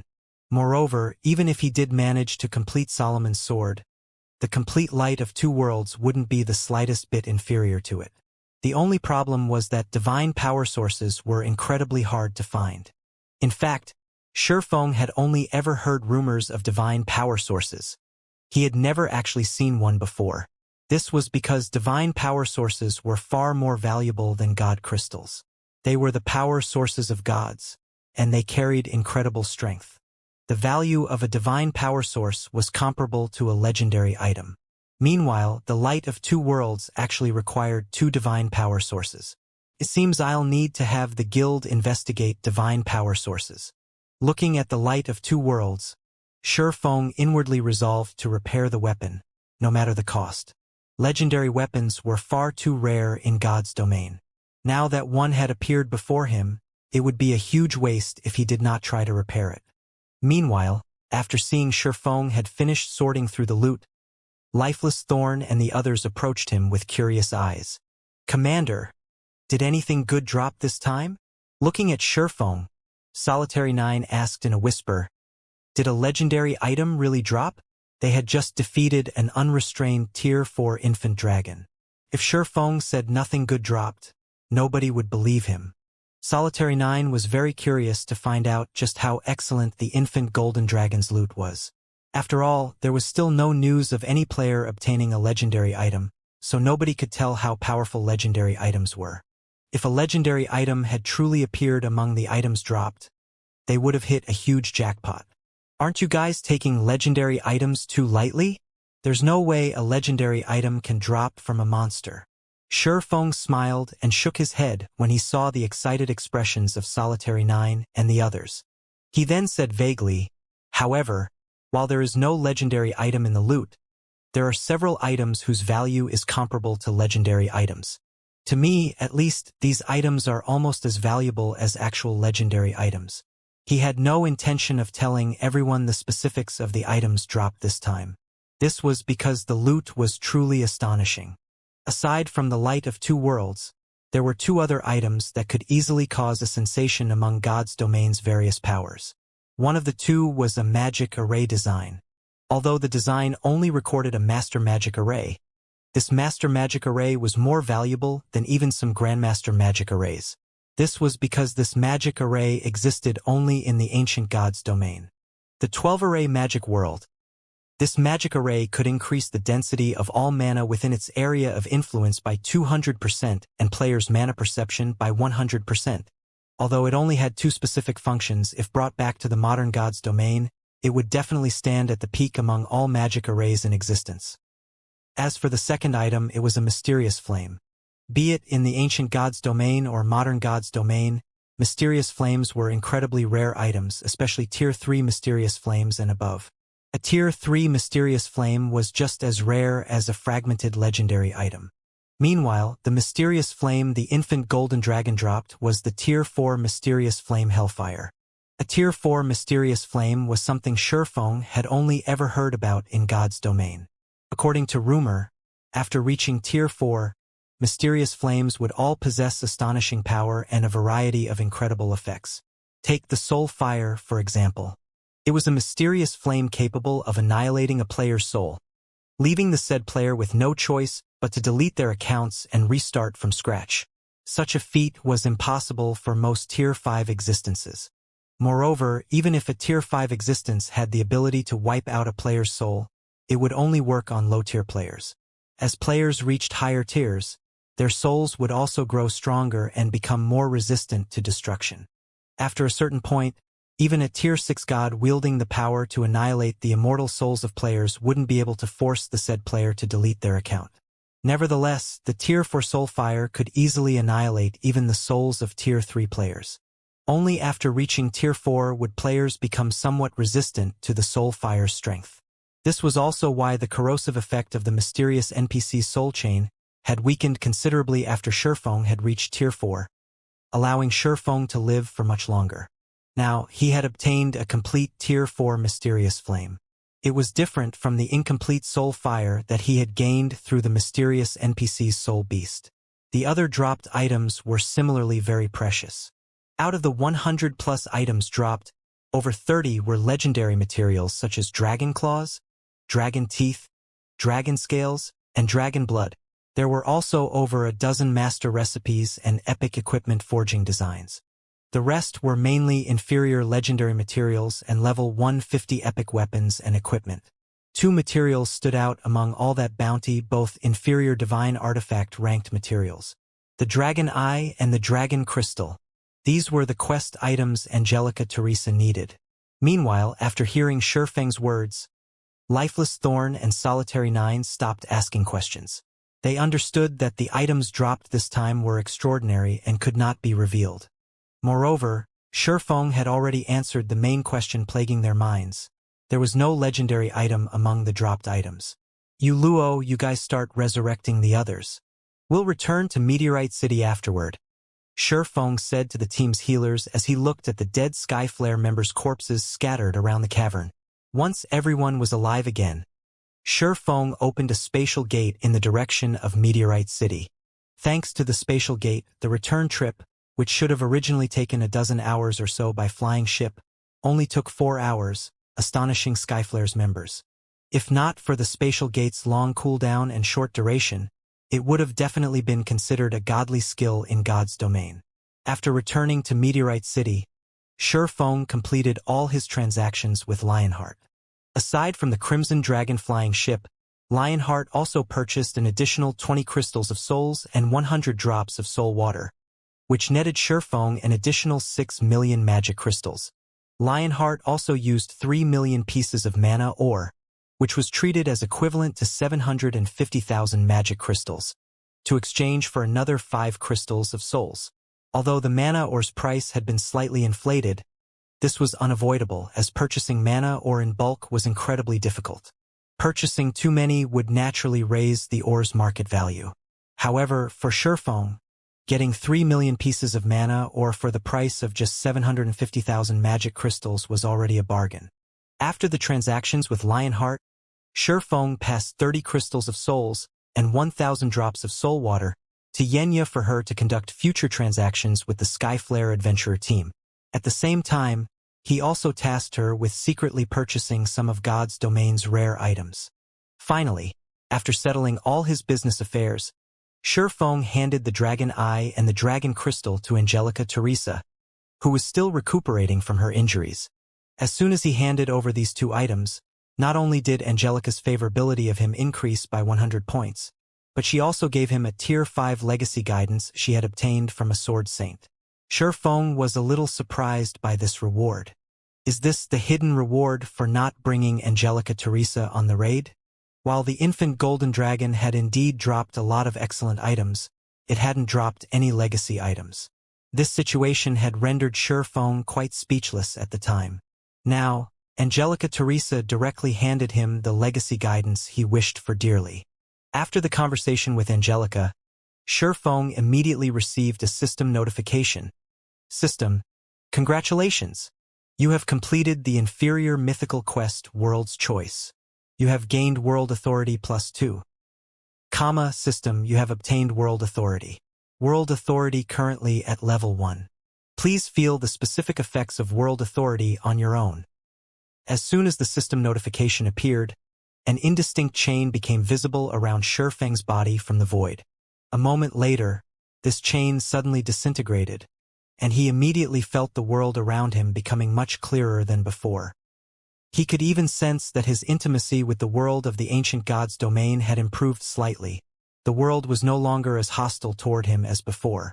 So, these are the effects of world authority. Shifeng was astonished when he sensed the changes to his body. His affinity with the magic elements was at least 50% better than before. His perception of his mana's operating principle had also improved significantly. After careful observation, he noticed that the layer of white mist that hindered his perception had thinned out by roughly 30%. With such a tremendous improvement, his chances of constructing a Tier 5 mana body would increase by at least 20%, at least 10 times more than what a legendary item could provide. Meteorite City Silver Hotel. After spending half a day experiencing the benefits of having world authority, Shifeng decided to take a break. I've already made major strides in my mana control in merely half a day of experimenting. At this rate, my control over mana can probably reach the Advanced Master Standard in just half a month. Shifeng looked at the time in astonishment. Initially, he had estimated that he would take 3 or 4 months to reach the Advanced Master Standard for mana control. Now, he would need only half a month to accomplish this feat. The amount of time he could save with World Authority was astonishing. After reaching Tier 4, what was most important to players would no longer be weapons and equipment but their control over mana. The stronger a Tier 4 player's mana control was, the easier using skills and spells would be. They would also have an easier time constructing their Tier 5 mana body. From what he knew, one's mana control needed to be at the Advanced Master Standard at the very minimum to construct a Tier 5 mana body. In other words, so long as his mana control reached the Advanced Master Standard, he could begin attempting to construct a new mana body. "Commander, it's almost time," Lifeless Thorn said as he entered the room. "Okay, I finished all my business here already. We can go now." Shifeng nodded. Afterward, Shifeng, Lifeless Thorn, and Solitary 9 went in secret to a forest several thousand yards away from Meteorite City and met up with Yuluo, who had been waiting there for quite some time now. "Guild leader Black Flame, will we really be able to return?" Yuluo couldn't help asking as she counted down the time. She had tried all sorts of methods to leave the ancient god's domain, yet none of them had succeeded. Although there was the system notifications assurance this time, she still felt a little doubtful. "Relax.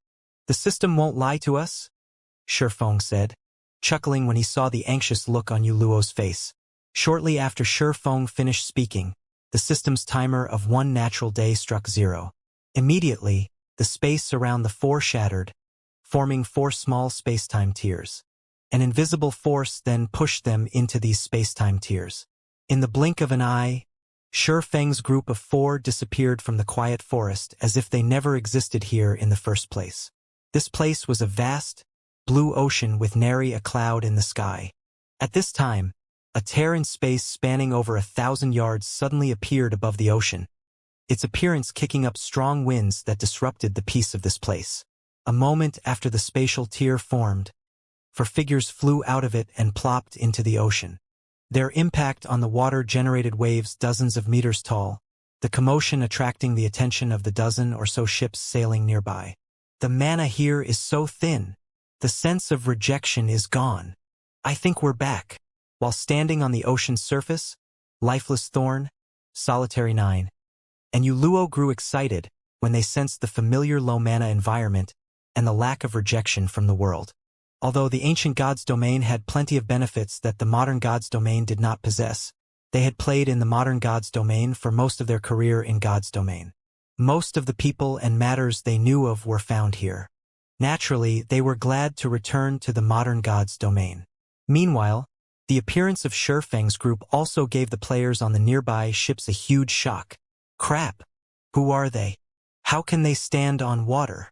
They should be using some kind of levitating skill." No. If they were using a skill or spell, there should be strong mana fluctuations. But I don't sense any coming from the four of them. At this moment, Shurfeng's group of four had all their information concealed with their black cloaks, so the surrounding players couldn't uncover any information about them. The only thing the surrounding players were certain of was that the four were all players. Knowing this, the surrounding players couldn't help wanting to find out the identity of Shurfeng's group. Let's hurry up and leave. A level 123, Tier 3 ranger driving an advanced speedboat said, "The situation in this sea zone has been chaotic recently. We'll be doomed if we get dragged into the war between adventurer teams on Dragonheart Island. Indeed, let's leave this place quickly. Now that such a huge commotion has occurred here, Warbloods members will definitely come over. If they find us here, they might take us for members of other adventurer teams and kill us." The level 122 shield warrior standing beside the ranger youth said, nodding in agreement. While the players on this advanced speedboat were conversing with each other, Shurfeng and his companions, around 100 yards away, heard every word of their conversation. "So, this place is near Dragonheart Island." Shurfeng revealed a faint smile. "It seems we were lucky. We didn't get teleported to some dangerous and remote location. Space-time teleportation was incredibly random. If they got teleported into a dangerous location, such as a forbidden land or a special location that prevented teleportation, making their way home would be very troublesome." Nodding, Lifeless Thorn said, "But based on these people's words, there seems to be quite a struggle occurring on Dragonheart Island. That's normal. With the NPC population growing continuously, the number of NPCs operating at sea would naturally increase. While they might not be as numerous as the landlocked NPCs, they will still outnumber players by a large margin.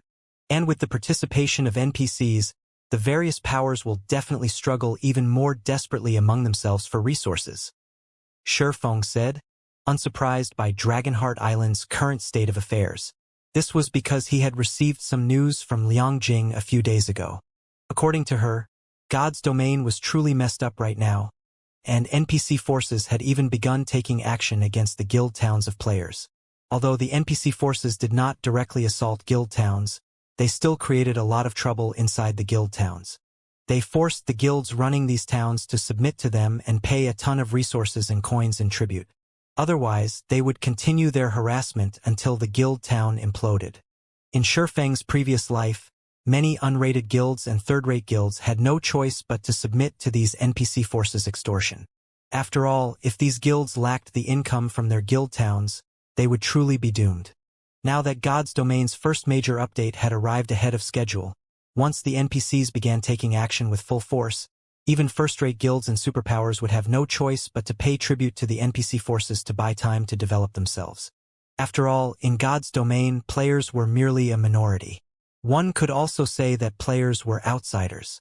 Apart from immortality, players did not have any advantages over the original inhabitants of God's Domain. God's Domain's inhabitants far outnumbered players when it came to the top combatants both sides possessed. This would remain true even 10 years after God's Domain's launch. Upon hearing Shurfeng's words, a hint of anxiety appeared on Yu Luo's face. Immediately, she took to the skies and flew toward the nearby advanced speedboat, her approach giving the 6 players on the boat a fright. These 6 players stared at Yu Luo with horrified expressions. Their reaction was because the ability to fly freely in the sky was unique to players at Tier 4 or above. Tier 4 players were existences that even NPCs feared. Although there were only a small number of Tier 4 experts in God's Domain, every one of them was a big shot capable of shaking heaven and earth with their every move. These Tier 4 experts were not existences ordinary Tier 3 experts like themselves could meet. "How may I help you, miss?" The Tier 3 ranger serving as the leader of the party asked respectfully as he looked up at Yu Luo. The strong were respected in God's Domain. This fact might not have been evident in the past. However, after experiencing the changes brought by the system's major update and the various NPCs' arrogant behavior, these players thoroughly understood that the world of God's Domain was a much more straightforward and crueler place than the real world. When it came to dealing with Tier 4 powerhouses, if they offended the other party, it wouldn't be strange for them to get annihilated the next second. They also wouldn't be able to do anything about it. Do you know Heaven's Blade's situation? Yuluo asked. Heaven's Blade was her home. Its well-being had also been a concern for her all this time. Before she entered the ancient god's domain, the competition on Dragonheart Island had already been incredibly intense. Heaven's Blade had even clashed with several of the island's top adventurer teams and suffered casualties numbering in the thousands. This was why she had risked grinding and exploring a dangerous location by herself. Since her disappearance from the modern god's domain until now, a month had gone by. Meanwhile, 1 month was more than enough for the entirety of God's domain to undergo significant changes, let alone a small place like Dragonheart Island. Heaven's Blade. The ranger youth was surprised and confused by Yuluo's question. What? Have you never heard of Heaven's Blade before? Yuluo frowned. Or do you not want to say it? As Yuluo's voice chilled, the Tier 3 shield warrior and the others shuddered involuntarily and looked toward the ranger youth. They didn't know whether they should speak up. Although Yuluo hadn't revealed any killing intent thus far, her aura alone was already more than enough to instill fear in them. After all, they had personally witnessed just how powerful a Tier 4 player could be. A Tier 4 player could kill hundreds of Tier 3 players with just the flip of a hand. The silence had stretched out for a second when the ranger youth wiped away the cold sweat on his forehead and said hurriedly, Miss, you misunderstand me. It's not that I refuse to tell you. It's just that this matter is already common knowledge in God's domain. I was just wondering why you would ask such a question, miss. Common knowledge in God's domain? Yuluo couldn't help feeling a little confused. According to Shifeng, before his group entered the ancient God's domain, nothing big had happened to Heaven's Blade. It had simply been competing with Dragonheart Island's several top adventurer teams for resources as usual. Shifeng had left the modern god's domain only a few days ago. Logically, nothing significant should have happened to Heaven's Blade. That's right. This incident caused quite the commotion back then. It affected over a dozen superpowers, the ranger said, nodding. 3 days ago, through some unknown means, not only did Warblood enter into an alliance with one of Dragonheart Island's local NPC forces, but someone from Warblood also got promoted to Tier 4. As a result, Warblood's influence on the island skyrocketed, and even 13 thrones suffered losses at the hands of Warblood. What about Heaven's Blade? Yuluo asked. Heaven's Blade. The ranger hesitated to answer because he knew that the Tier 4 powerhouse before him was definitely related to Heaven's Blade. After taking a deep breath, he continued, Heaven's Blade disbanded 2 days ago. Disbanded? Yuluo was stunned. How is this possible? She had developed from the ground up together with Heaven's Blade, and the adventurer team was basically her home. Yet now she was being told that Heaven's Blade had disbanded? At this moment, let alone Yuluo, even Shifeng was stunned when he overheard the ranger's words from a distance. Heaven's Blade was one of Dragonheart Island's top 5 adventurer teams. Not only did the adventurer team boast close to 10 peak experts under its command, but its commander, Zwei, was even one of Dragonheart Island's top 3 MTs. In the past, Zwei had also been a legendary figure, and she had developed Heaven's Blade into an overlord-like existence in God's domain. Hence, hearing that Heaven's Blade had actually disbanded now came as a shock to him. If Heaven's Blade disbanded, where did Heaven's Blade's executives go? Suppressing the emotions in her heart and doing her best to stay calm, Yuluo asked in a quivering voice, Where did Commander Zwei and the others go? Shaking his head, the ranger replied, This I do not know. I only know that Heaven's Blade seems to have enraged Warblood. Warblood is still hunting down Heaven's Blade's members even now, going as far as sealing off Dragonheart Island. People on Dragonheart Island can't contact the outside world. Even those seeking to leave Dragonheart Island need to go through Warblood's inspection. If I were to guess, Heaven's Blade's executives have probably left Dragonheart Island and already gone somewhere else to develop. I understand. You may go now. Yuluo could no longer remain calm after listening to the ranger's words. After waving her hand at the party of 6, indicating that they were free to continue with their business, she turned around and flew back to Shifeng's group. After hearing Yuluo's words, The party of 6 felt like death row prisoners who had just been granted amnesty. Hurriedly, they sailed away from the area on their advanced speedboat, not daring to remain for even a moment longer lest Yuluo change her mind and vent her anger on them. Yuluo, what do you plan to do now? Shifeng asked as he took in Yuluo's downcast expression. According to their original plan, they would go their separate ways after returning to the modern era. However, it turned out that Heaven's Blade had disbanded. And Yuluo probably couldn't save Heaven's Blade by herself. Me? Shifeng's question left Yuluo at a loss. I don't know. The modern god's domain she was familiar with no longer existed, so she didn't know what she should do. Since that's the case, why don't we go take a look at Dragonheart Island for now? Shifeng suggested. I still have some matters to deal with on Dragonheart Island. Meanwhile, although Heaven's Blade has disbanded, I believe Commanders Vi and Heaven's Blade's other executives wouldn't leave the island so easily. After all, their foundation and all their resources are on Dragonheart Island. It would be difficult for them to decide to change their base of operations within a short period. So, once we reach Dragonheart Island, you might be able to contact them. Yuluo's eyes immediately glowed at Shifeng's words. She felt that what he said was indeed true. Heaven's Blade's members had been residing on Dragonheart Island for such a long time now. How could they possibly just pack up and leave? Not to mention, even if Heaven's Blade was no more, she could still contact Commanders Vi and the others. After all, unlike the ancient god's domain, long-range communication between players was possible in the modern god's domain. Okay, I'll follow you, Guild Leader Black Flame.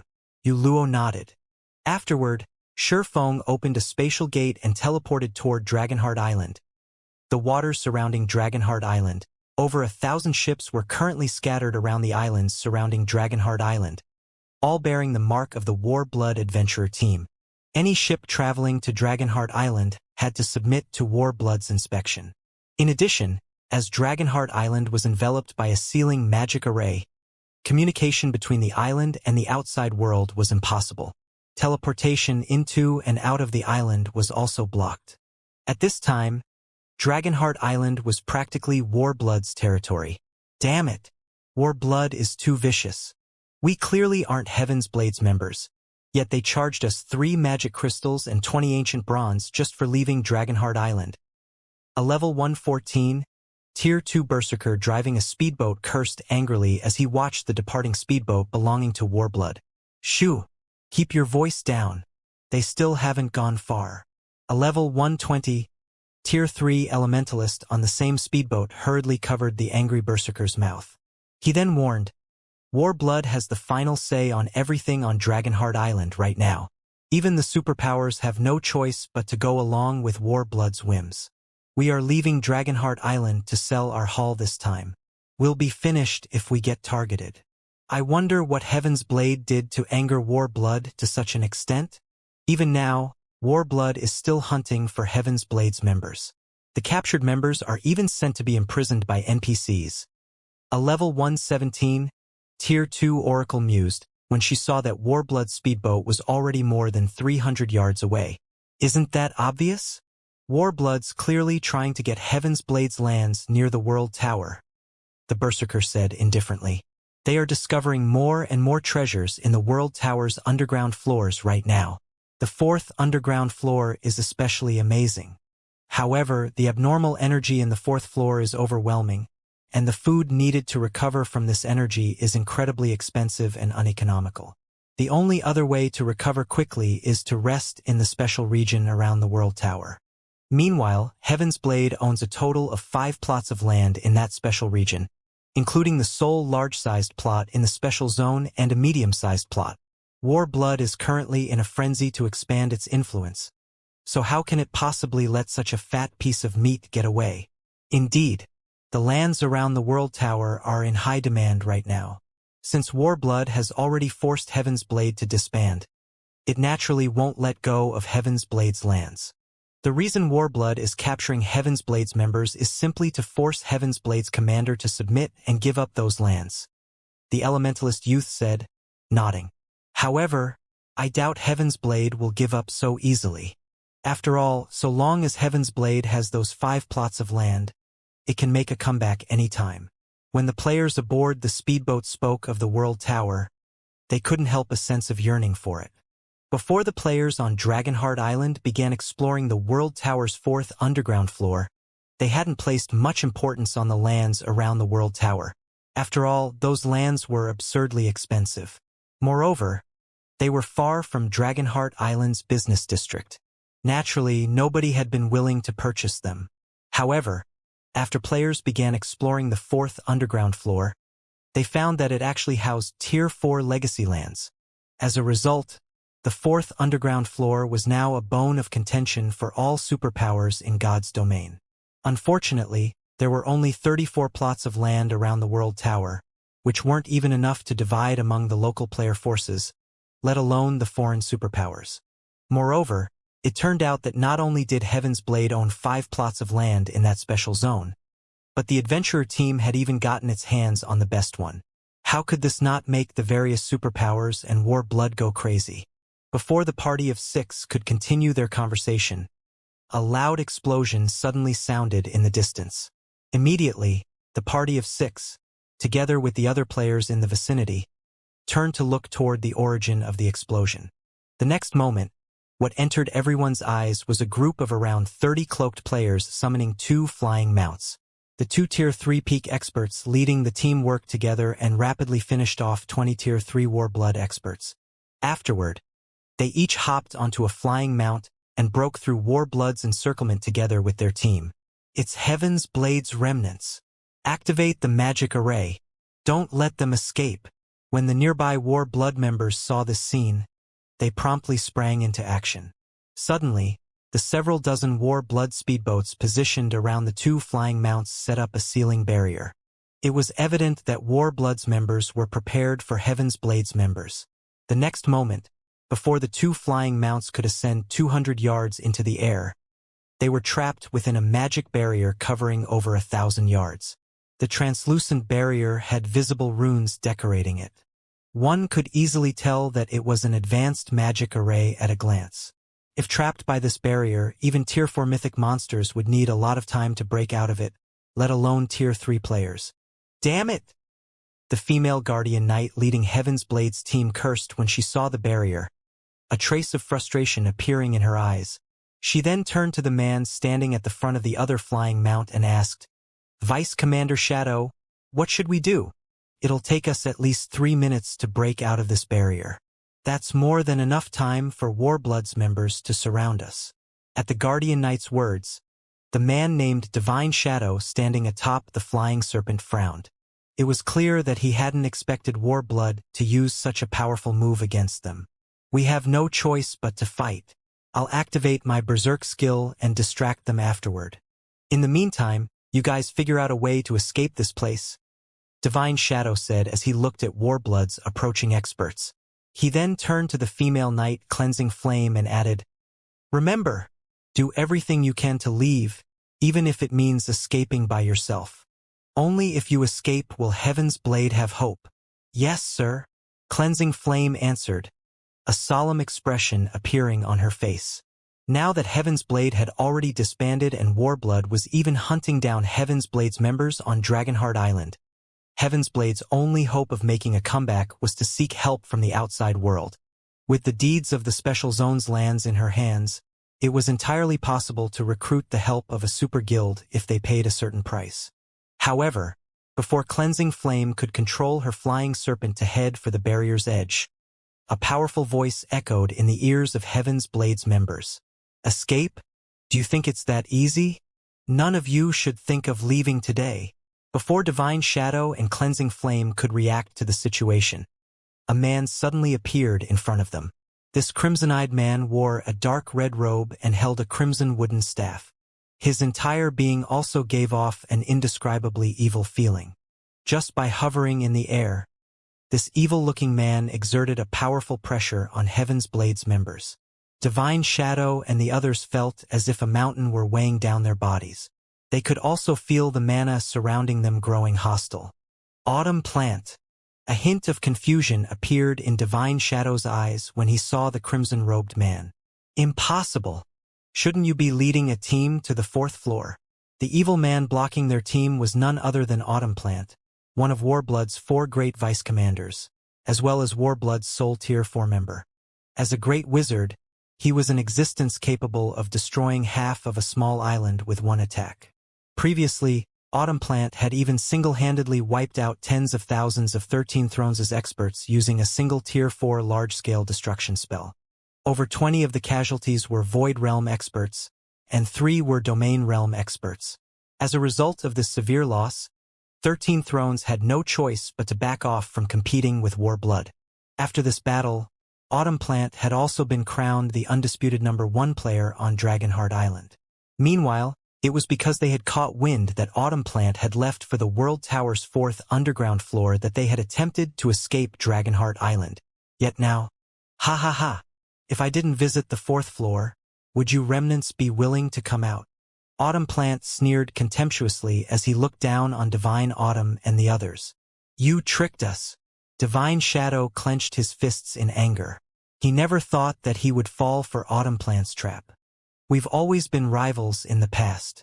Now that you've gotten promoted to Tier 4, I want to see just how strong you've become. After saying so, Divine Shadow activated his Berserk skill, his aura skyrocketing to the point of rivaling Tier 4 mythic monsters. At this time, if comparing purely in terms of aura, Divine Shadow was not the slightest bit inferior to Autumnplant. Fool! When Autumnplant sensed the intensity of Divine Shadow's aura skyrocketing, his scion remained unchanged. Instead, he merely waved his hand. Before Divine Shadow could react, over a dozen crimson chains appeared out of thin air and bound his body. And despite struggling with all his might, he couldn't break free from their restraint, no matter what. On the contrary, his resistance weakened as time passed. How is this possible? Cleansing Flame was stunned. Divine Shadow was one of Heaven's Blade's few Domain Realm experts. With his Berserk skill activated, logically, he should be able to put up a good fight against a Tier 4 player. Yet, Divine Shadow was captured instantly. Autumnplant had thoroughly shattered their understanding of Tier 4 existences. Humph! You people don't know just how massive the gap between Tier 3 and Tier 4 classes is. Do you really think you can turn things around when going up against me? Looking at Cleansing Flame's stunned expression, Autumnplant sneered. Let alone 1 Domain Realm expert. Even 10 Domain Realm experts working together won't last more than 3 moves against me. Realizing the difference between them, Divine Shadow turned to Cleansing Flame and the others and shouted, Damn it! Damn it! Everyone, kill yourselves. Don't let him capture you. Don't even think you can kill yourselves so easily, Autumnplant said, brandishing his staff. The next moment, blood-red chains appeared from the void and bound Cleansing Flame and the others, preventing them from moving their bodies at all. The difference between the two sides was clear for all to see. How can a Tier 4 class be so powerful? Divine Shadow and the others stared at Autumnplant with disbelief. They had seen Shurfeng's battle video during the reserve seat competition at the War God's Temple. In their opinion, although Tier 4 players were powerful, they were not an insurmountable opponent.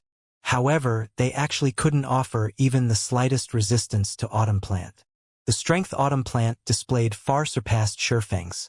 While Heaven's Blade's members were shocked by the massive gap in strength between them and Autumnplant, Warblood's other members caught up with them and secured them. All right, take them to the NPCs. Looking at Divine Shadow and the other remnants of Heaven's Blade, Autumnplant smiled and said, Now that we've caught 2 big fish, I refuse to believe that Zwei won't submit. It's over. It's over. Everything's over this time. Divine Shadow fell into despair when he saw Heaven's Blade's captured members. I've truly doomed you guys this time. The only reason why they had decided to take on such a risky operation this time was the misinformation he had believed. Now, everyone was doomed because of his foolishness. After all, if players were imprisoned by NPCs, nothing would change even if they forcibly logged out of the game. They would still reappear in prison after they logged back into the game. Unless they could break out, they would have to spend at least 15 days in prison. A 15-day gap was more than enough for everyone to fall far behind God's Domain's frontline players. However, As Divine Shadow was falling into a pit of despair and self-reproach, a horned eagle carrying for people suddenly came flying over from a distance. To everyone's surprise, the horned eagle actually sported Heaven's Blade's flag extremely conspicuously. More remnants of Heaven's Blade? Seeing as they have a horned eagle, it seems another big fish has arrived. Autumn Plant's lips curled up in delight when he saw the horned eagle. Meanwhile, this unexpected situation also confused Divine Shadow and the others. They couldn't understand why one of Heaven's Blade's horned eagles would be flying to them from outside Dragonheart Island. However, when they recalled Autumn Plant's capabilities, they immediately began shouting at the people riding the horned eagle to escape. Although Tier 4 players could fly, their flying speed wasn't comparable to flying mounts. Hence, it was still possible to escape if the horned eagle flew at full speed. Escape? Do you think that's possible? After saying so, Autumn Plant used instantaneous movement and rapidly approached the horned eagle. A Tier 4 Great Wizard's instantaneous movement had a range of 3,000 yards, many times superior to a Tier 3 Great Mage's instantaneous movement.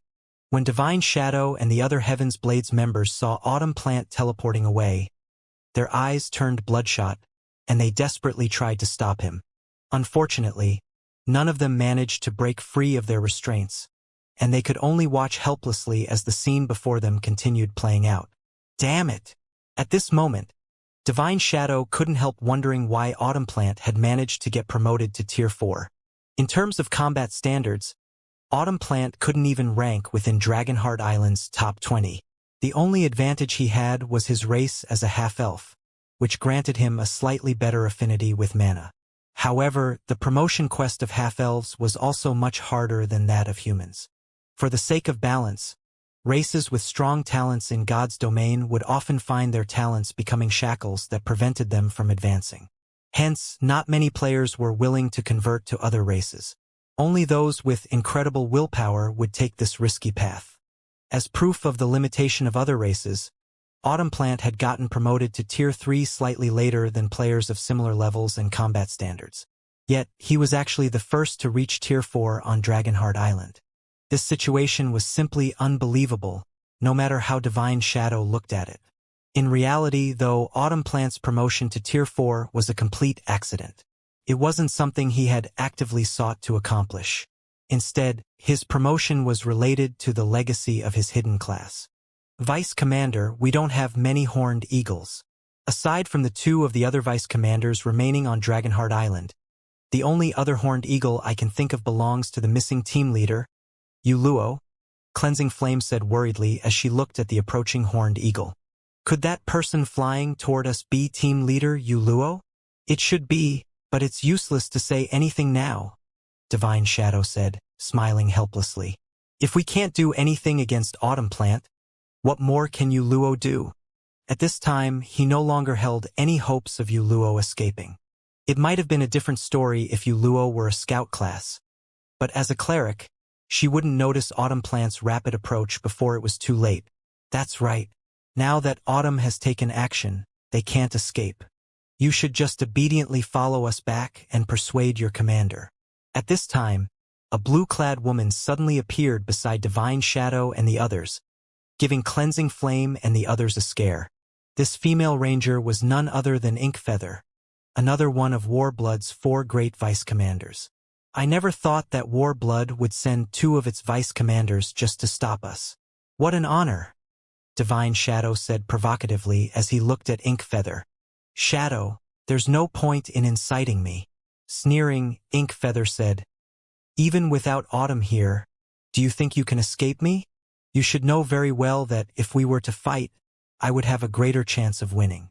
Not to mention, I am more proficient at hunting down targets. At Inkfeather's words, Divine Feather stopped speaking as a domain realm expert himself. He had to admit that Inkfeather was powerful. Previously, he could still beat her when she had yet to reach the domain realm. At present, however, not only was Inkfeather in the domain realm already, but it was even rumored that she had obtained a fragmented legendary bow. Her strength was incredibly close to catching up with Tier 4 existences. Hence, in an actual confrontation, the chances that he would lose were indeed very high. You don't have to worry. Yuluo won't be in any pain. Looking at Divine Shadow and the others, Inkfeather smiled faintly and added, "She'll soon be like you. Once within Autumn's sight, nobody can escape." Afterward, Inkfeather and the other War Blood members shifted their gaze toward Autumn Plant, who had already popped up before the Horned Eagle. Upon noticing Autumn Plant, the flying Horned Eagle felt uneasy and came to an abrupt stop, looking at the Tier 4 Great Wizard with fear in its eyes. "I don't know whether to call you bunch brave or stupid to approach while riding one of Heaven's Blade's Horned Eagles," Autumn Plant said, smiling as he looked at the 4 cloaked figures atop the flying mount. At this time, only 3 people in Heaven's Blade possess a Horned Eagle. Of the 3, 2 are still hiding inside Dragonheart Island. Even if you don't reveal yourselves, I can guess that one of you is that missing team leader, Yuluo, right? Warblood had conducted a detailed investigation into Heaven's Blade's organizational structure after forcing the latter to disband. The sudden disappearance of Yuluo was included in the information they dug 6 up. Yuluo did not bother refuting Autumn Plant's words. She simply looked at the Great Wizard and said calmly, "I never thought you would actually be the first on Dragonheart Island to get promoted to Tier 4. That's right. But many more unexpected things have occurred as well, such as the dissolution of Heaven's Blade and the fact that you're now a prisoner of Warblood," Autumn Plant said contemptuously instead of growing enraged at Yuluo's words. "Now, do you want me to take action? Or are you going to follow me obediently?" However, no sooner had Autumn Plant finished speaking than a chuckle came from behind Yuluo. "Long time no see, Vice Commander Autumn. It seems you've grown to have quite the arrogant tone." As this voice spread, Autumn Plant's complexion changed, and he stared automatically at the cloaked man standing behind Yuluo. "You are—" For a moment, Autumn Plant doubted his ears. After all, he was familiar with this voice, to the point where just hearing it disgusted him already. In fact, he even had trouble speaking right now. Black Flame. Autumn Plant's reaction was because this man was the culprit responsible for Warblood's loss of reputation on Dragonheart Island. This man had also very nearly turned Warblood into a joke to the various superpowers. Hence, this man was the person Blood Oath, Warblood's commander, wished to kill the most. That's right. Nodding, Shurfeng removed his hood and smiled at Autumn Plant. "We meet again, Vice Commander Autumn." The instant Shurfeng removed his hood, a wave of restlessness spread through the War Blood members spectating the situation from a distance. Heaven's Blade's members were similarly astonished to see Shurfeng. Black Flame was currently a big shot that everybody in God's domain knew of. He had thoroughly risen to fame during the reserve seat competition as the first player in God's domain to reach Tier 4. Although there hadn't been any news of him recently, his performance during the competition was still being discussed by countless players even today. "This is great. It's really Guild Leader Black Flame." Cleansing Flame grew ecstatic when she saw Shurfeng. Although Heaven's Blade wasn't considered allies with Zero Wing, the organizations had a relatively good relationship. In fact, Zero Wing was one of the guilds they intended to seek help from when they were planning to escape from Dragonheart Island. The arrival of Zero Wing's guild leader was undoubtedly a wonderful situation for Heaven's Blade. Moreover, Shurfeng was a Tier 4 player. Even Autumn Plant shouldn't dare act recklessly before him. However, as Cleansing Flame and the others were rejoicing, Inkfeather sneered at them. "Don't celebrate too soon. Black Flame's appearance here is just perfect." Looking at Shurfeng's distant figure, Inkfeather smiled faintly. He turned War Blood into everyone's laughingstock previously. Now, we'll let him know that he won't get off scot-free for interfering in Warblood's matters. After saying so, Inkfeather shot a dazzling arrow into the sky, which was visible even from 10,000 yards away. Immediately afterward, the War Blood members patrolling on speedboats in the vicinity each took out a stone with strange runes engraved on it. They then began frenziedly pumping their mana into the stone. Suddenly, a storm brewed, blanketing the entire sea zone. Simultaneously, multiple barriers emerged from the ocean, thoroughly enveloping Shurfeng's group of 4. An endless supply of water-type mana also bound them, the restriction weakening their basic attributes and physique by 30%. What a powerful restriction! Shurfeng was a little surprised by this situation. There were very few magic arrays capable of affecting Tier 4 players significantly. Even a Master Magic Array would only be capable of reducing a Tier 4 player's basic attributes. It would hardly affect a Tier 4 player's physique. Nevertheless, the magic array used on them had reduced both their basic attributes and physique by a significant margin. This was truly an amazing magic array. Ha ha ha! Black Flame, you've really barged your way into hell now. Autumn Plant burst into delighted laughter when he saw that the magic barrier had taken effect. We originally intended this sea prison to be a present for Heaven's Blade Sci-Fi. Now, though, we're giving it to you. What do you think? Under normal circumstances, Autumn Plant would still have to be afraid of Shurfeng. After all, Shurfeng was the first player to reach Tier 4. Hence, Shurfeng's understanding of Tier 4 classes should greatly surpass his own. There was also the fact that the moves Autumn Plant had employed against Tier 3 players would have hardly any effect on Tier 4 players. However, the situation was different now. The Sea Prison was a magic array capable of suppressing even Tier 4 existences significantly. While a 30% reduction of basic attributes couldn't be considered significant, a 30% reduction of physique was massive. Such a suppression would basically reduce a Tier 4 physique to the Tier 3 standard. With such a huge difference in physique, even if Shurfeng possessed astonishing basic attributes, he wouldn't be a match for Autumn Plant. This sea prison is not bad, but you wasted it for nothing.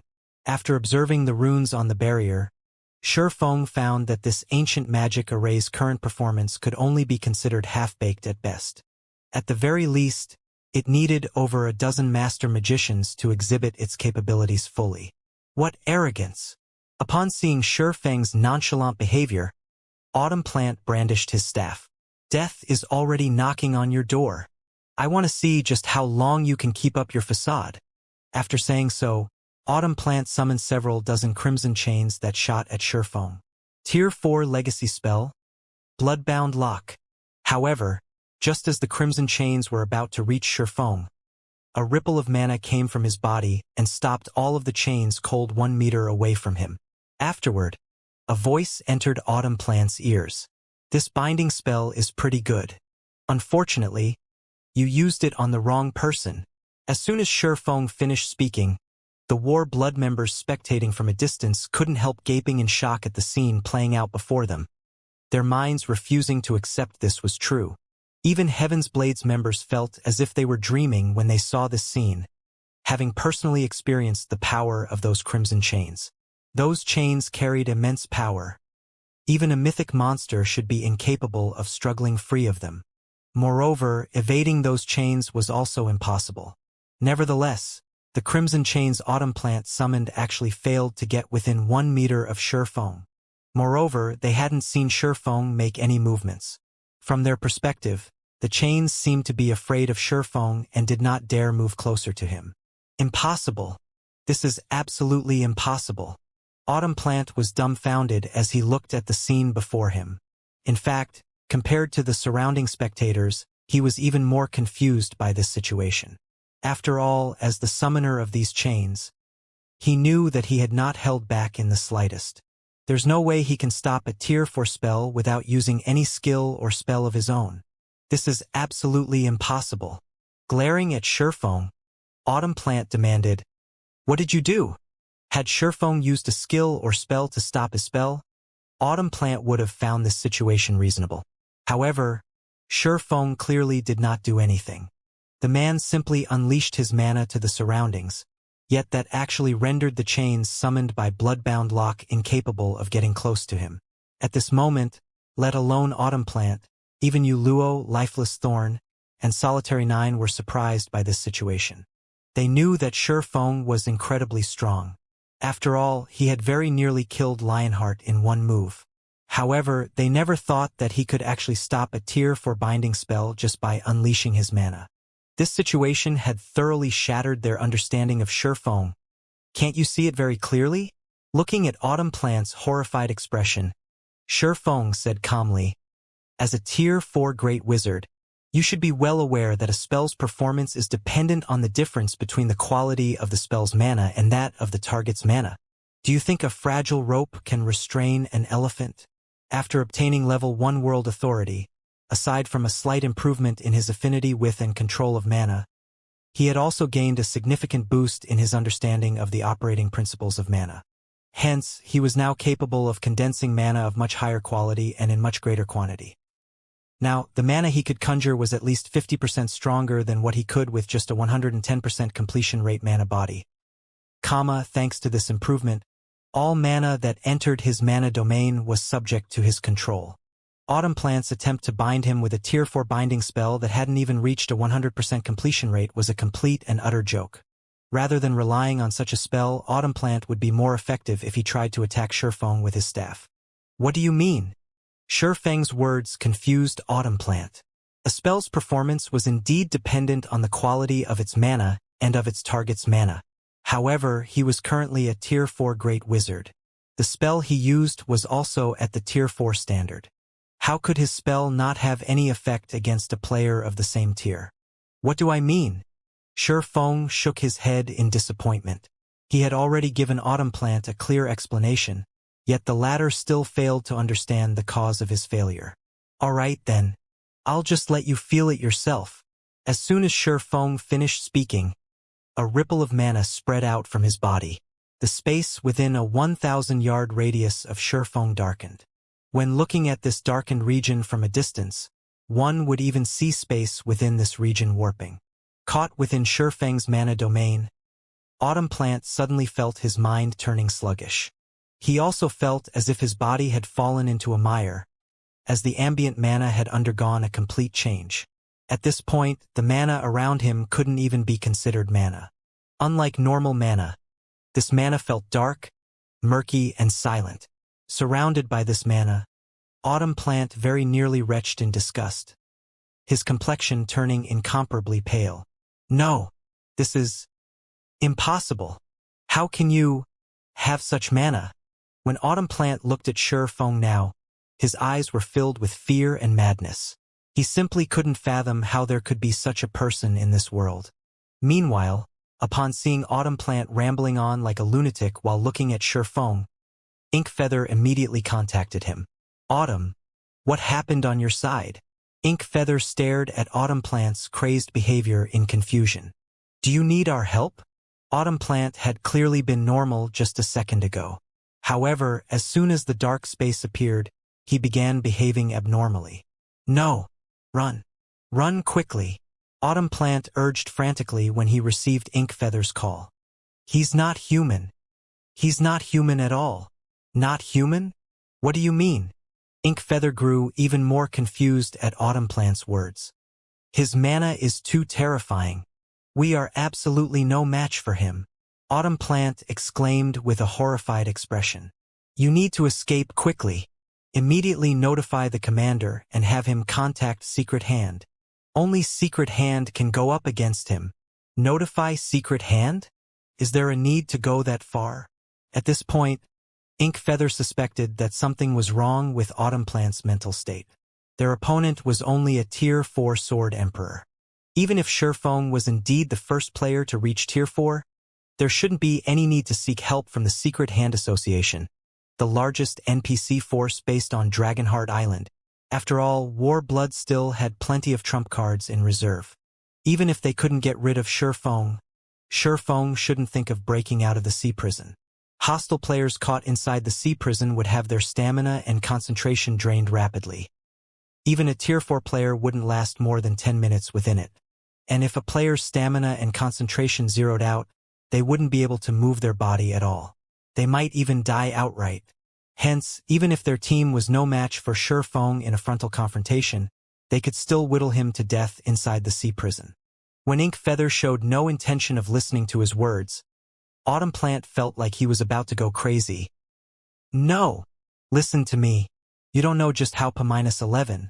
Before Autumn Plant could say anything more, Shurfeng finally took action.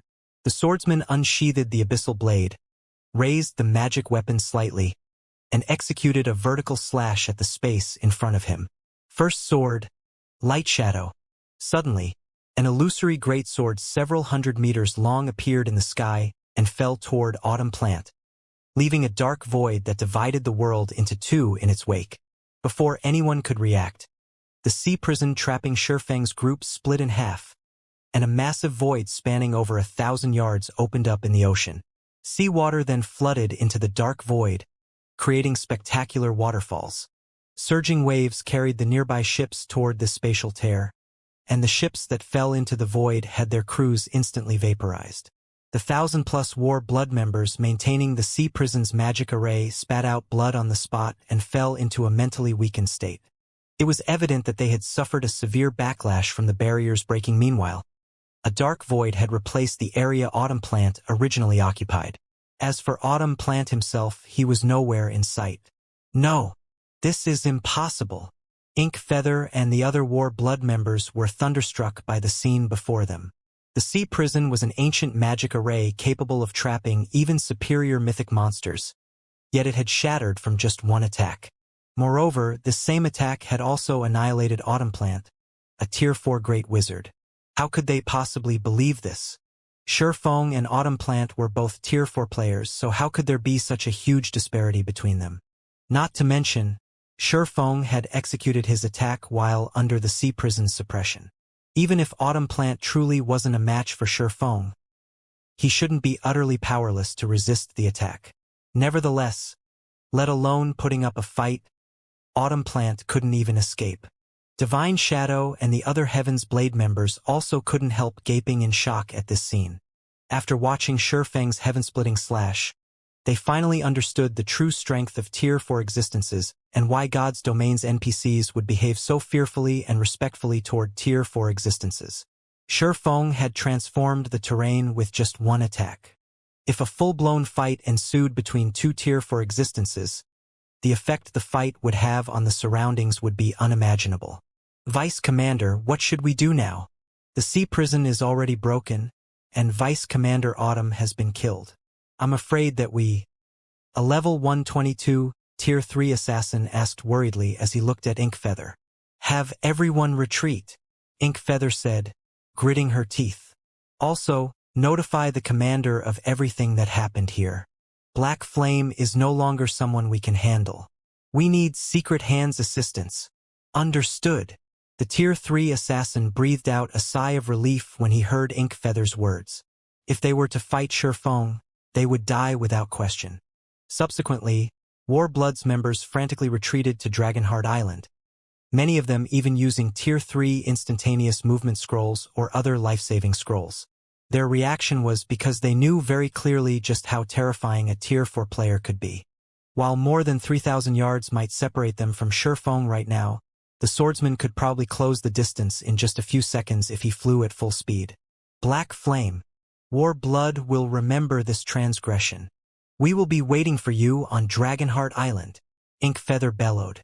With Shifeng's group rapidly approaching, she promptly activated her Tier 3 instantaneous movement scroll and disappeared, abandoning the bound Heaven's Blades members. 2 seconds after Ink Feather disappeared, Shifeng's group of 4 arrived before Divine Shadow and the others. Those people were so arrogant before, yet they ran away even faster than rabbits. Solitary 9 burst into laughter when he saw that none of Warblood's Tier 3 experts remained in the vicinity. In response, Lifeless Thorn also laughed and said, "It's normal. They know that they'll just die even if they stay behind. After all, even their sole Tier 4 expert died, so Tier 3 players like themselves wouldn't be able to do anything." The strength Shifeng displayed was truly astonishing. Let alone Warblood's members, even Lifeless Thorn himself was shocked. During the fight with the infant Golden Dragon, Shifeng had forcibly cancelled his summoning. The backlash had drastically reduced both his concentration and basic attributes throughout the raid. And although he had activated a Berserk skill near the end of the raid, the skill only allowed him to just barely participate in the fight. Hence, one could say that Shifeng had never exerted his normal strength in the entire Infant Dragon raid. However, when Shifeng went up against Autumn Plant, he had already fully recovered. Only, Lifeless Thorn had never imagined that Shifeng had already become so strong. Now, Lifeless Thorn wouldn't find it strange if Shifeng could go toe-to-toe against a superior mythic monster. After all, the attack Shifeng executed earlier was simply astonishing. It definitely carried power at the Tier 5 standard. Guild Leader Black Flame, I am Vice Commander Divine Shadow of the Heaven's Blade Adventurer Team. I really have to thank you for your help this time. If not for you, we would have definitely been imprisoned by Warblood for 15 days. Divine Shadow, who had been freed from his restraints, hurriedly stepped forward to thank Shurfeng. At this moment, the only feeling in his heart was a deep sense of awe. In the past, Divine Shadow only considered Shurfeng a local tyrant who had better luck than others. In his opinion, so long as he got promoted to Tier 4, he wouldn't be inferior to Shurfeng in any way. However, Divine Shadow now found his previous thoughts laughable. After all, in terms of strength, Shurfeng and he were like the sun and a candle. Even if he really managed to get promoted to Tier 4, he doubted he could last a single move against Shurfeng. As for Cleansing Flame, when she looked at Shurfeng, complicated emotions momentarily filled her heart. Previously, it was only thanks to Shurfeng's help that Heaven's Blade had managed to survive the existential threat it faced. Originally, she thought that with the significant improvements she made during this period, she had shortened the gap between herself and Shurfeng. However, it seemed that the gap between them had widened even further instead. In fact, Shurfeng had become so strong that she could no longer grasp just how powerful he was exactly. It's nothing. I just happened to pass by, Shurfeng said, chuckling as he looked at Divine Shadow. Team leader Yuluo and I were trapped in the same place for some time. After we left that place, we appeared near Dragonheart Island. Can you tell me what Dragonheart Island's present situation is like? Although the World Stone allowed him to log in and out of God's domain anytime he wanted, he had not logged off for several consecutive days because he had focused on grinding for levels. Meanwhile, God's domain was a game that was constantly changing.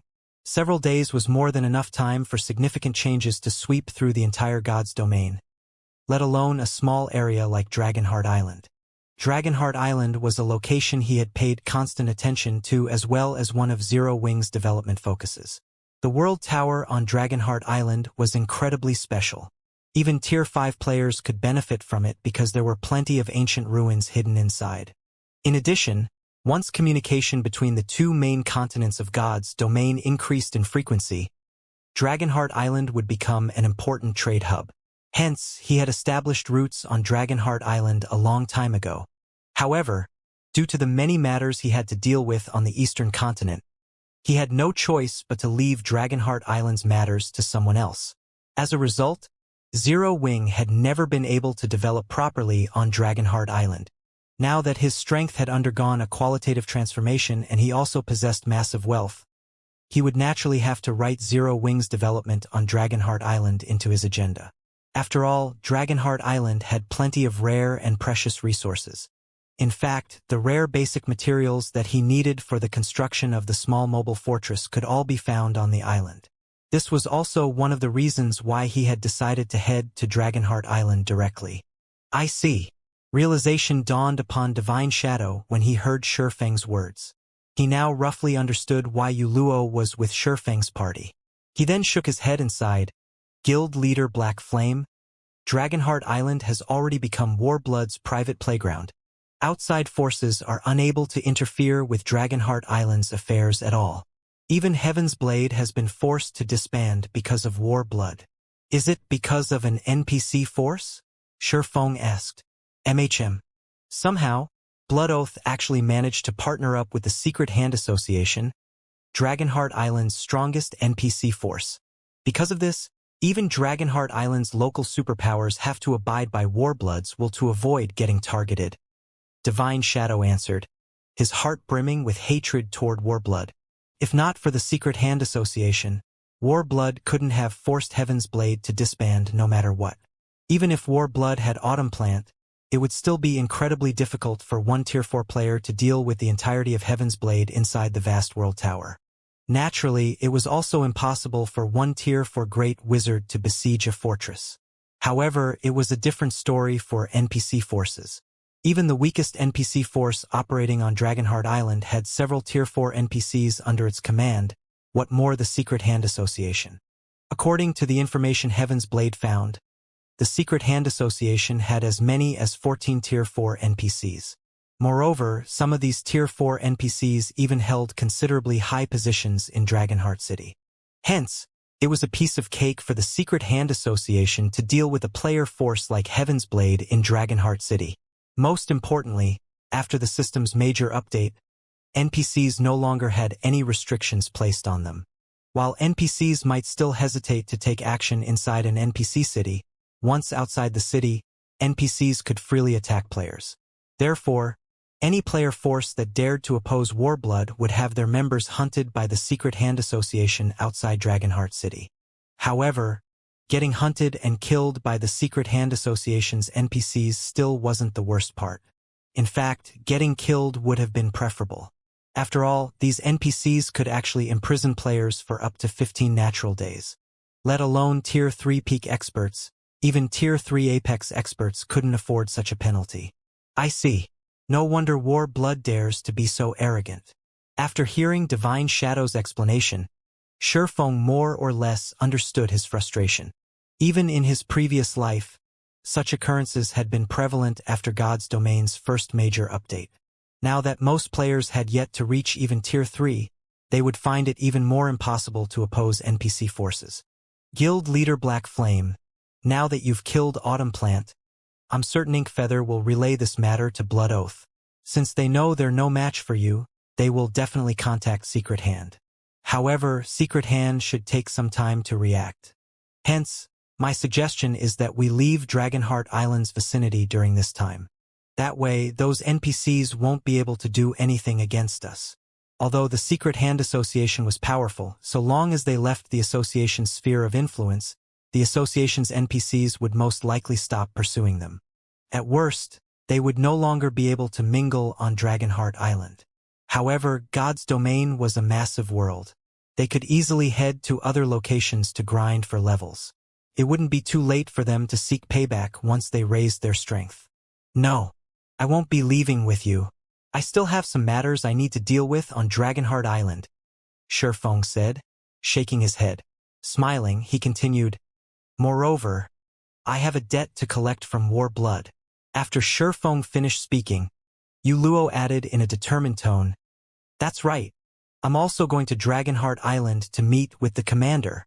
I will definitely make Warblood pay. Divine Shadow couldn't help growing anxious at Yuluo's words. They had gone to great lengths to escape from Dragonheart Island. If Yuluo were to head to Dragonheart Island now, it would be a one-way trip. Yuluo, stop fooling around. Guild Leader Black Flame is a Tier 4 player, so he might not have any problems, but you are? An astonishing aura suddenly burst forth from Yuluo's body, interrupting Divine Shadow and subjecting him and the others to powerful pressure. The aura Yuluo released was even more frightening than Autumn Plant's. Divine Shadow was dumbfounded when he sensed Yuluo's aura. Only after a long time did he manage to ask, You've reached Tier 4? In response to Divine Shadow's question, Yuluo faintly smiled and nodded. MHM. I was lucky to get promoted, thanks to Guild Leader Black Flame.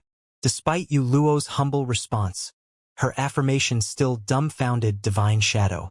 However, the life aura Yuluo radiated couldn't be faked.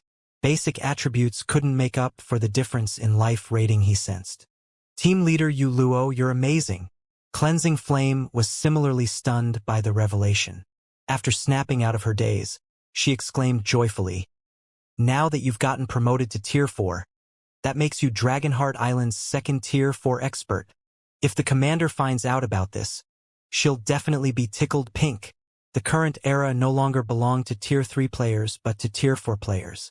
So long as a power gained a Tier 4 player, it would receive a significant boost to its status and authority, and even NPC forces would not dare offend it recklessly.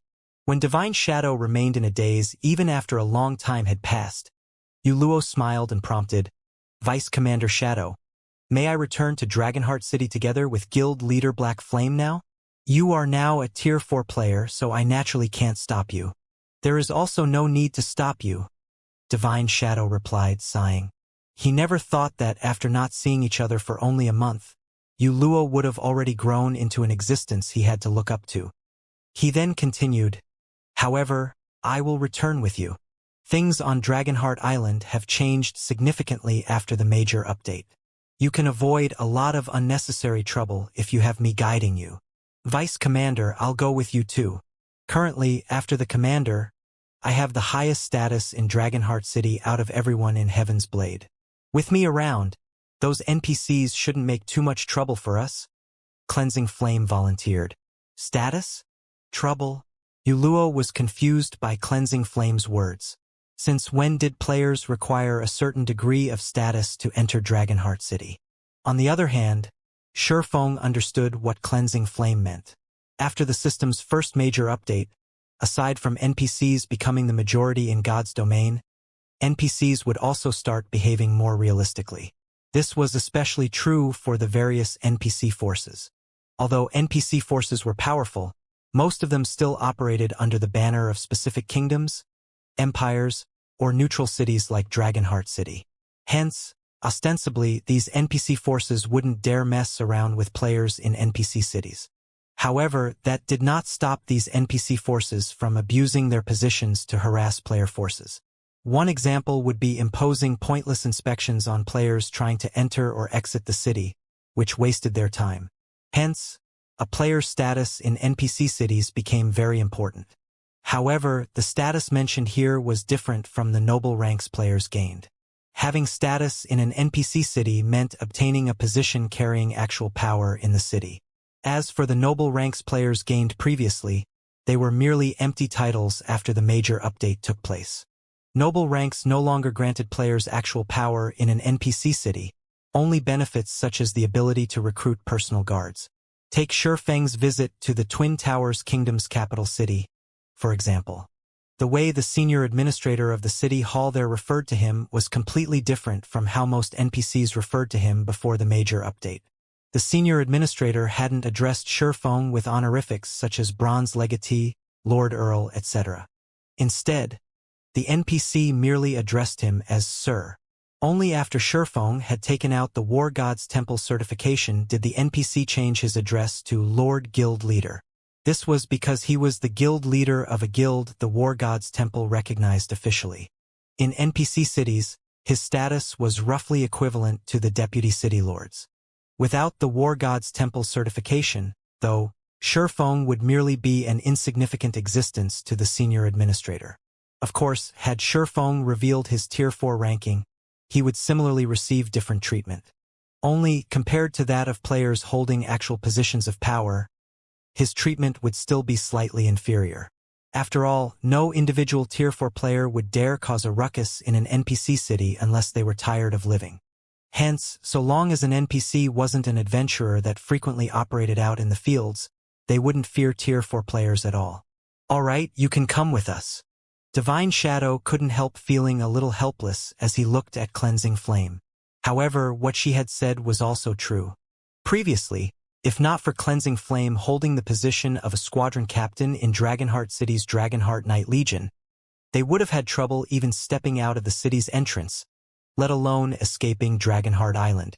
Afterward, Divine Shadow secretly led Shifeng's group back to Dragonheart City. As for the other Heaven's Blade members, they used this opportunity to depart from Dragonheart Island's vicinity quickly to avoid the secret Hand Association's pursuit.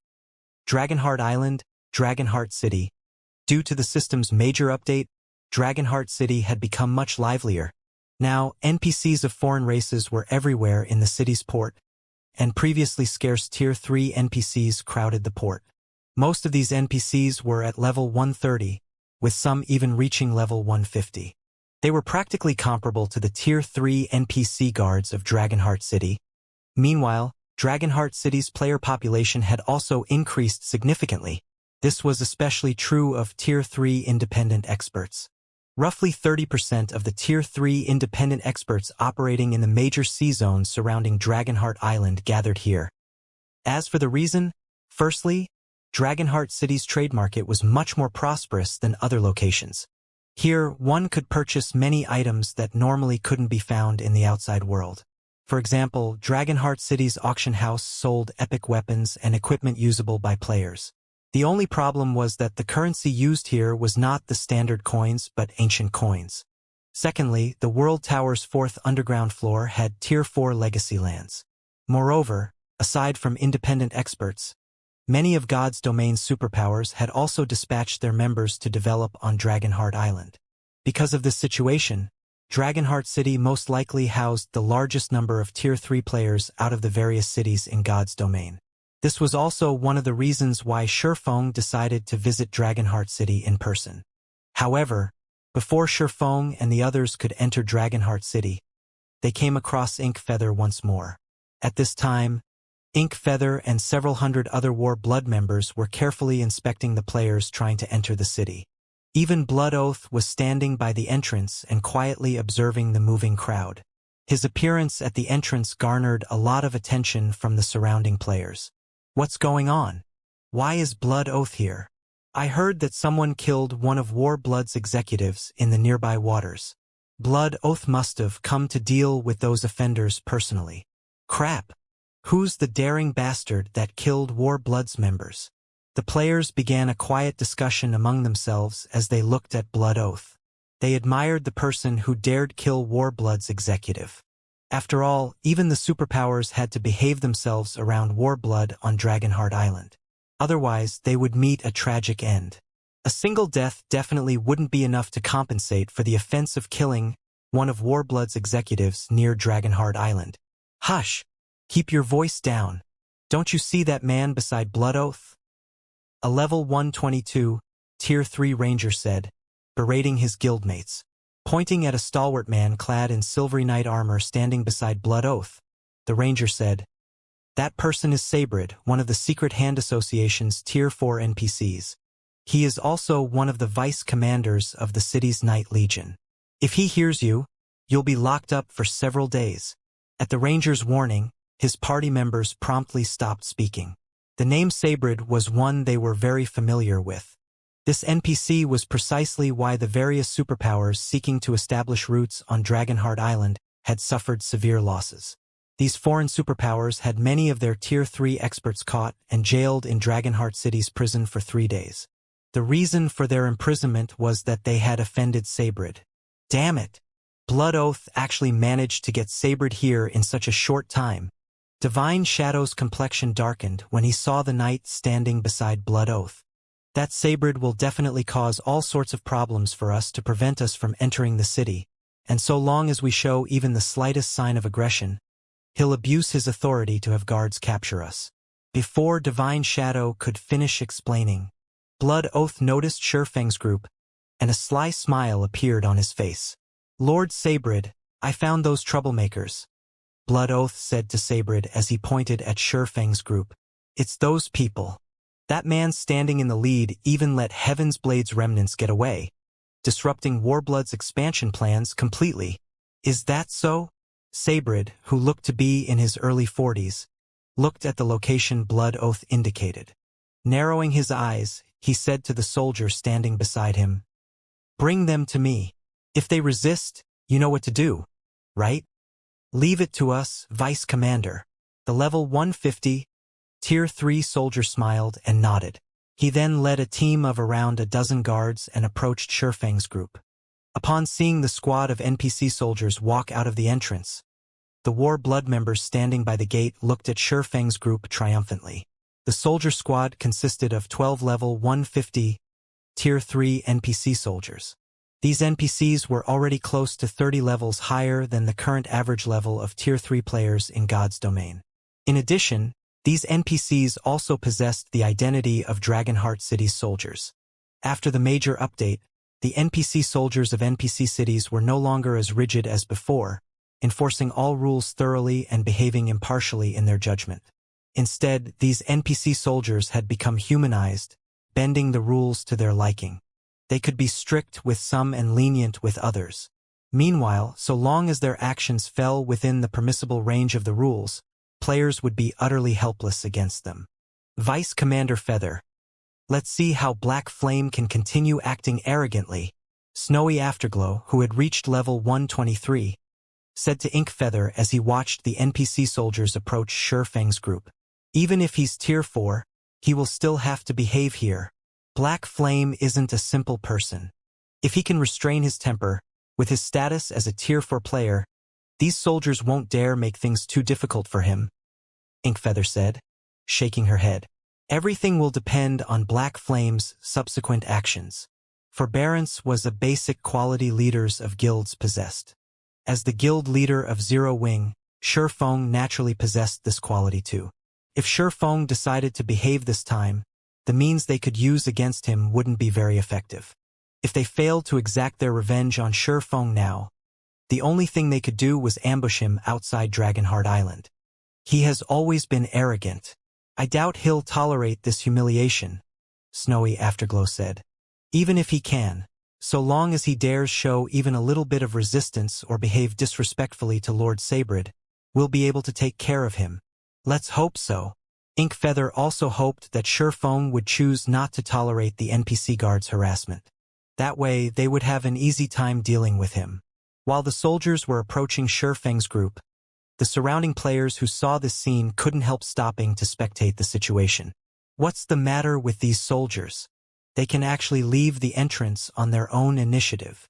Wait, that assassin seems to be Divine Shadow, one of Heaven's Blade's vice commanders. What? Heaven's Blade's members actually took the initiative to show themselves? Are they tired of living? The surrounding players recognized Divine Shadow in no time at all and were astonished. After all, Warblood had long since placed a bounty on all of Heaven's Blade's members in Dragonheart City. By showing up at the city's entrance now, Heaven's Blade's members were basically throwing themselves into the jaws of death. Now that these NPC soldiers are going straight for them, they're seriously doomed. These NPCs are first-rate when it comes to making life difficult for others. They interrogated me for 2 whole hours the last time I came here. If I hadn't bribed them with a magic crystal, I would have most likely had to wait for a few more hours before I could enter the city. These soldiers are probably the Secret Hand Association's members as well. If Heaven's Blade's members get detained, it definitely won't end with just a few hours of interrogation. These soldiers will most likely corner them until they speak out in retaliation. And if they do that, they'll be jailed right away. Seeing the NPC soldiers taking the initiative to walk away from the entrance, the surrounding players looked at Shifeng's group in pity. However, none of them stepped forward to help. After all, it would be an express train to hell if they did so. While the surrounding players were discussing quietly among themselves, the 12 NPC soldiers had surrounded Shifeng's group. Dragonheart City is in chaos right now, so our superior has instructed us to tighten inspections to prevent people from making trouble in the city. Not only are you bunch acting suspiciously, but you are even concealing your identities with cloaks. Remove your cloaks and come with us, said the rough-looking guard heading the squad. Sneering, he added, rest assured, the interrogation will be over quickly. It'll only take around a dozen hours, so it won't delay you for too long. Oh, right. Just in case, please open your spatial bags and let us inspect them. We cannot let you bring any prohibited items into the city. As soon as the head soldier finished speaking, the other guards began smiling as well. That's right. Hurry up and open your bags. Don't worry, we won't take any of your items. We'll only take a look at them. Right. It's just for an inspection. This is for Dragonheart City's safety. The several NPC soldiers laughed as they looked at Shifeng. Meanwhile, Divine Shadow's complexion turned ashen when he heard the soldiers' words. He had never imagined that the Secret Hand Association's NPCs would be so ruthless. A spatial bag was a player's greatest secret. Revealing the contents of a player's bag to other players would not only potentially attract trouble, but also expose their trump cards. Excuse me, but we don't plan on entering Dragonheart City, Divine Shadow said, rejecting the soldiers' demand outright. There was no way they could allow the soldiers to inspect their bags. This was especially true for Shifeng, the guild leader of Zero Wing. It was evident that these soldiers were trying to pick a fight with them. Now, their only choice was to abandon their plan to enter Dragonheart City. However, the head soldier smiled when he heard Divine Shadow's refusal. It doesn't matter whether you enter the city or not. In fact, you bunch look even more suspicious now. So, there is an even greater need for you to be checked. You'd best open your spatial bags quick. Otherwise, my brothers and I will personally take action, the head soldier said, raising his hand. Immediately, the 11 other soldiers gripped their weapons and released their killing intent. However, as these soldiers gripped their weapons, Cleansing Flame stepped forward. She then took out a bronze token from her bag. I am Cleansing Flame, a captain of the Dragonheart Knight Legion. These people are my companions. I can prove that they have no problems, Cleansing Flame said. In a slightly annoyed tone, she continued, moreover, you people from the City Defense Legion are responsible for maintaining order within the city, not outside. You are overstepping your boundaries. When Cleansing Flame took out her Dragonheart Knight token, Divine Shadow breathed out a sigh of relief, glad that he had brought her along. Otherwise, they would have gotten caught in the Secret Hand Association's trap. As Dragonheart City's trump card legion, the Dragonheart Knight Legion was far superior to the City Defense Knight Legion. Moreover, the City Defense Knight Legion did not have the authority to inspect members of the Dragonheart Knight Legion. The Dragonheart Knight Legion? Looking at Cleansing Flame, the head soldier smiled nonchalantly and said, since you are a member of the Dragonheart Knight Legion, we naturally have no right to inspect you. However, that is not the case for your companions. They are acting suspiciously and are even wearing cloaks. As Dragonheart City's first line of defense, we have a responsibility to maintain the city's safety. Hence, we cannot leave them be. They must be checked. You? The soldier's words enraged Cleansing Flame. I will report this to Commander Anos. Go tell him, then. I believe Commander Anos will understand our painstaking efforts, the head soldier said, smiling. However, before that, your companions must undergo inspection. I will give you only 10 seconds to consider. If you don't open your bags yourselves, don't blame us for doing it for you. As the head soldier finished speaking, the other soldiers readied their weapons. It was evident that they did not plan on giving Shurfeng's group any chance to escape. Meanwhile, when the surrounding players saw this scene, they gasped. How ruthless! Sure enough, nobody can afford to offend Warblood on Dragonheart Island. No wonder even the superpowers dare not disrespect Warblood on Dragonheart Island. Although many of the players present would normally suffer at the hands of these NPC soldiers, the soldiers would only put them through long hours of interrogation at most. This was definitely the first time the players had seen these soldiers draw their weapons against players. Ha ha ha! Amazing! Amazing! As expected of Secret Hands members. I want to see what that black flame is going to do now. Snowy Afterglow burst into laughter when he saw this scene. I heard that Black Flame has many treasures on him. If we can get him to reveal those treasures, all our efforts this time would definitely be worthwhile. Inkfeather also nodded in agreement with Snowy Afterglow's words. In reality, even she did not think that the Secret Hand Association would be so ruthless. Now, Shurfeng was truly between a rock and a hard place. Whether he chose to anger the guards or reveal his spatial bag for everyone to see, he would still suffer in the end. Black Flame. Now, it's my turn to let you know what it feels like to live in misery. When Blood Oath saw the scene playing out before him, the smile on his face grew even brighter. Previously, when Shurfeng had killed him during the Dragon Phoenix Pavilion's conference, Blood Oath's reputation had plummeted on Dragonheart Island. However, the tables had turned now.